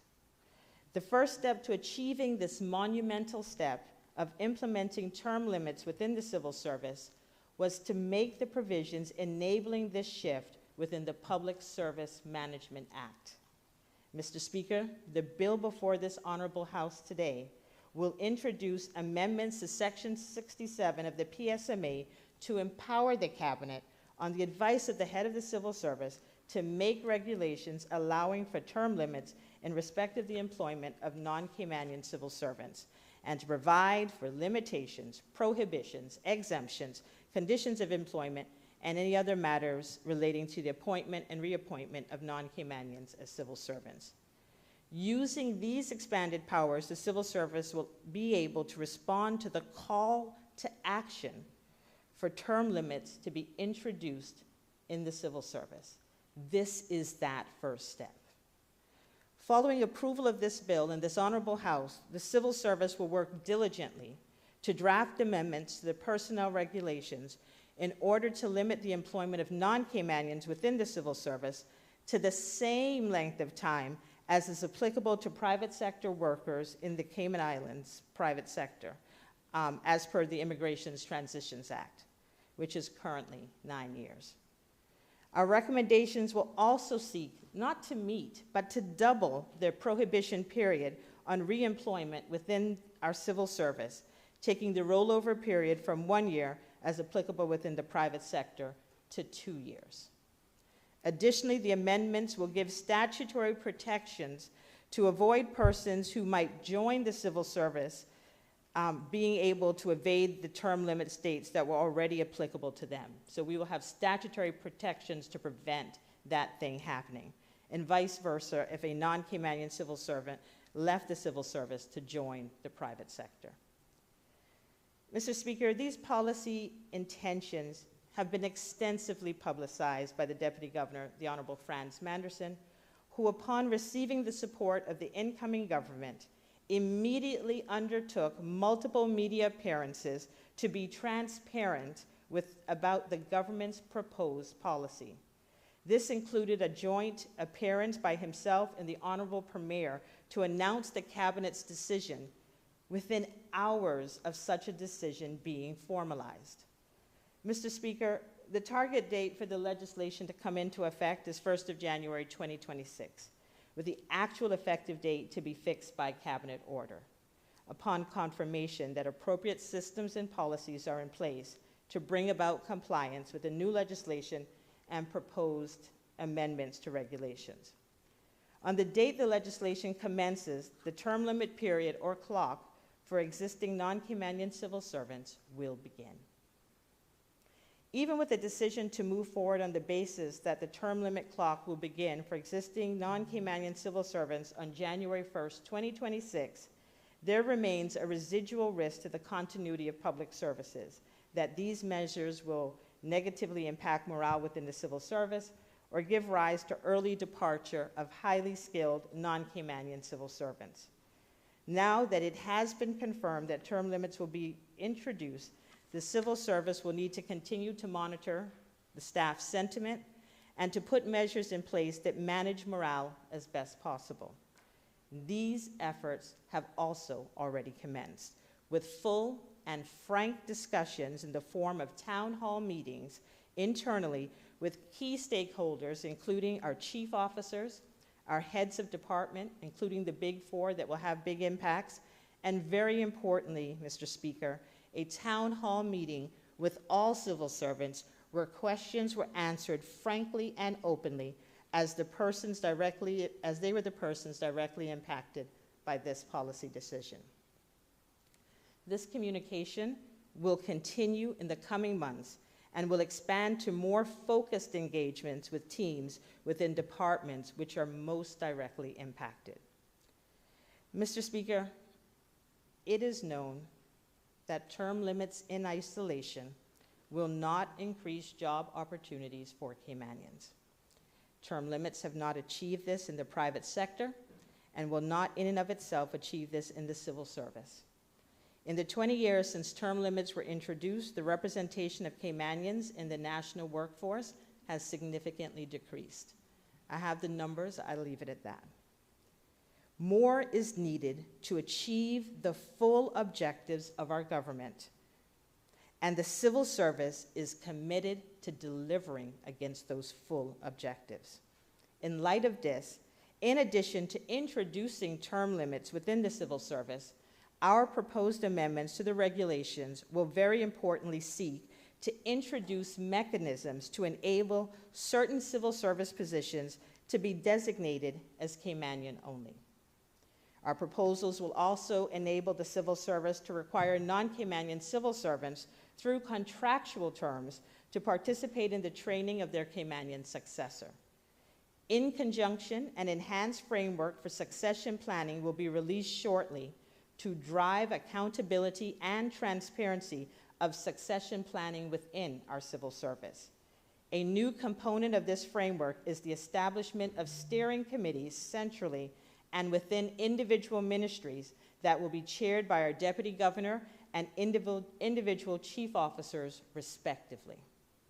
This work, in tandem with pre-existing talent development initiatives, including the introduction last year of a scholarship program for Caymanians within the civil service to complete qualifications which support their career progression and CIG's succession planning.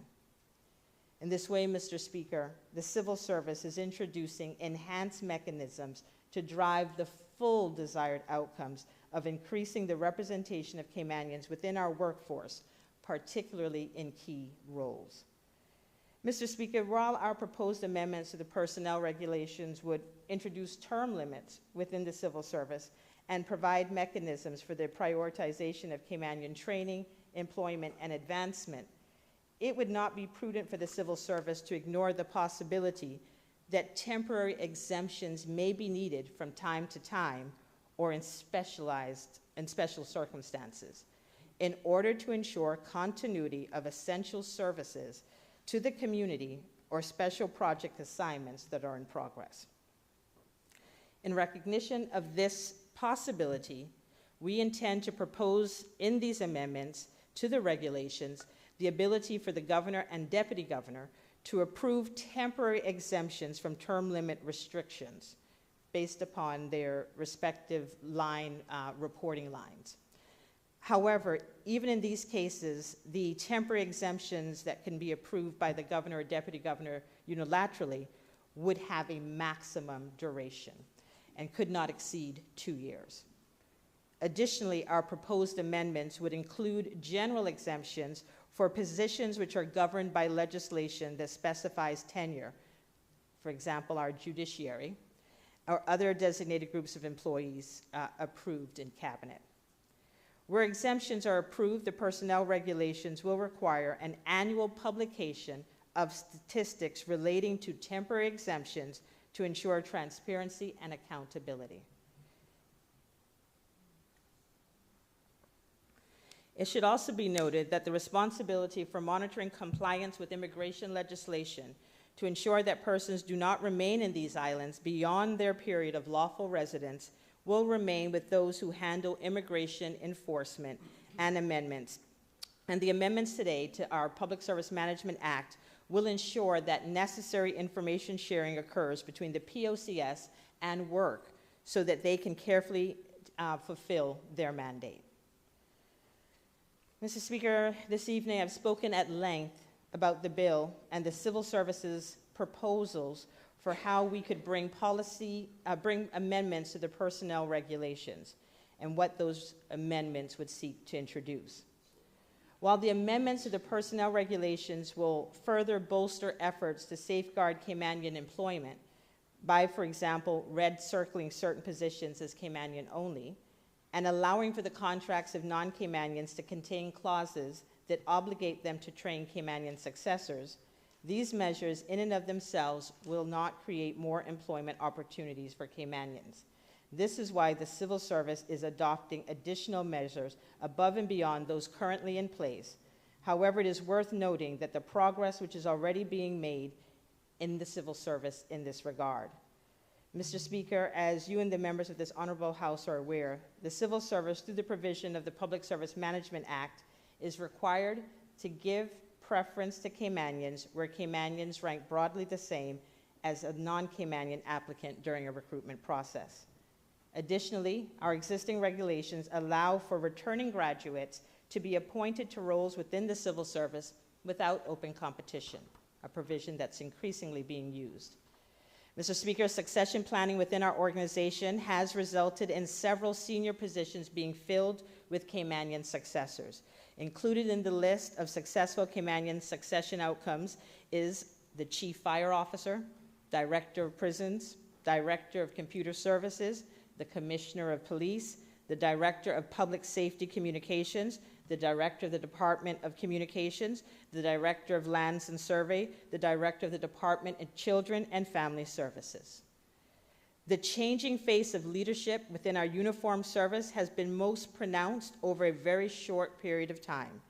Today, Caymanians lead 5 of our major uniformed branches: police, fire, prisons, Coast Guard, and Customs and Border Control. This was not the case, I believe, just 4 short years ago, when I believe the number was only about 2 of these departments that were being led by Caymanians at that time. So I'm saying this to say, sir, even before these measures, our civil service was making significant strides forward. All these teams being led today by highly capable Caymanian leaders. Additionally, as at the 31st of December 2024, 84% of our chief officers are Caymanian, 100% of our deputy chief officers are Caymanian, and 83% of our department heads are Caymanian. Mr. Speaker, with respect to the percentage of Caymanian chief officers, I feel it is worth highlighting that where chief officers have responsibility solely for a ministry, what we used to refer to as our permanent secretaries, they are all 100% Caymanian.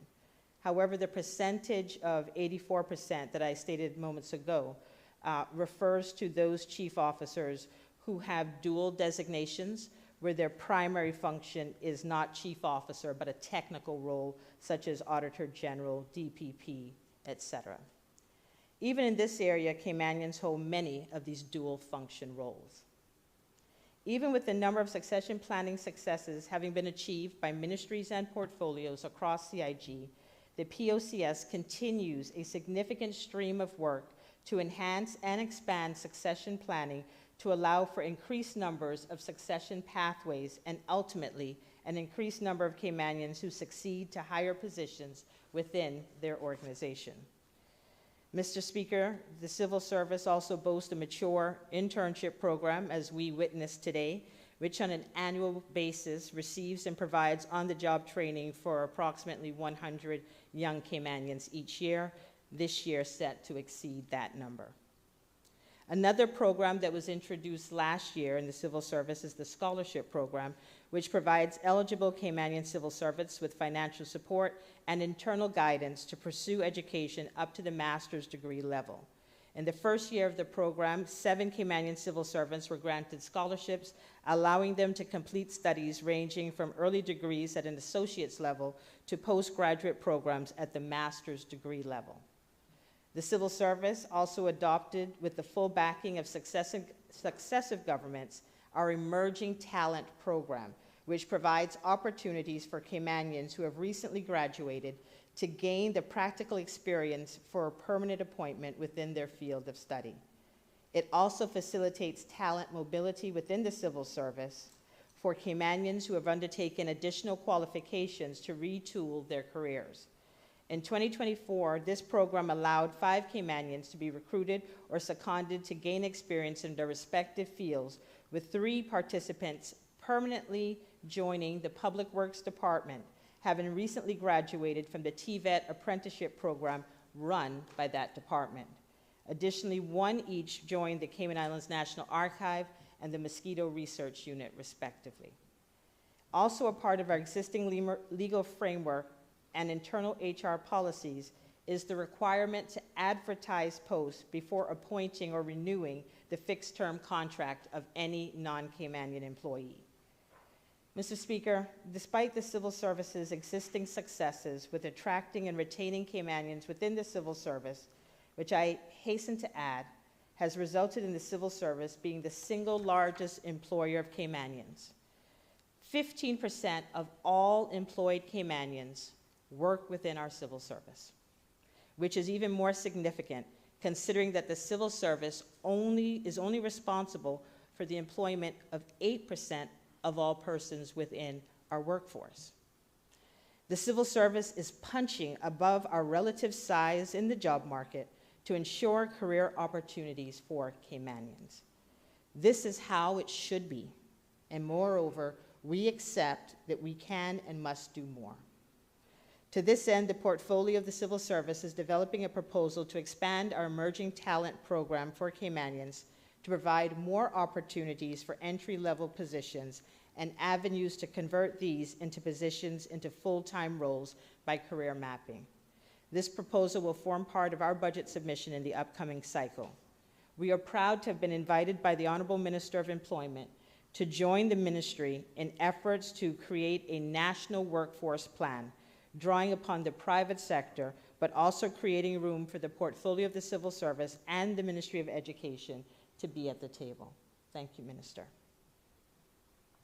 Working cooperatively, we believe that we can build on the solid foundations of past and present governments who have invested in scholarships that allow young Caymanians to have access to tertiary education. Through programs the current administration is developing, we can create more defined bridges from the universities and trade programs to places of employment, allowing the tremendous talent of these highly qualified Caymanian graduates to be put to work in the civil service and indeed the entire Cayman Islands workforce. I add this point, Mr. Speaker, because the truth is, even as we are hiring in excess of 140 young Caymanians this summer, this represents only 50% of those who have sought an internship with us this year. We need to see increased pathways into the private sector as well, where term limits has been applied for the past 20 years, so that our returning graduates are represented in fair proportion in all areas of our economy. To address pay concerns and to keep civil service salaries competitive, POCS will seek to implement a cost of living adjustment policy with the aim of reducing the pay gap between the public and private sectors and retention, and thus improving recruitment and retention of Caymanian talent, particularly as it relates to being more competitive with highly skilled professionals. Mr. Speaker, as we look at the places where we tend to see the highest reliance upon augmenting our workforce with persons hired from overseas, these jobs fall into broad categories. The first category are those high-volume roles where demand that is driven by population growth exceeds the overall growth rate of our Caymanian population. These roles deliver essential services, as we've described, our teachers, our police officers, prison officers, and caregivers. Heads of professions in these areas are making strides to bring greater awareness of these roles and to increase the hiring of Caymanians, particularly in policing, where recruitment campaigns are resulting in higher Caymanian recruits. Strides are also being made in teaching through bold moves taken by present and past elected leaders to reflect the value of such roles. I am proud to say that, relatively speaking, these roles offer competitive pay. Our full-time teachers, for example, are not paid below $5,000 a month in their net take-home pay. I think that's a stark difference to where you started, Mr. Speaker. When benefits are added to this in the form of health and pensions and any other applicable allowances, the gross pay places civil service teachers in a competitive position locally, regionally, and often internationally. Still, Cayman struggles like countries much larger than us and those who are close to home within the region and across the overseas territories to fill the volume of roles needed in the teaching profession. To meet this risk, Cayman must develop more homegrown talent while preserving our ability to fill any gaps with high-performing talent from elsewhere.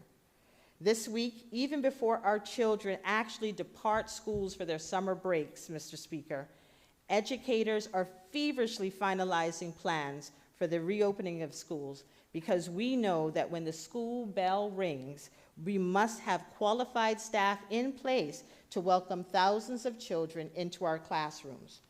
Therefore, we will work with these leaders who require a high volume of roles to deliver essential services to our community, to promote greater awareness of job opportunities locally, and to preserve our reputation so as to attract top talent from abroad when necessary. For the foreseeable future, this is our reality. Our reputation has attracted top talent at home and abroad and has supported the delivery of essential services. Another category of roles where the need to hire staff from overseas is typically great is not so much in our high-volume roles, but roles which involve high-skill specializations. Think audit, cyber, AI, and other technology roles, legal and other specialisms, particularly where they are in equal high demand within the private sector. In this category, the bar to attracting more Caymanians into the civil service is our challenge in enticing them away from the private sector. Here we have done our best to leverage our beliefs. We speak very much about our common purpose. You know, we exist to make lives better, and we do our best to attract persons into public professions with that call. But sometimes, and the Honorable AG, who is responsible for the legal profession, can tell you, sometimes people tell us they can't take that to Foster's. So there is more work to be done in this space, Mr. Speaker, so we can attract our top talent, Caymanian talent, in these specialized fields, and we are looking at market forces as a part of the way that we would address pay for specialized posts. Mr. Speaker, these streams of work to bolster opportunities for Caymanians, plus the new work streams arising from the need to ensure compliance with the new legislative changes, will require that the civil service build the necessary systems to ensure the smooth enforcement of the new rules on term limits.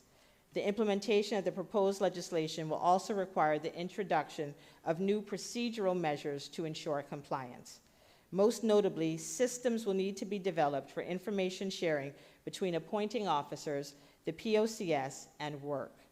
And clear policy will need to be developed to ensure that all recruitment exercises for both new appointments and reappointments are in line with the new legislation. A detailed communication plan will also be required to help mitigate the risk of erosion of employee engagement or loss of high-performing non-Caymanian civil servants as a result of the challenges which would be brought about by these proposals. Mr. Speaker, it's easy enough to discuss the legislative changes.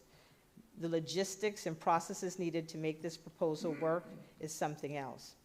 It is a somewhat different conversation, again, if we introduce the human elements surrounding this topic. Mr. Speaker, earlier in my remarks, I mentioned that the topics of immigration and employment and job security are emotive. I say with deep sincerity that this has not been an easy statement to deliver. This is because, as a career civil servant, I have worked with highly talented civil servants, Caymanians and non-Caymanians. Each has a keen interest in today's amendments, and each have expressed concerns regarding the rhetoric which has been displayed in some forums, which seeks to divide and to stereotype who they are. We are one civil service. In 2024, 85% of civil servants took our engagement survey, and a resounding 90% of us said, we are proud to be a civil servant. We are proud of the privilege of serving this parliament and serving our people. Countries around the world would be envious of this level of commitment from their public service. This commitment is not accidental. Mr. Speaker, all the men and women of our civil service have openly pledged to live by our civil service values, the chief of which is passion. We care intensely about the success of the Cayman Islands and its people. We are committed to teamwork and the achievement of results. This, Mr. Speaker, is a core value, and it's the price of admission for every employee and the requirement to be met annually for any to stay. For the 1,400 non-Caymanians providing essential services in education, RCIPs, prisons, and the DCFS and other agencies, they too are not isolated from pain and frustration born of recent rhetoric. These men and women committed upon joining the civil service to live by our values. During times of threat, they rush into danger alongside their Caymanian counterparts. Our teachers stood shoulder to shoulder to provide continuous education during COVID. While our borders were closed for more than a year and COVID ravaged the rest of the world, these men and women held their roles to deliver essential services, even when that meant that they missed the opportunity to be with their loved ones during times of peril. For some, this meant saying a painful goodbye via a video call when travel restrictions would not allow them to make it home in time to see their loved ones draw their last breath. For some, it means serving for years without seeing their families. Mr. Speaker, this past week I had the privilege of speaking with Auxiliary Constable Mr. Johnson, a long-serving police officer who is among the minority of persons working for decades rather than a few short years. I saw him at a farewell reception last week. It's the first time I'd ever seen him out of uniform. I almost didn't recognize him. He was beaming as he explained that after 31 years, he was retiring, and his son was coming to visit the Cayman Islands for the first time in order to accompany his dad home. Mr. Johnson was beaming with pride as he explained how excited he was to show his son what his father had been doing all these years, the country he'd been helping to secure, the colleagues he has worked with. He was proud of his contributions to these islands, and he was proud to show his son where his dad had served, because it would be the first time his son had ever visited the Cayman Islands. As he prepared to leave, he expressed his thanks for the opportunity to have worked in these islands and said it was the privilege of his life. I assured him that his service meant so much to all of us. As if sensing the conversation from across the area, his boss, the Commissioner of Police, offered a warm and encouraging smile and a nod of acknowledgement. That one gesture had Auxiliary Constable Johnson beaming all over again. You see, his shift was over, but the acknowledgement of his contributions and the respect for his service would always remain. These men and women within the civil service will come to terms with what these provisions mean, and as amendments are taken to personnel regulations, we will bring these aforementioned provisions into force in less than 6 months, We have a clear mandate, and we will deliver.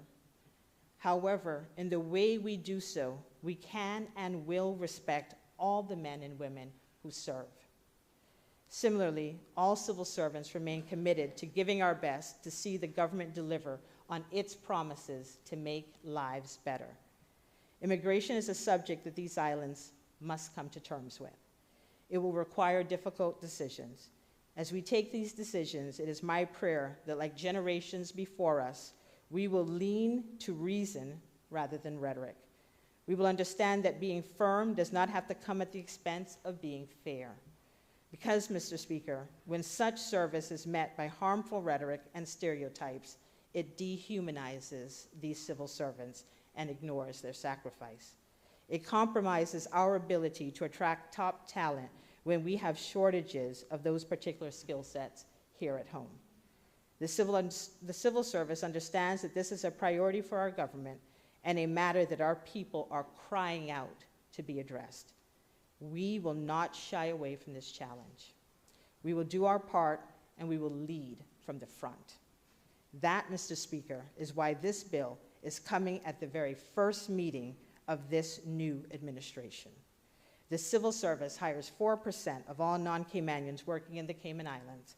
The average length of service for non-Caymanians is 5.8 years. The majority of non-Caymanians in the civil service work in education, policing, prisons, and social care. They work hard, and their efforts, joined with their Caymanian counterparts, are paving our path to being a world-class civil service. As we embrace the changes that are needed to our hiring practices, we will do so in a way which respects all of our people and honors their efforts and sacrifices. We will take decisions that are evidence-based, and we will be open and transparent in our communications. Most of all, Mr. Speaker, the bill signals that the government was pushing against an open door. We know that the civil service must not only be a part of the solution, but must be seen to be a part of the solution. Therefore, Mr. Speaker, the civil service in this bill signals it is prepared to implement term limits within our civil service. Mr. Speaker, as always, the civil service will work diligently to enact these changes and will do so in a manner that honors the wishes of the elected government while continuing to demonstrate to our employees that we are a caring employer, and whilst ensuring the needs of our customers are consistently and capably met, particularly as they relate to our essential services. Thank you, Mr. Speaker, and I commend this bill to the consideration of this honorable House.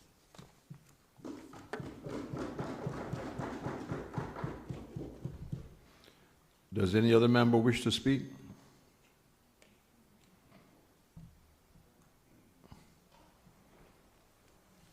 Honorable Deputy Leader of the Opposition. Thank you, Mr. Speaker.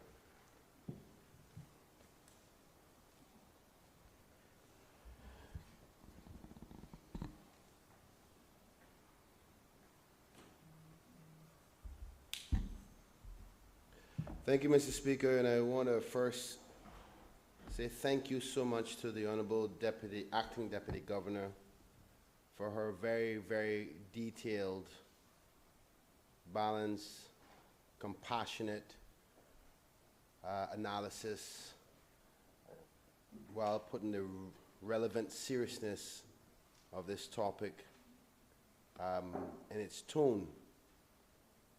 I think it was very, very detailed, and I thank her for her delivery on behalf of the new government. I want to also say thank you for the current government for taking the bold steps to continue on the path upon which I'm proud to say the past administration started the first steps. See, Mr. Speaker, many people may not have been aware of the journey that we started, and I say we, meaning those who were there before, including the Honorable Premier, 3 of the current ministers, some members are backbenchers, and 3 members on this side. When we started the conversation, fortunately we was not successful for a number of reasons, coming close to an end of an election. But I'm very happy that the government continued on the path with the spirit of what the rollover in the civil service was meant to accomplish.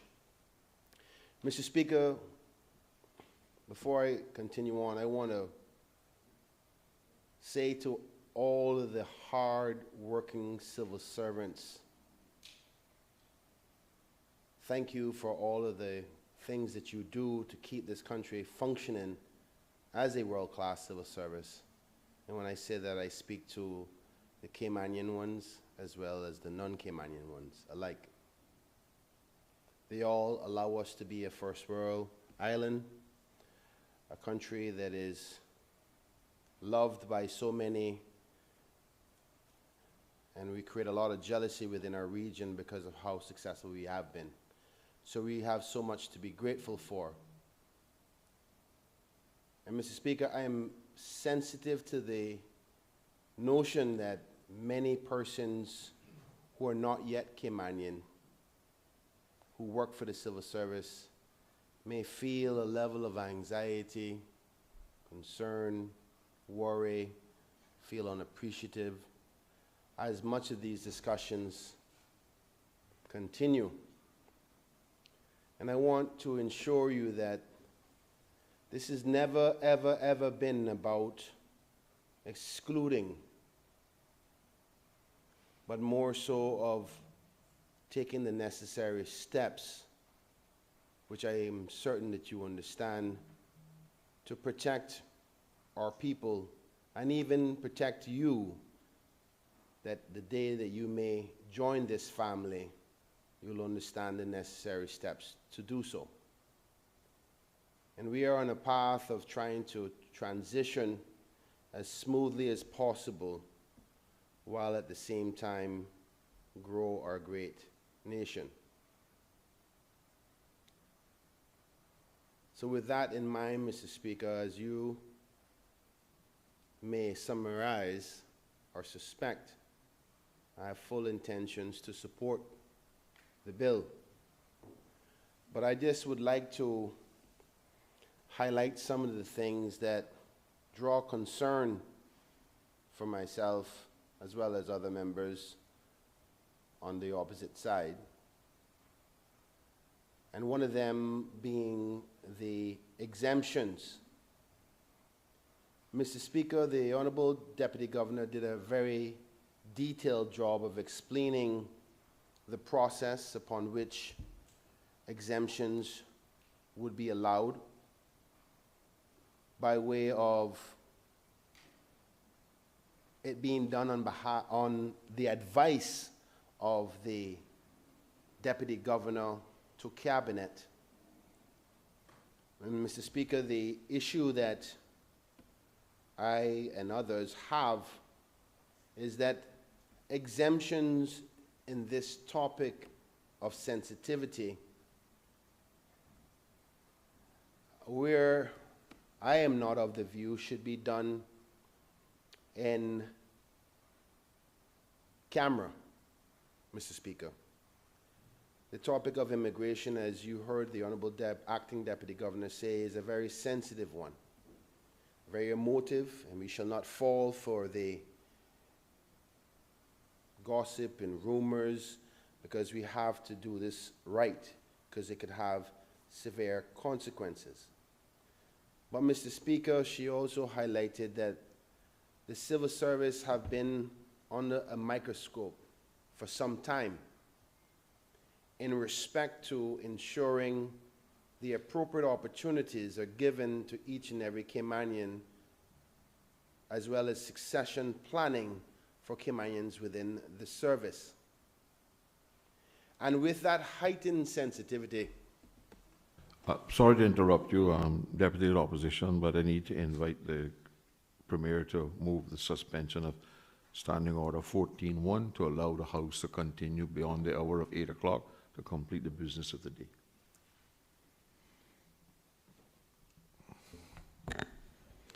Thank you, Mr. Speaker. I move that Standing Order 14.1 be suspended to allow the business of the House to continue until the conclusion of all of the business on the order paper.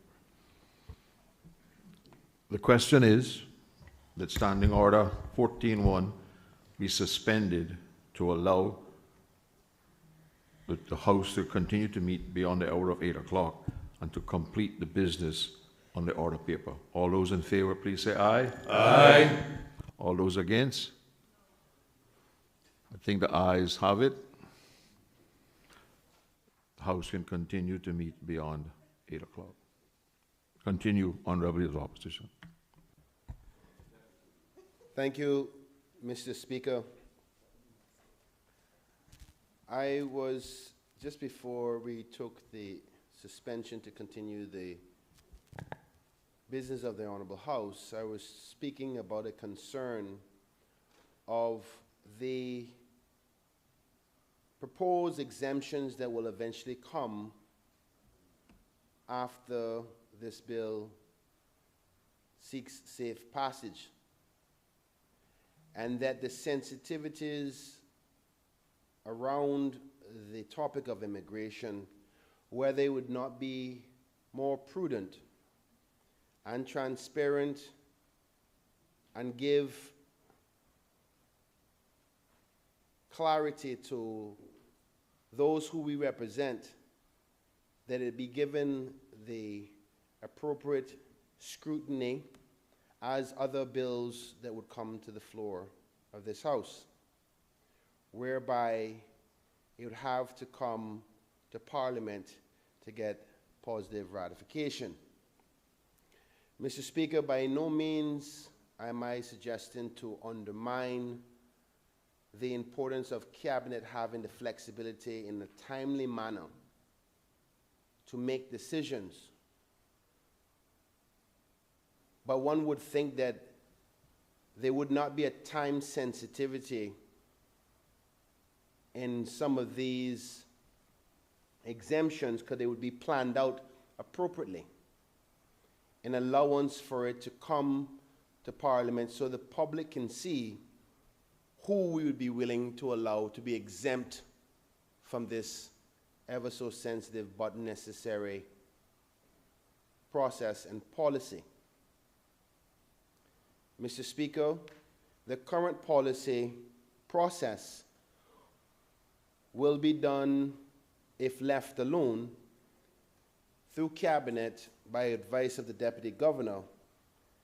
And if the Cabinet were to be minded to not allow it to be on the weekly release of Cabinet decisions, which they have the right to in Cabinet to not allow to be on that, no one would know exactly who is exempted and why. Mr. Speaker, I would ask the government to consider whether that is in the best interest of the country, understanding the sensitivities of this topic. Mr. Speaker, the other concern that we have examined is the notion that not to do it retroactively. And Mr. Speaker, the Honourable Deputy Governor has very adequately explained the dangers of such a decision, one upon which I agree, Mr. Speaker.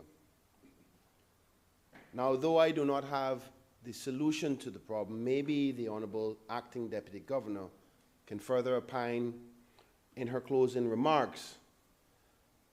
But if it is not retroactive, not upon which I would suggest, I can only draw the conclusion that everybody starts over fresh as of the law comes into play. And then such logically thinking, it would assume that all those persons 9 years from the day of the implementation of the legislation will come to the same end in ultimately kicking the can down the road.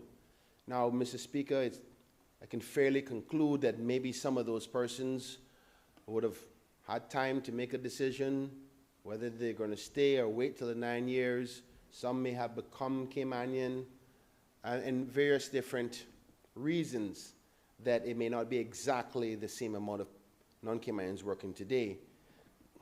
Also, it would have been 9 years of the civil service and the current government to work very hard in ensuring that Caymanians are moving up the ranks within those jobs. So I still believe that the number would not be as large. But it's fair to think that you would have some sort of concern of mass persons not or not being able to work in the Cayman Islands at that day, and ultimately we would still see the concern that was highlighted by the acting deputy governor. Mr. Speaker, I have to take a personal position today to say that I'm truly honored to be in this honorable parliament, that we have now finally started to take this topic of immigration seriously.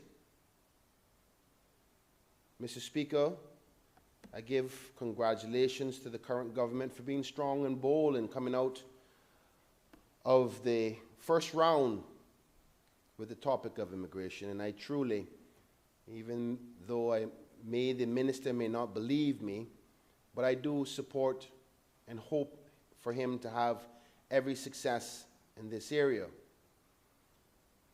And Mr. Speaker, it takes me back to 2019 when I brought a private member's motion to this honorable House asking for and debating on very similar policy direction as what is planning now.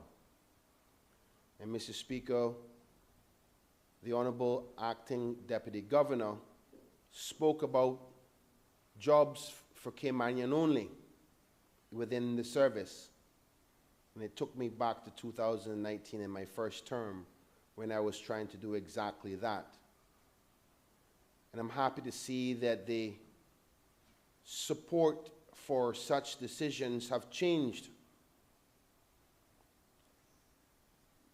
But I want to highlight, Mr. Speaker, that the government should be minded that there was a lot of sweat and tears and arguments and fights and convincing of the necessary steps to be done. And the current government is taking the last baton of a relay race, if I would dare so categorize it as such. Mr. Speaker, I know that we all remember my infamous billboard saying, "Immigration reform now." And Mr. Speaker, I would like to feel that that was one of the catalysts for us to start taking this matter seriously. So I am happy that we are here. Mr. Speaker, in my last 2 points, I know that the Honorable Acting Deputy Governor suggested that this will not create jobs for Caymanians. And I think I understand where she was coming from in that analysis to not believe that this is an end-all, be-all for Caymanian opportunities.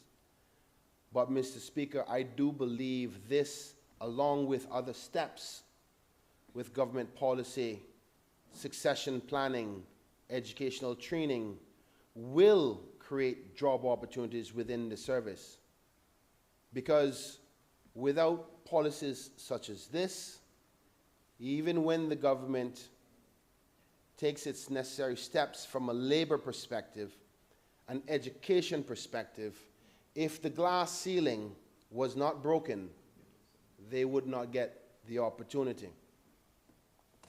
I hope that that analogy, Mr. Speaker, is not too extreme, but I do think that this will eventually, over time, create more opportunities to hopefully one day have 100% civil service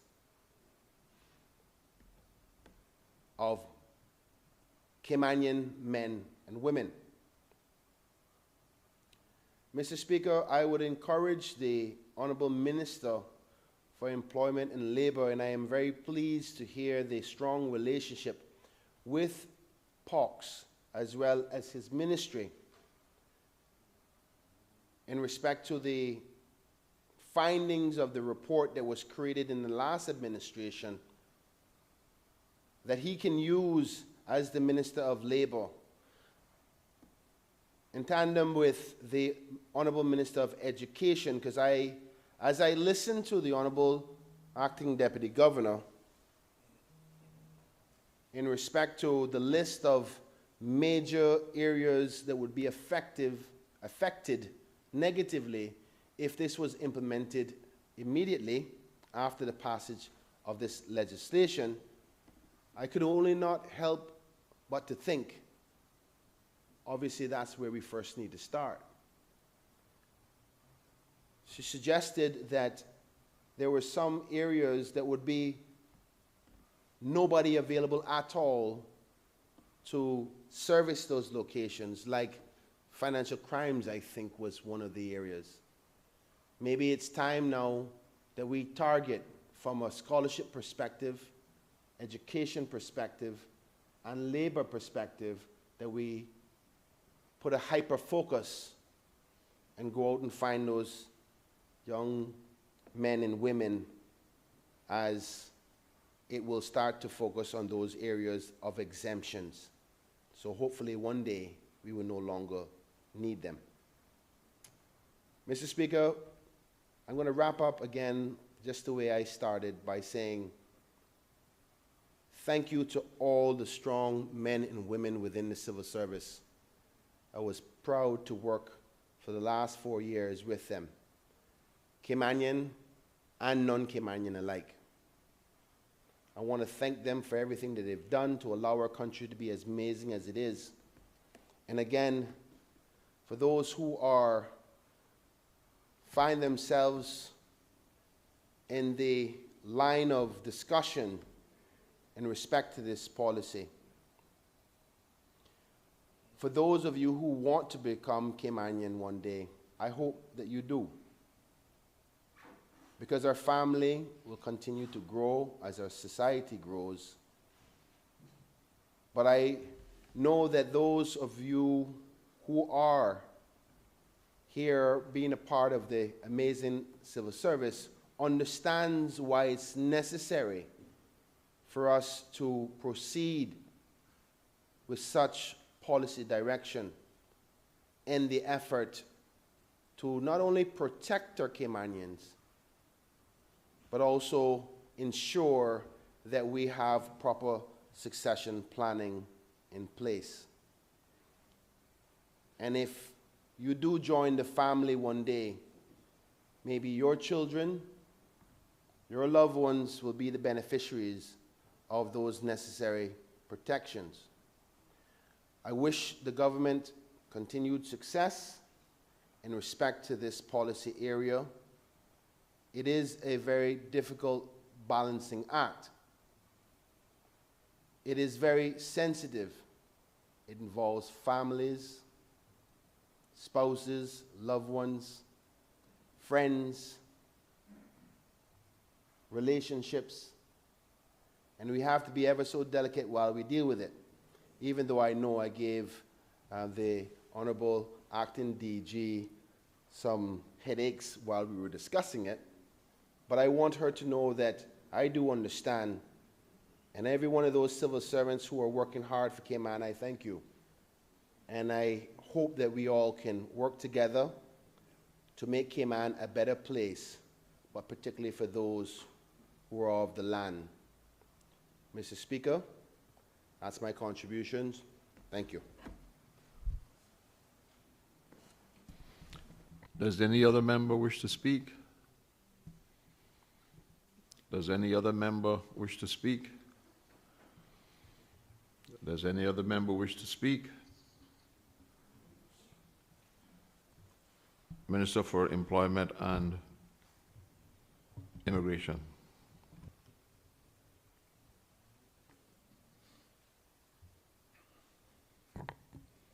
Mr. Speaker, colleagues, I'd like to start by thanking the Honorable Deputy Leader of Opposition for agreeing with what we're doing. I think we have one great thing in common between our government and the opposition. We care desperately about our people. I don't think that we'd be here if we did not. I'm hoping anyways. Mr. Speaker, today marks a historic and defining moment for our country. I rise in full support of the amendments to the Public Service Management Act, which is the first time will establish formal term limits for foreign employees within the civil service, accompanied by a rollover clause. Mr. Speaker, this landmark legislation that represents a fundamental shift in how we manage our public sector workforce. I want to begin by sincerely applauding the Deputy Governor, the Governor, the Chief Officer, Ms. Markfield-Nixon, and their respective teams for all their leadership, commitment to follow through on this amendment. When we got into government, Mr. Speaker, it was refreshing that the acting Deputy Governor and her team presented to us. And in those presentations, they rolled out that they had been watching over the last 5 months what we were doing on stages during the election. I was excited to know that we didn't have to regurgitate all of our political stances. They knew what we wanted, and they met us at the table. We didn't have to wring their hands, convince them. They came to the table prepared to ensure that we did right by our people. Mr. Speaker, this political consensus that emerged first started in 2024, and as I said, was reaffirmed during the many political platforms during the 2025 election period. This is a clear reflection of a civil service that listens, that acts, that is prepared to make meaningful changes for the benefit of our Kimanian people. These amendments, Mr. Speaker, are not happening in isolation. And as the Honorable Deputy Leader of Opposition mentioned, my ministry has been heavily involved in moving this into the private sector. They are directly aligned with our government's broader reform agenda, which prioritizes the employment and the development of Kimanians. Mr. Speaker, you heard my address yesterday about the NICE program. And while I don't want to go back over that, I respect where the opposition and their stance. When I sit and listen to what Ms. Markfield-Nixon outlined, this is why I fight so hard to state that we don't need NICE for 12 months, a year, when we have phenomenal programs like what we are going to be investing in the civil service. The PSMA amendments bring much needed parity between the public and private sectors, ensuring that immigration pathways are managed equitably across the board. Mr. Speaker, the civil service will also be aligned with the private sector reform immigration law being rolled out in September of 2025, where persons leaving the civil service or private sector after meeting their term limit will not be eligible to return to the island on a work permit for at least 2 years. Currently, Mr. Speaker, that it's currently 1 year in the private sector.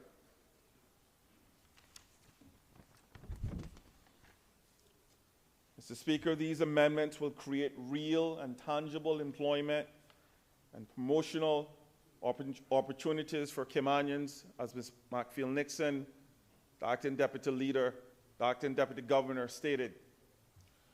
Our responsibility is to ensure that the private sector and public sector reflect the true color of our people. This legislation will also include provisions to restrict private sector employees from bypassing these term limits by transitioning directly into the civil service without checks. We all know the game that's being played. Person comes here on a work permit, works for a couple of years in the private sector. All of a sudden, their term limit comes near. They jump into the public sector or the civil service, and they're almost fast-tracked to a permanent residence. Mr. Speaker, our responsibility is to protect Caymanians going forward. I will not apologize for being pro-Caymanian, along with my colleagues. We came here to do a job. And several months ago, I made it very clear that my only responsibility is to protect Caymanians in the Cayman way. And that's what I will be doing for the next 4 years. It gives the civil service the ability to formally designate certain jobs as Caymanian only and mandates the implementation of succession planning and knowledge transfer, ensuring that Caymanians are trained and prepared to step into leadership roles. Mr. Speaker, as I stand here, I have gotten multiple emails from young people and middle-aged people who cannot find jobs in the Cayman Islands, who consistently struggle to break into the civil service or private sector with degrees, with training opportunities that they have gotten, training certifications. And we have to ensure that that changes and changes quickly. Mr. Speaker, our government continues to invest heavily. The Minister of Education has informed us that his ministry spends an upwards of almost $80 million between primary and secondary education, and an additional $30 million on tertiary education. It is therefore absolutely unacceptable that when our young people graduate from high school, technical programs, and universities both here and abroad, that they return home only to face barriers to employment in our own country. The PSMA amendments support our commitment to ensuring Caymanians are not only prioritized for employment, but are also given opportunities to continue to receive training, upskilling, and upward mobility within the civil service and public service. This directly aligns with our broader goal of establishing a comprehensive national workforce development strategy. Mr. Speaker, I mentioned this yesterday as we were debating on the NICE program.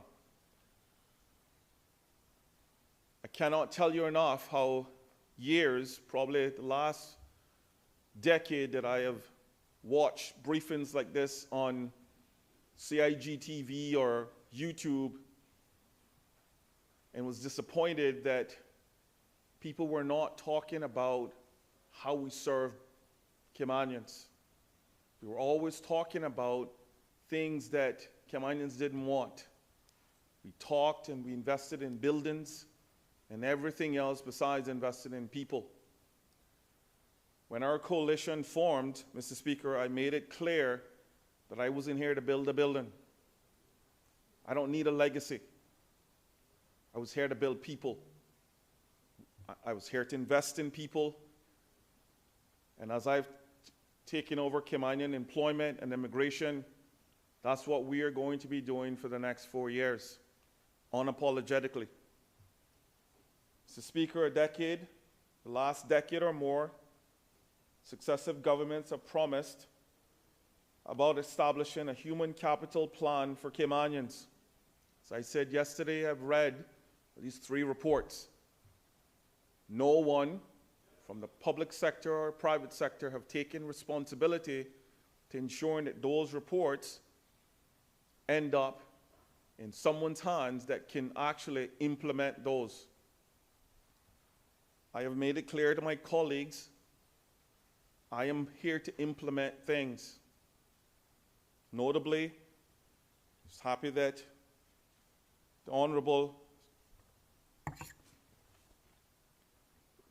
Deputy Leader of Opposition asked the question about whether we were going to move on the minimum wage. Yes, we've kept it under wraps. Yes, we've discussed it. We've discussed it since I got into office. I came here with an agenda. I want to ensure that everything that they haven't done in the last decade to ensure that it benefits our people, we are going to do. So when the Honorable Leader of the Opposition talked about handing us the baton, I'm not sure what that means, but I can tell you my agenda from the moment I got on a political stage and announced that I was going to be contesting a seat, that I already made up my mind on what I needed to do. I just needed a team, and I got one who actually wanted to do some work.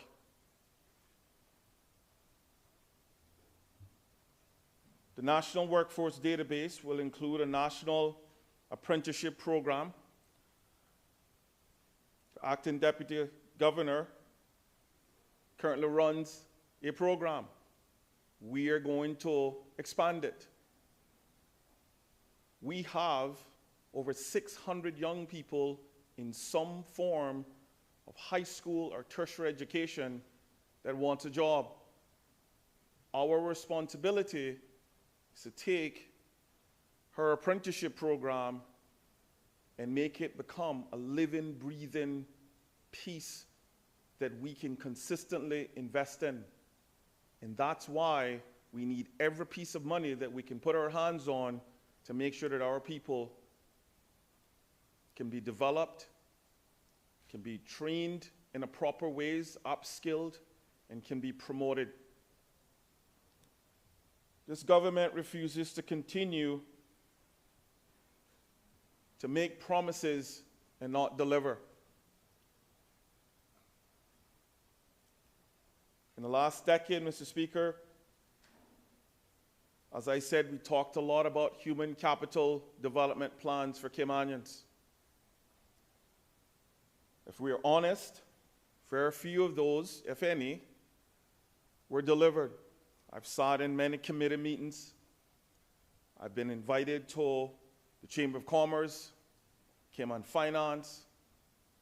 I've sat with banks and other financial organizations who sat me down for hours and talked around in circles of ways that they don't want to hire our people. My last meeting was a week ago where I sat with some folks from the Grand Hyatt who also talked around about not hiring our people. I am ill at this point from sitting with folks who do not respect this country and the people we serve. And I will not rest. I will turn over every rock in this country, and I will turn this country upside down to help our people achieve. Because it's just who we are, and it's who I am. So when I tell you that the Human Capital Plan, along with POCS, is going to be a living, breathing document, this is where we're going. Our young people have been systematically, Mr. Speaker, disenfranchised. I hear it in their voices every single day. I have parents, grandparents, young people from every walk of life, from 16 years old to 60 of our people calling me, trying to understand why they cannot get employment here. When I look at our laws, from our legislation, from immigration, Mr. Speaker, to our labor laws, they are outdated, antiquated, and it doesn't protect our people. Now, the opposition has been, many of them have been here for a number of years. Some a decade, some going on a decade. And yet, simple laws that they could have put in place a decade ago, even 4 years ago, they did not do. But many of them sit in this chamber and they talk about wanting to serve this country with dignity. Well, Mr. Speaker, the goal for me isn't about talking about this anymore. It's about getting this stuff done.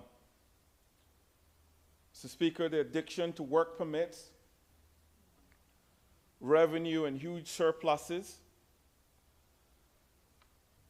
has created an unhealthy and unfair level of employment competition. This has led to the reality where qualified Caymanians are overlooked, underemployed, or outright discriminated against in our own country. This government says enough is enough. We will no longer tolerate this, not from the private sector or public sector, and not from any employer in our country. The National Coalition for Caymanian Government celebrates this renewed partnership with the civil service. We're committed to ensuring that the collaboration, transparency, and good governance become not just ideals, but the standard practice of the day. I also take this opportunity to thank the civil service for employing 140 students this summer.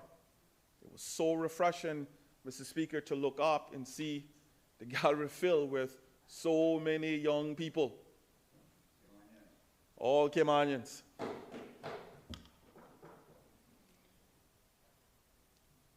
The acting deputy governor informed me that over 400 plus young people applied for these internships this year. Her and I have had a conversation about where the rest of them are. And I understand the limitations of the civil service because we can't take them all on. However, this gives me sleepless nights on where these kids go. We have to do a better job to ensure that every child, every person in this country that wants a job have one. And we intend to do that over the next year or two by creating this apprenticeship program and employment training program. Let me be clear, we will be challenging the private sector who employs approximately 37,000 people on work permits. They now need to step up. It's time for the private sector to step up. Mr. Speaker, I was on the radio this morning with the chairman of the Business Staff and Plan Board and the chairman of the Work Permit Board, because there's going to be a lot of changes in immigration and labor. And we're starting with immigration first, and I wanted to pre-warn the private sector, because over the last 2 months, the things that I have heard that we are doing to ourselves just rubs me raw. Where we create industry, but we don't want to employ our own people. We create companies, and we bring people in our country from the Philippines and all over the world to do jobs that we know that our people can do. And then we don't want to pay those same folks that we bring from all over the world. And then they stay here and live in squalor. and reduce our living standards. Again, Mr. Speaker, our government says enough is enough. The PSMA is not just legislative change, Mr. Speaker. It's a contract between our people that the civil service must honor. And we are going to be holding them accountable to honor that over the next 4 years. Mr. Speaker, as I said, the government is here to work. And while I understand the opposition have a duty to oppose, object, politicize, sensationalize, yell, scream, we will not be deterred. As I sit in this humble parliament, this honorable parliament, I'm often reminded of the great men and women who came before me, and certainly my colleagues. I intend to honor all of the things that they've started, and I'm hoping that as we agree to disagree, I'm hoping that we can agree more than we disagree, because I do believe that we have a lot more things in common than we have things that are different. Or we can spend the next 4 years opposing each other on good policy, good legislation, good ideas, and for what? To be a spectacle? To ramp up votes? To perform to our bases? Who are we actually here then for?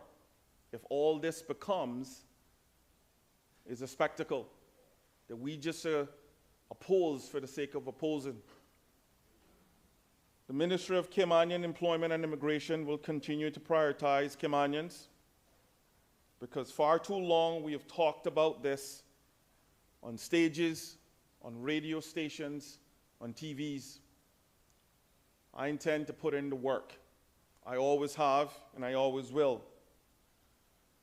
Under my leadership and the new management of the NCFC, we will be breaking barriers and ushering new hope.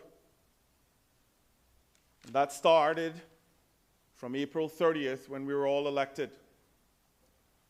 Our people have desperately lacked hope for over a decade. They're hungry for just a glimpse that someone got their back.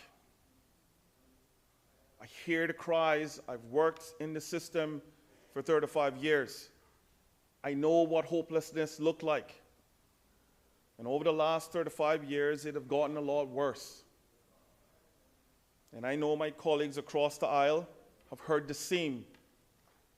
This is not going to be solved by us arguing in here on good legislation, good policy. It is going to be solved by us moving the agenda forward.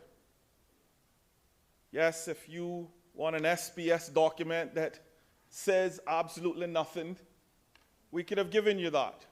That was easy. We contemplated even giving you that, because at least it will somewhere down the line satisfy this urge of having a piece of paper in your hand. We decided not to. It irked me that we went through this exercise for over a decade, that we would put good civil servants that we say that we love dearly through an exercise that after we do it, the civil service throws that document in the garbage. Why?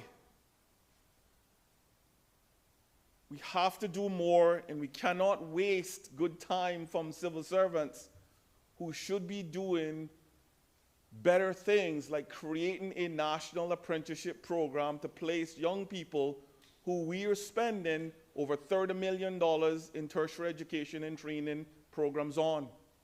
So why are we putting them through that? Mr. Speaker, I make no apology for the no-nonsense approach.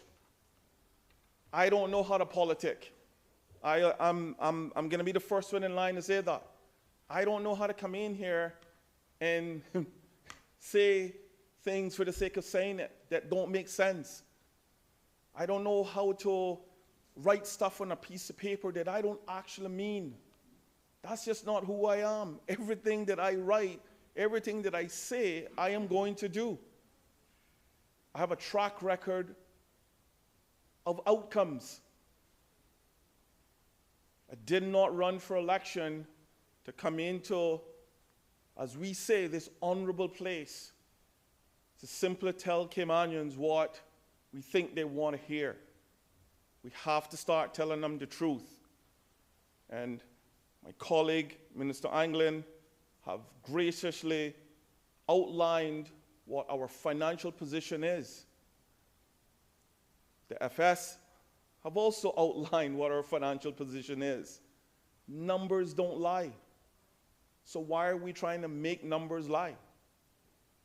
We need all the money that we can get to do the good work that the opposition says that they want us to do. We have to start to prioritize Caymanian people and stop arguing over pittance. Mr. Speaker, my accomplishments and my team's accomplishments in the last 2 months has been groundbreaking. We passed major legislation in here today. This will pass. We should be beating our chest and saying, yes, we've done this. In the next couple of months, we are going to be passing major legislation in immigration. It's coming. It is going to protect our people. It will help us govern better. The people that we say that we are going to protect in all communities, not just running in Prospect, not just here for folks in Prospect. I'm Caymanian. I want every Caymanian to do well, not folks in Prospect. Regardless of what people think about me, at the end of the day, they know that my no-nonsense attitude and behavior comes down to outcomes. I don't care about the noise. I have people in here making a lot of noise about a lot of things that I just don't get. Maybe I'll never get it.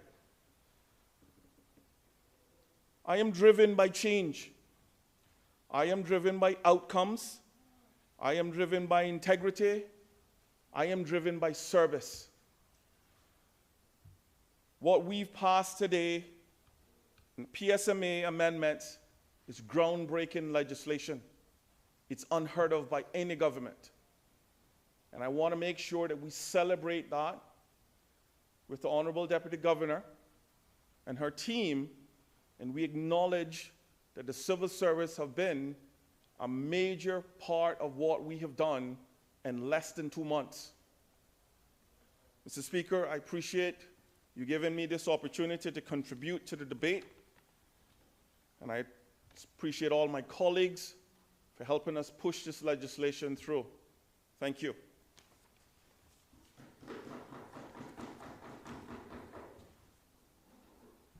Member for Reid Bay. Mr. Speaker, thank you very much. Mr. Speaker, I really wasn't going to speak, but I have to say that I want to express to my neighbor and my colleague, the Honourable Member for Prospect, that he has no bigger Caymanian heart than I do. He doesn't love this place and our people. He might love it as much, he doesn't love it no more than I do. Sorry? I wish that you would mention that to him, Mr. Speaker, but that's fine. I will debate the bill before him, but I just had to state that, sir, because I just heard a belittling and talking about SPS and all kind. He wasn't talking about the bill, but that's fine. I just wish he would change his tone, but I'm sure we'll get better as we go forward.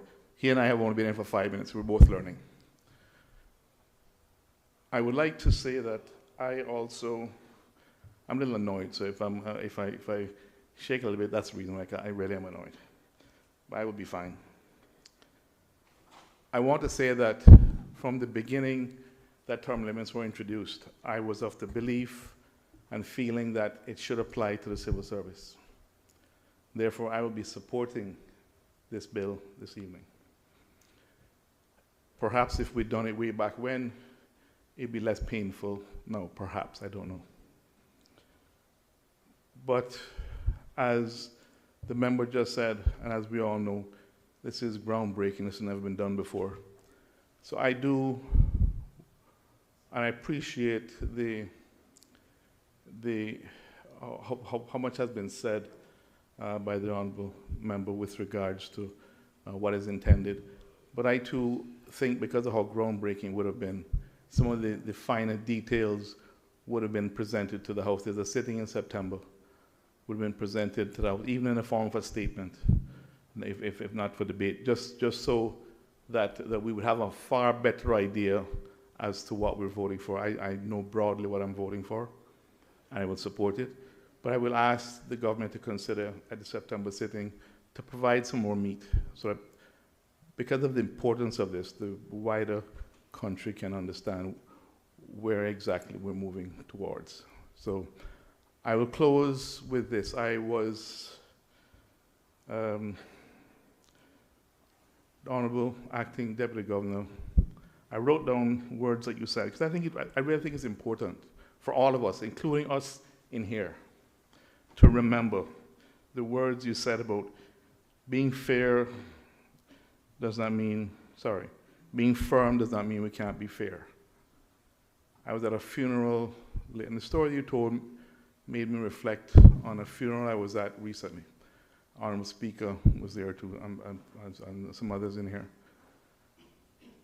where there was a lady who came here from elsewhere, lived amongst us, did a lot of good work for this country, but when her son read, or somebody read on behalf of her son, what his thoughts were for his mother who had gone, he mentioned how he was at home in Jamaica while she was here, rarely saw her. You mentioned a similar story. These folks come here, yes, they earn funds, they send money back home, but they contribute, but there is a sacrifice as well for them. You also during this period of graduations, as I've been to government schools and I've seen people react to teachers who are here from someplace else. Many of them have been here for many, many years, teaching our children. I've seen the love and attention, probably not very well paid, but they stay and they serve our people. Thank you for reminding us at the ending of your debate that being firm does not mean we can't be fair, and that we need to mind our tone, temperament, and remember we're dealing with people. Thank you.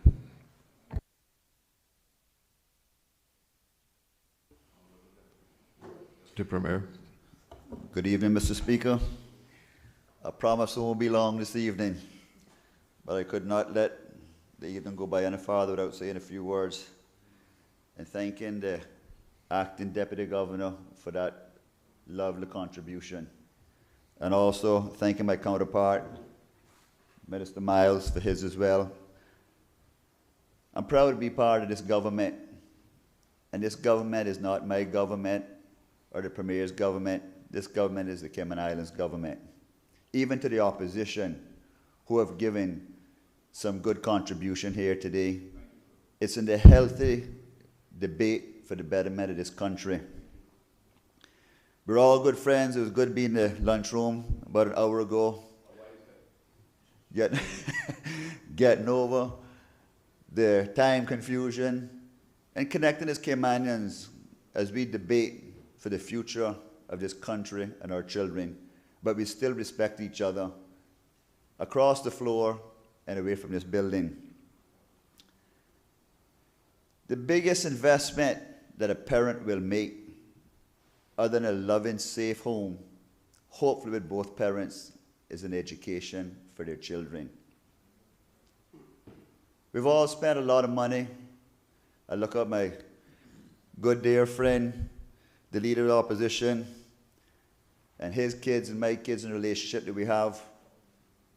And we send our kids overseas to get educated, to come back to this country.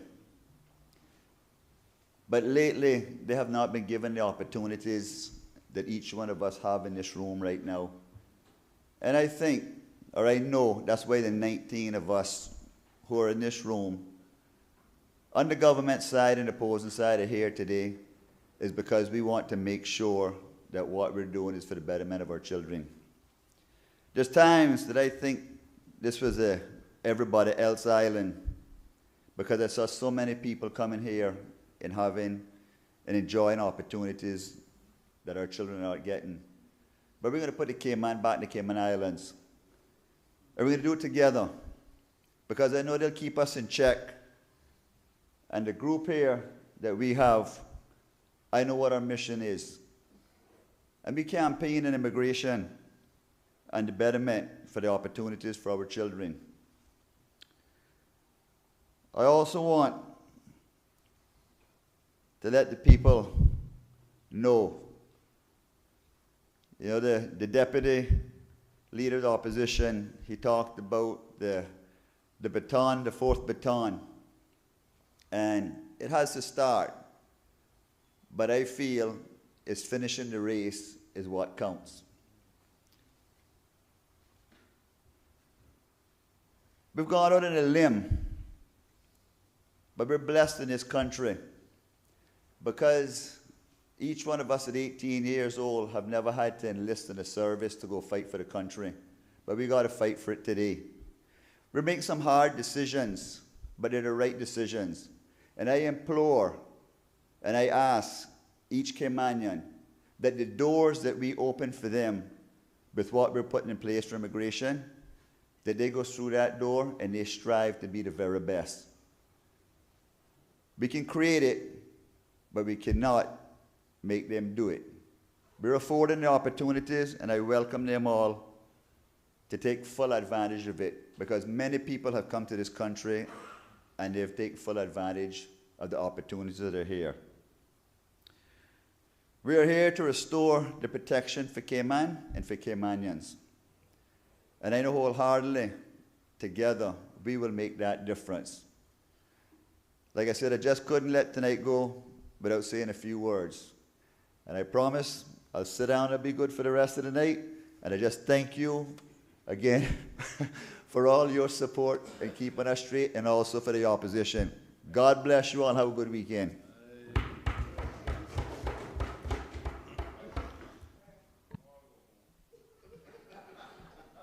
Does any other member wish to speak?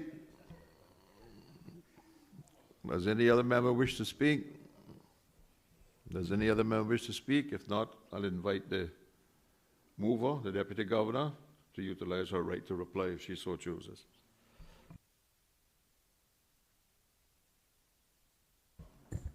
Thank you, Mr. Speaker. I've heard tonight the expression, this is a historic moment, and I couldn't agree more. I am so grateful for the support of members of this Honorable House for this bill, both the government bench, which has, upon coming into office, were very quick to give their support to this proposal, and also to members of the opposition who have given their support as well and recognize the sensitivity of dealing with this matter within our workforce. There were some questions that were raised, some comments that were raised that I think are worthy of clarifying on behalf of the listening public and indeed for members of this Honorable House. One matter that was raised by the Honorable Deputy Leader of the Opposition was as it related to, God bless you, that as it related to concerns that the proposed provision for exemptions, that those exemptions could be exercised by Cabinet. And I think there was some concerns about such decisions being taken in camera. I'd just like to say, for the benefit of members and the public, that similar provisions exist now where the Cabinet can also take decisions regarding exemptions under the Immigration Transition Act, specifically under Section 53 of that Act. So this is something that is done today through Cabinet on the advice brought by the Minister responsible for immigration. So this would be a similar type of provision as it relates for our civil service.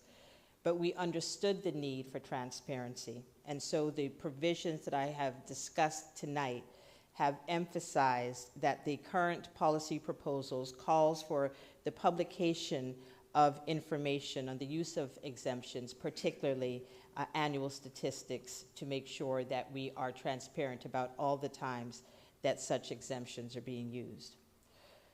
One of the other concerns that has come up, and again, I thank the Honorable Deputy Leader of the Opposition for voicing this, and it has come up in our consultations as well, is a concern that we won't be any better prepared at the end of this period if everyone who is employed with us now as a non-Caymanian has the same date that would become their term limit date.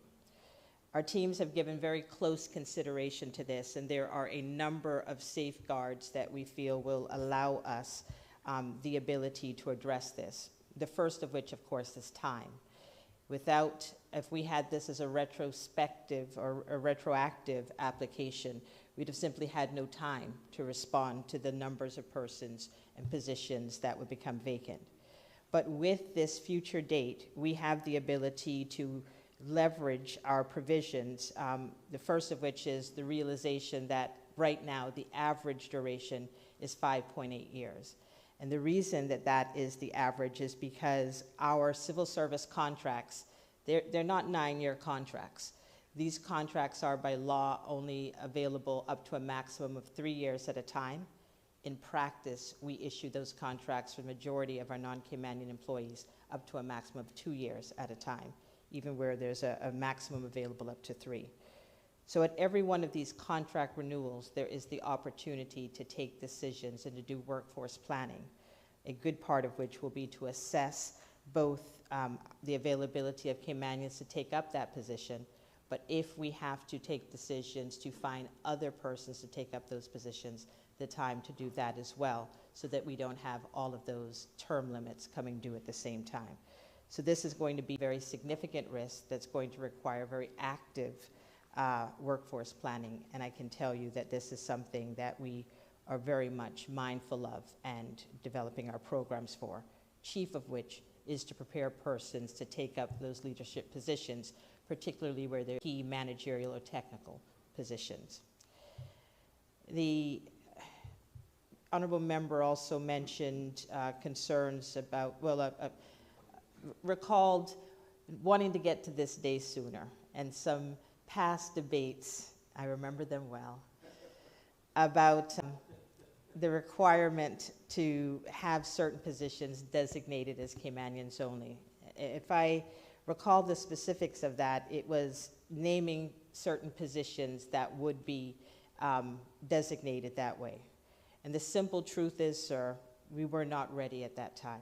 And I've shared, and for the benefit of the public, the significant headway that we have made in recent years in putting Caymanians into positions to take up leadership positions, and the significant investments that have been made in training and development.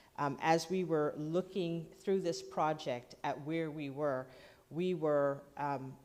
quite pleased to have found out that in addition to the roles that I shared that are already held exclusively by Caymanians, there's about over 130 roles that are held almost exclusively or exclusively by Caymanians at 90% to 100%. So we are now in a much stronger position to be able to go forward with those types of provisions, have invested in the training and development and created the pipelines to be able to fill those roles. As we look to positions such as our latest helicopter pilot, Captain Darren McLean, what we've seen is that filling these positions sometimes takes more than a decade of training. But when Captain Darren McLean walks into a room, everyone stands at attention.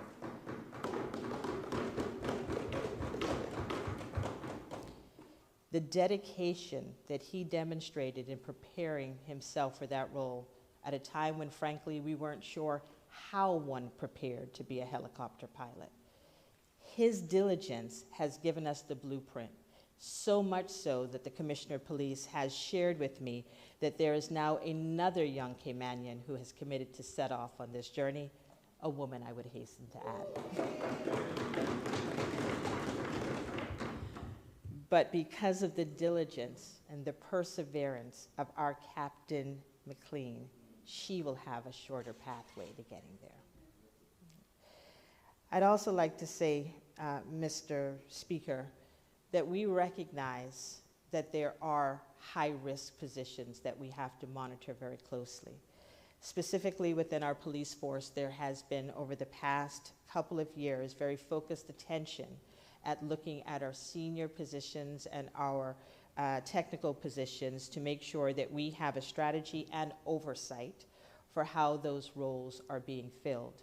The Police Service Commission, chaired by Her Excellency the Governor, which the POCS provides strategic support and HR support to, has made significant strides. We've been planning for this day, including resulting in the promotion of our very capable Caymanian Commissioner. And he realizes, I think as all of us in this room do, that we do not own the seats that we have. We do not own the positions we have. We occupy them but for a brief time. And if we are to truly celebrate the success of tonight and all the promise that it holds, we need to make sure that the persons who are holding these positions are onward training their Caymanian successors. In that said, I can say that the Commissioner of Police has been supporting the continued development of senior officers, Caymanian officers within the police who've been recently promoted to the ranks of both chief superintendent and superintendent. Those men and a woman, I would hasten to add again, are continuing to be developed and are given opportunities and exposure, including in acting in senior roles, sometimes as commissioner themselves, and other small territories. They are going overseas and undertaking months-long training in executive policing, and they are also preparing by taking on significant projects and tasks within RCIPs to demonstrate that they are ready for their next step when that opportunity can arise. This work is already underway. It takes time. Sometimes there's a lag. But I would ask you that the successes that have been realized by the hard-working men and women across our civil service, Caymanians who've been stepping up to the call, that we will realize that we are making strides forward and that there will continue to be more focus because, as I've said, it is our strong belief that term limits in and of themselves do not provide more jobs to Caymanians.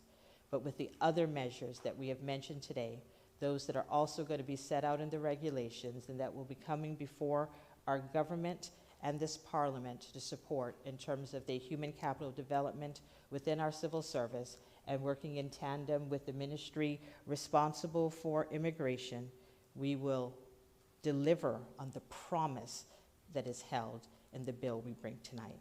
I thank you all for your support, and I thank the men and women across the civil service for their faithfulness in making sure that we make strides towards being a world-class civil service because our country deserves nothing less. Thank you, Mr. Speaker. The question is that a bill shortly entitled Public Service Management Amendment Bill 2025 be giving a second reading. All those in favor, please say aye. Aye. Aye. Those against? The ayes have it. The bill has been given a second reading. The House will now go into committee.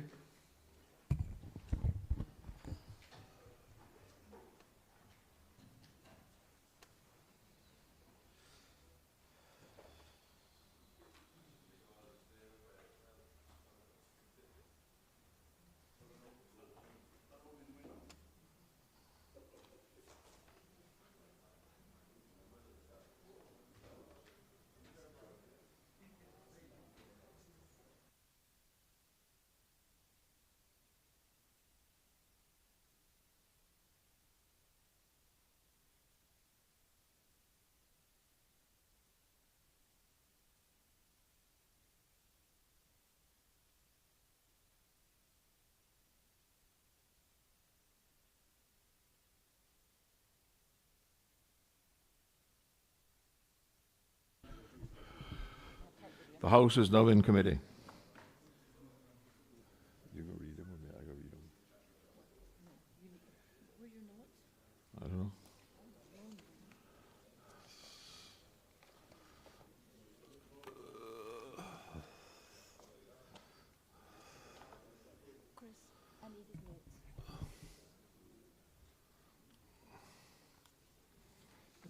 This one is first.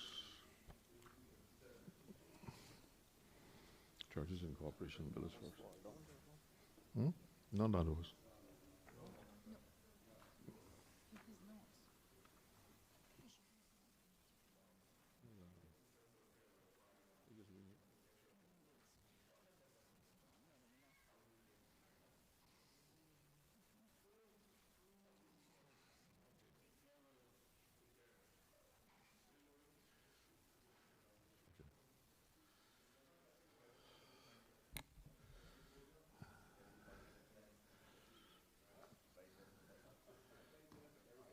The House is now in committee. With the leave of the House, may I assume that, as usual, we should authorize the Honorable Attorney General to correct minor errors and such in these bills. Would the clerk please state the bill and read the clauses?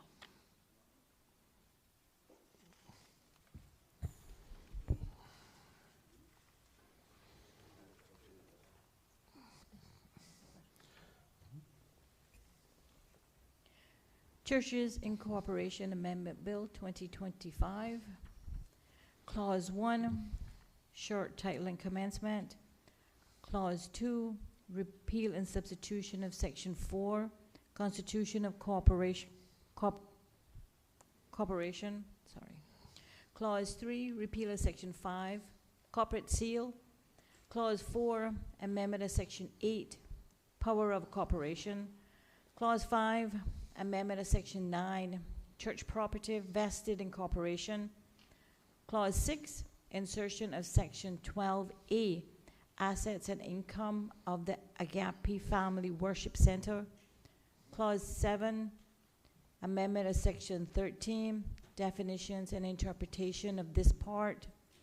Clause 8, amendment of Section 15, Constitution of Body Corporate.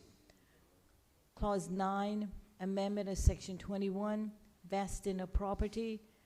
Clause 10, insertion of Section 22A, assets and income of the Anglican Church of the Cayman Islands. Okay. Is there any questions on the clauses? If not, I will put the question. The question is that clause 1 to 10 we do stand part of the bill. All those in favor, please say aye. Aye. All those against? The ayes have it. Clause 1 to 10 stands part of the bill. Clause 11, amendment of Section 23, trust upon which property held. Clause 12, amendment of Section 29, definitions in this part. Clause 13, amendment of Section 30, creation of corporation and officers thereof. Clause 14, insertion of Section 31A and 31B, bylaws, liability. Clause 15, amendment of Section 32, vesting of property. Clause 16, amendment of Section 33, powers of corporation. Clause 17, insertion of Section 33A, assets and income of the Cayman Islands Conference of Seventh-day Adventists. Clause 18, amendment of Section 37, vesting of property. Clause 19, amendment of Section 38, powers of corporation. Clause 20, amendment of Section 45, creation of corporation and officers thereof. Are there any questions on clauses 11 through to 20? If not, I will put the question. The question is that clause 11 to 20 do stand part of the bill. Those in favor, please say aye. Aye. Those against? All the ayes have it. Clauses 11 to 20 stands part of the bill. Clause 21, repeal and substitution of Section 46, signing officers of corporation. Clause 22, amendment of Section 47, vesting of property. Clause 23, amendment of Section 49, definitions in this part. Clause 24, amendment of Section 50, creation of corporation. Clause 25, insertion of Section 50A, application of assets and income. Clause 26, amendment of Section 51, vesting of property. Clause 27, amendment of Section 53, appointment of officer. Clause 28, amendment of Section 55, definitions in this part. Clause 29, amendment of Section 63, church property vested in corporation. Clause 30, amendment of Section 65, trust upon which property held. Clause 31, amendment to Section 70, execution of deeds. Clause 32, amendment to Section 72, evidence of acts. Clause 33, insertion of Section 72A, assets and income. Clause 34, repeal and substitution of Section 74, Governor and Cabinet may amend by order. Clause 35, general amendments to the Principal Act. Are there any questions on clauses 21 to 35?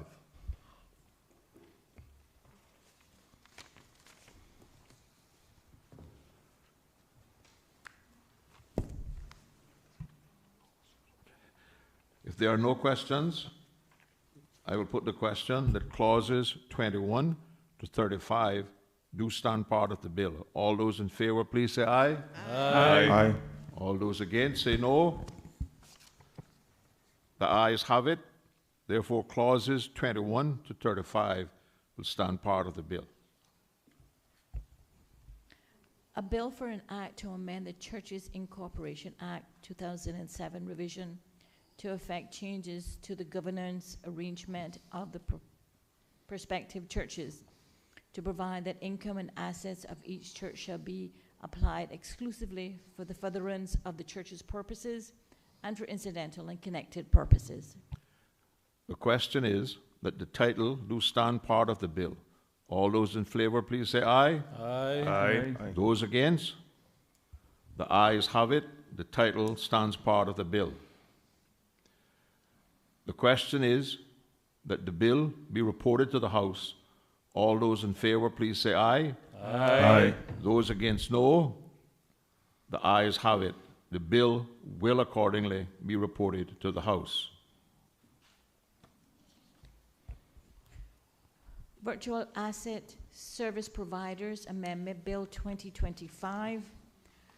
Clause 1, short titling commencement. Clause 2, amendment of Section 2 of the Virtual Asset Service Providers Act 2024. Revision, interpretation. Are there any questions on clauses 1 and 2? If not, I will put the question. The question is that clause 1 and 2 do stand part of the bill. All those in favor, please say aye. Aye. Those against? The ayes have it. Clause 1 and 2 do stand part of the bill. A bill for an act to amend the Virtual Asset Service Providers Act 2024 revision to change the definition of issuance of virtual assets or virtual asset issuance and for incidental and connected purposes. The question is that the title do stand part of the bill. All those in favor, please say aye. Aye. Those against, no. The ayes have it. The title stands part of the bill. The question is that the bill be reported to the House. All those in favor, please say aye. Aye. All those against? The ayes have it. The bill accordingly be reported to the House. Public Management and Finance Amendment Bill 2025, Clause 1, short title. Clause 2, Amendment of the Public Management and Finance Act 2020 Revision, General Amendment. Clause 3, Amendment of Section 23 of the Public Management and Finance Act 2020 Revision, Strategic Policy Statement. The question is, are there any questions on Clause 1, 2, or 3? There are no questions. I will put the question. Question is that Clause 1, 2, and 3 do stand part of the bill. All those in favor, please say aye. Aye. Those against, no. The ayes have it. Clauses 1, 2, and 3 stand part of the bill. A bill for an act to amend the Public Management and Finance Act 2020 Revision and for incidental and connected purposes. The question is that the title do stand part of the bill. All those in favor, please say aye. Aye. Those against, no. The ayes have it. The title stands part of the bill. The question is that the bill be reported to the House. All those in favor, please say aye. Aye. Those against, no. The ayes have it. The bill is accordingly be reported to the House. Public Service Management Amendment Bill 2025. Clause 1, short titling commencement. Clause 2, Amendment of Section 2 of the Public Service Management Act 2018 Revision, Definitions and Interpretation. Clause 3, repeal and substitution of Section 25, Powers of Portfolio of Civil Service. Clause 4, Amendment of Section 67, Power to make regulations. Are there any questions on clauses 1, 2, 3, or 4 on the bill? If not, I will put the question. The question is that clauses 1, 2, 3, and 4 stand part of the bill. All those in favor, please say aye. Aye. Aye. All those against, no. The ayes have it. Clauses 1, 2, 3, and 4 stand part of the bill.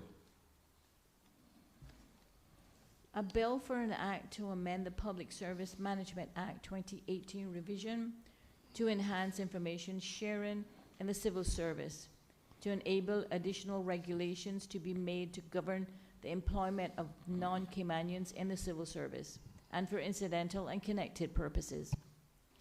The question is that the title do stand part of the bill. All those in favor, please say aye. Aye. Aye. Those against, no.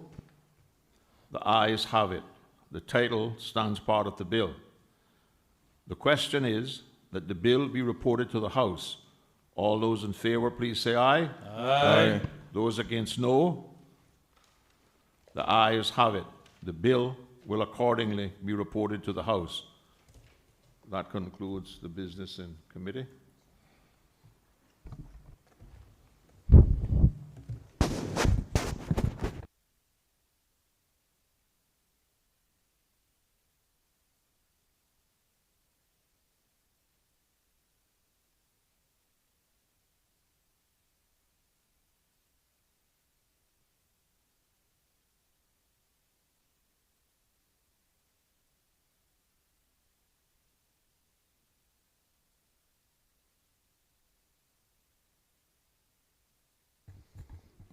The House will now resume.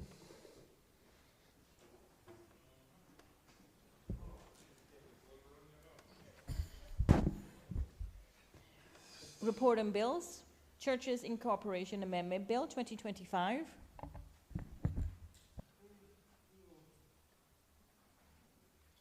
Honorable Minister, Honorable Premier, Honorable Premier. It's on. Huh?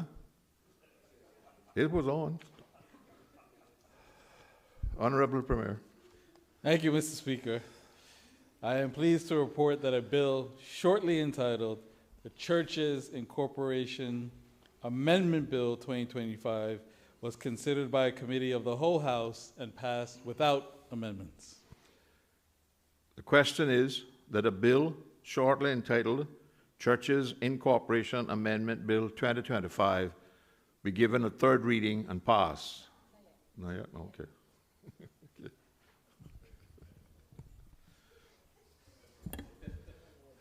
Virtual Assets Service Providers Amendment Bill 2025. Honorable Premier.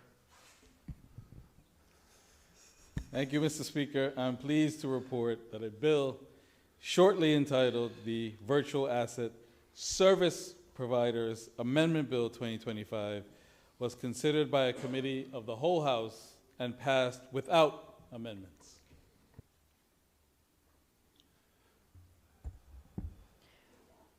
Public Management and Finance Amendment Bill 2025. Honorable Minister of Finance. Mr. Speaker, I am to report that the Public Management and Finance Amendment Bill 2025 was considered by a committee of the whole House, and the bill was passed without amendment. Thank you, Mr. Speaker. Public Service Management Amendment Bill 2025. Honorable Deputy Governor. Mr. Speaker. Mr. Speaker, I'm pleased to report that a bill entitled the Public Service Management Amendment Bill 2025 was considered by a committee of the whole House and passed without amendment.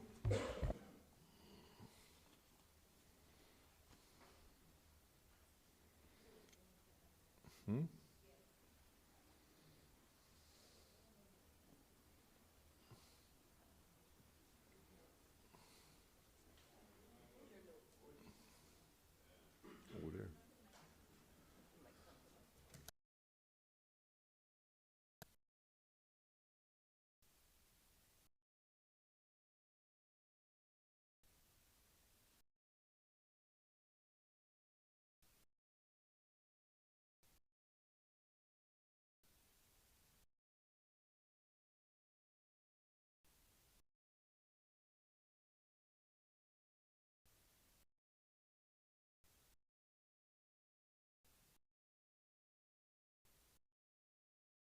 On another.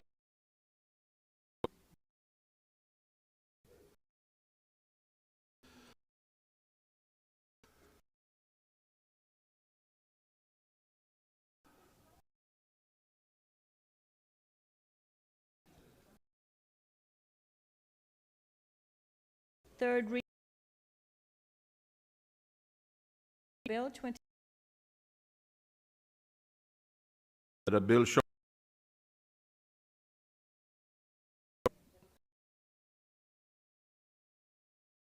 Honorable Premier. Shortly entitled the Virtual Asset Service Providers Amendment Bill 2025 be given a third reading and passed. The question is that a bill shortly entitled the Virtual Assets Service Providers Amendment Bill 2025 be given a third reading and passed. All those in favor, please say aye. Aye. Those against, no. The ayes have it. The Virtual Asset Service Providers Amendment Bill 2025 has been read a third time and is passed. Public Management and Finance Amendment Bill 2025. Honorable Minister of Finance. Mr. Speaker, I beg to move that the Public Management Finance Amendment Bill 2025 be given a third reading and passed. The question is that a bill shortly entitled the Public Management and Finance Amendment Bill 2025 be given a third reading and passed. All those in favor, please say aye. Aye. Aye. Those against, no. The ayes have it. The Public Management and Finance Amendment Bill 2025 has been read a third time and is passed. Public Service Management Amendment Bill 2025. Honorable Deputy Governor. Thank you, Mr. Speaker. I beg to move that a bill shortly entitled the Public Service Management Amendment Bill 2025 be given a third reading and passed. The question is that a bill shortly entitled the Public Service Management Amendment Bill 2025 be given a third reading and passed. All those in favor, please say aye. Aye.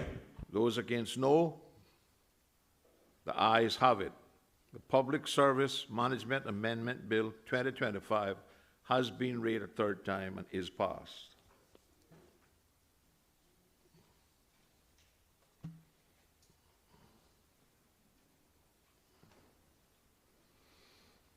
That concludes the business on the order paper, so I invite the Honourable Premier to move the motion for adjournment. Thank you, Mr. Speaker. Thank all members for the completion of the first meeting. Thank you for your vision to acknowledge young Caymanians again, Mr. Speaker. That was a special touch. And thank you for allowing us to arrange this first meeting so the country could see all members of Parliament working before the summer recess. Thank you, colleagues. I now do move that this House stand adjourned sine die. The question is that this Honourable House stands adjourned sine die. All those in favour, please say aye. Aye. Those against, no. The ayes have it. The House stands adjourned accordingly.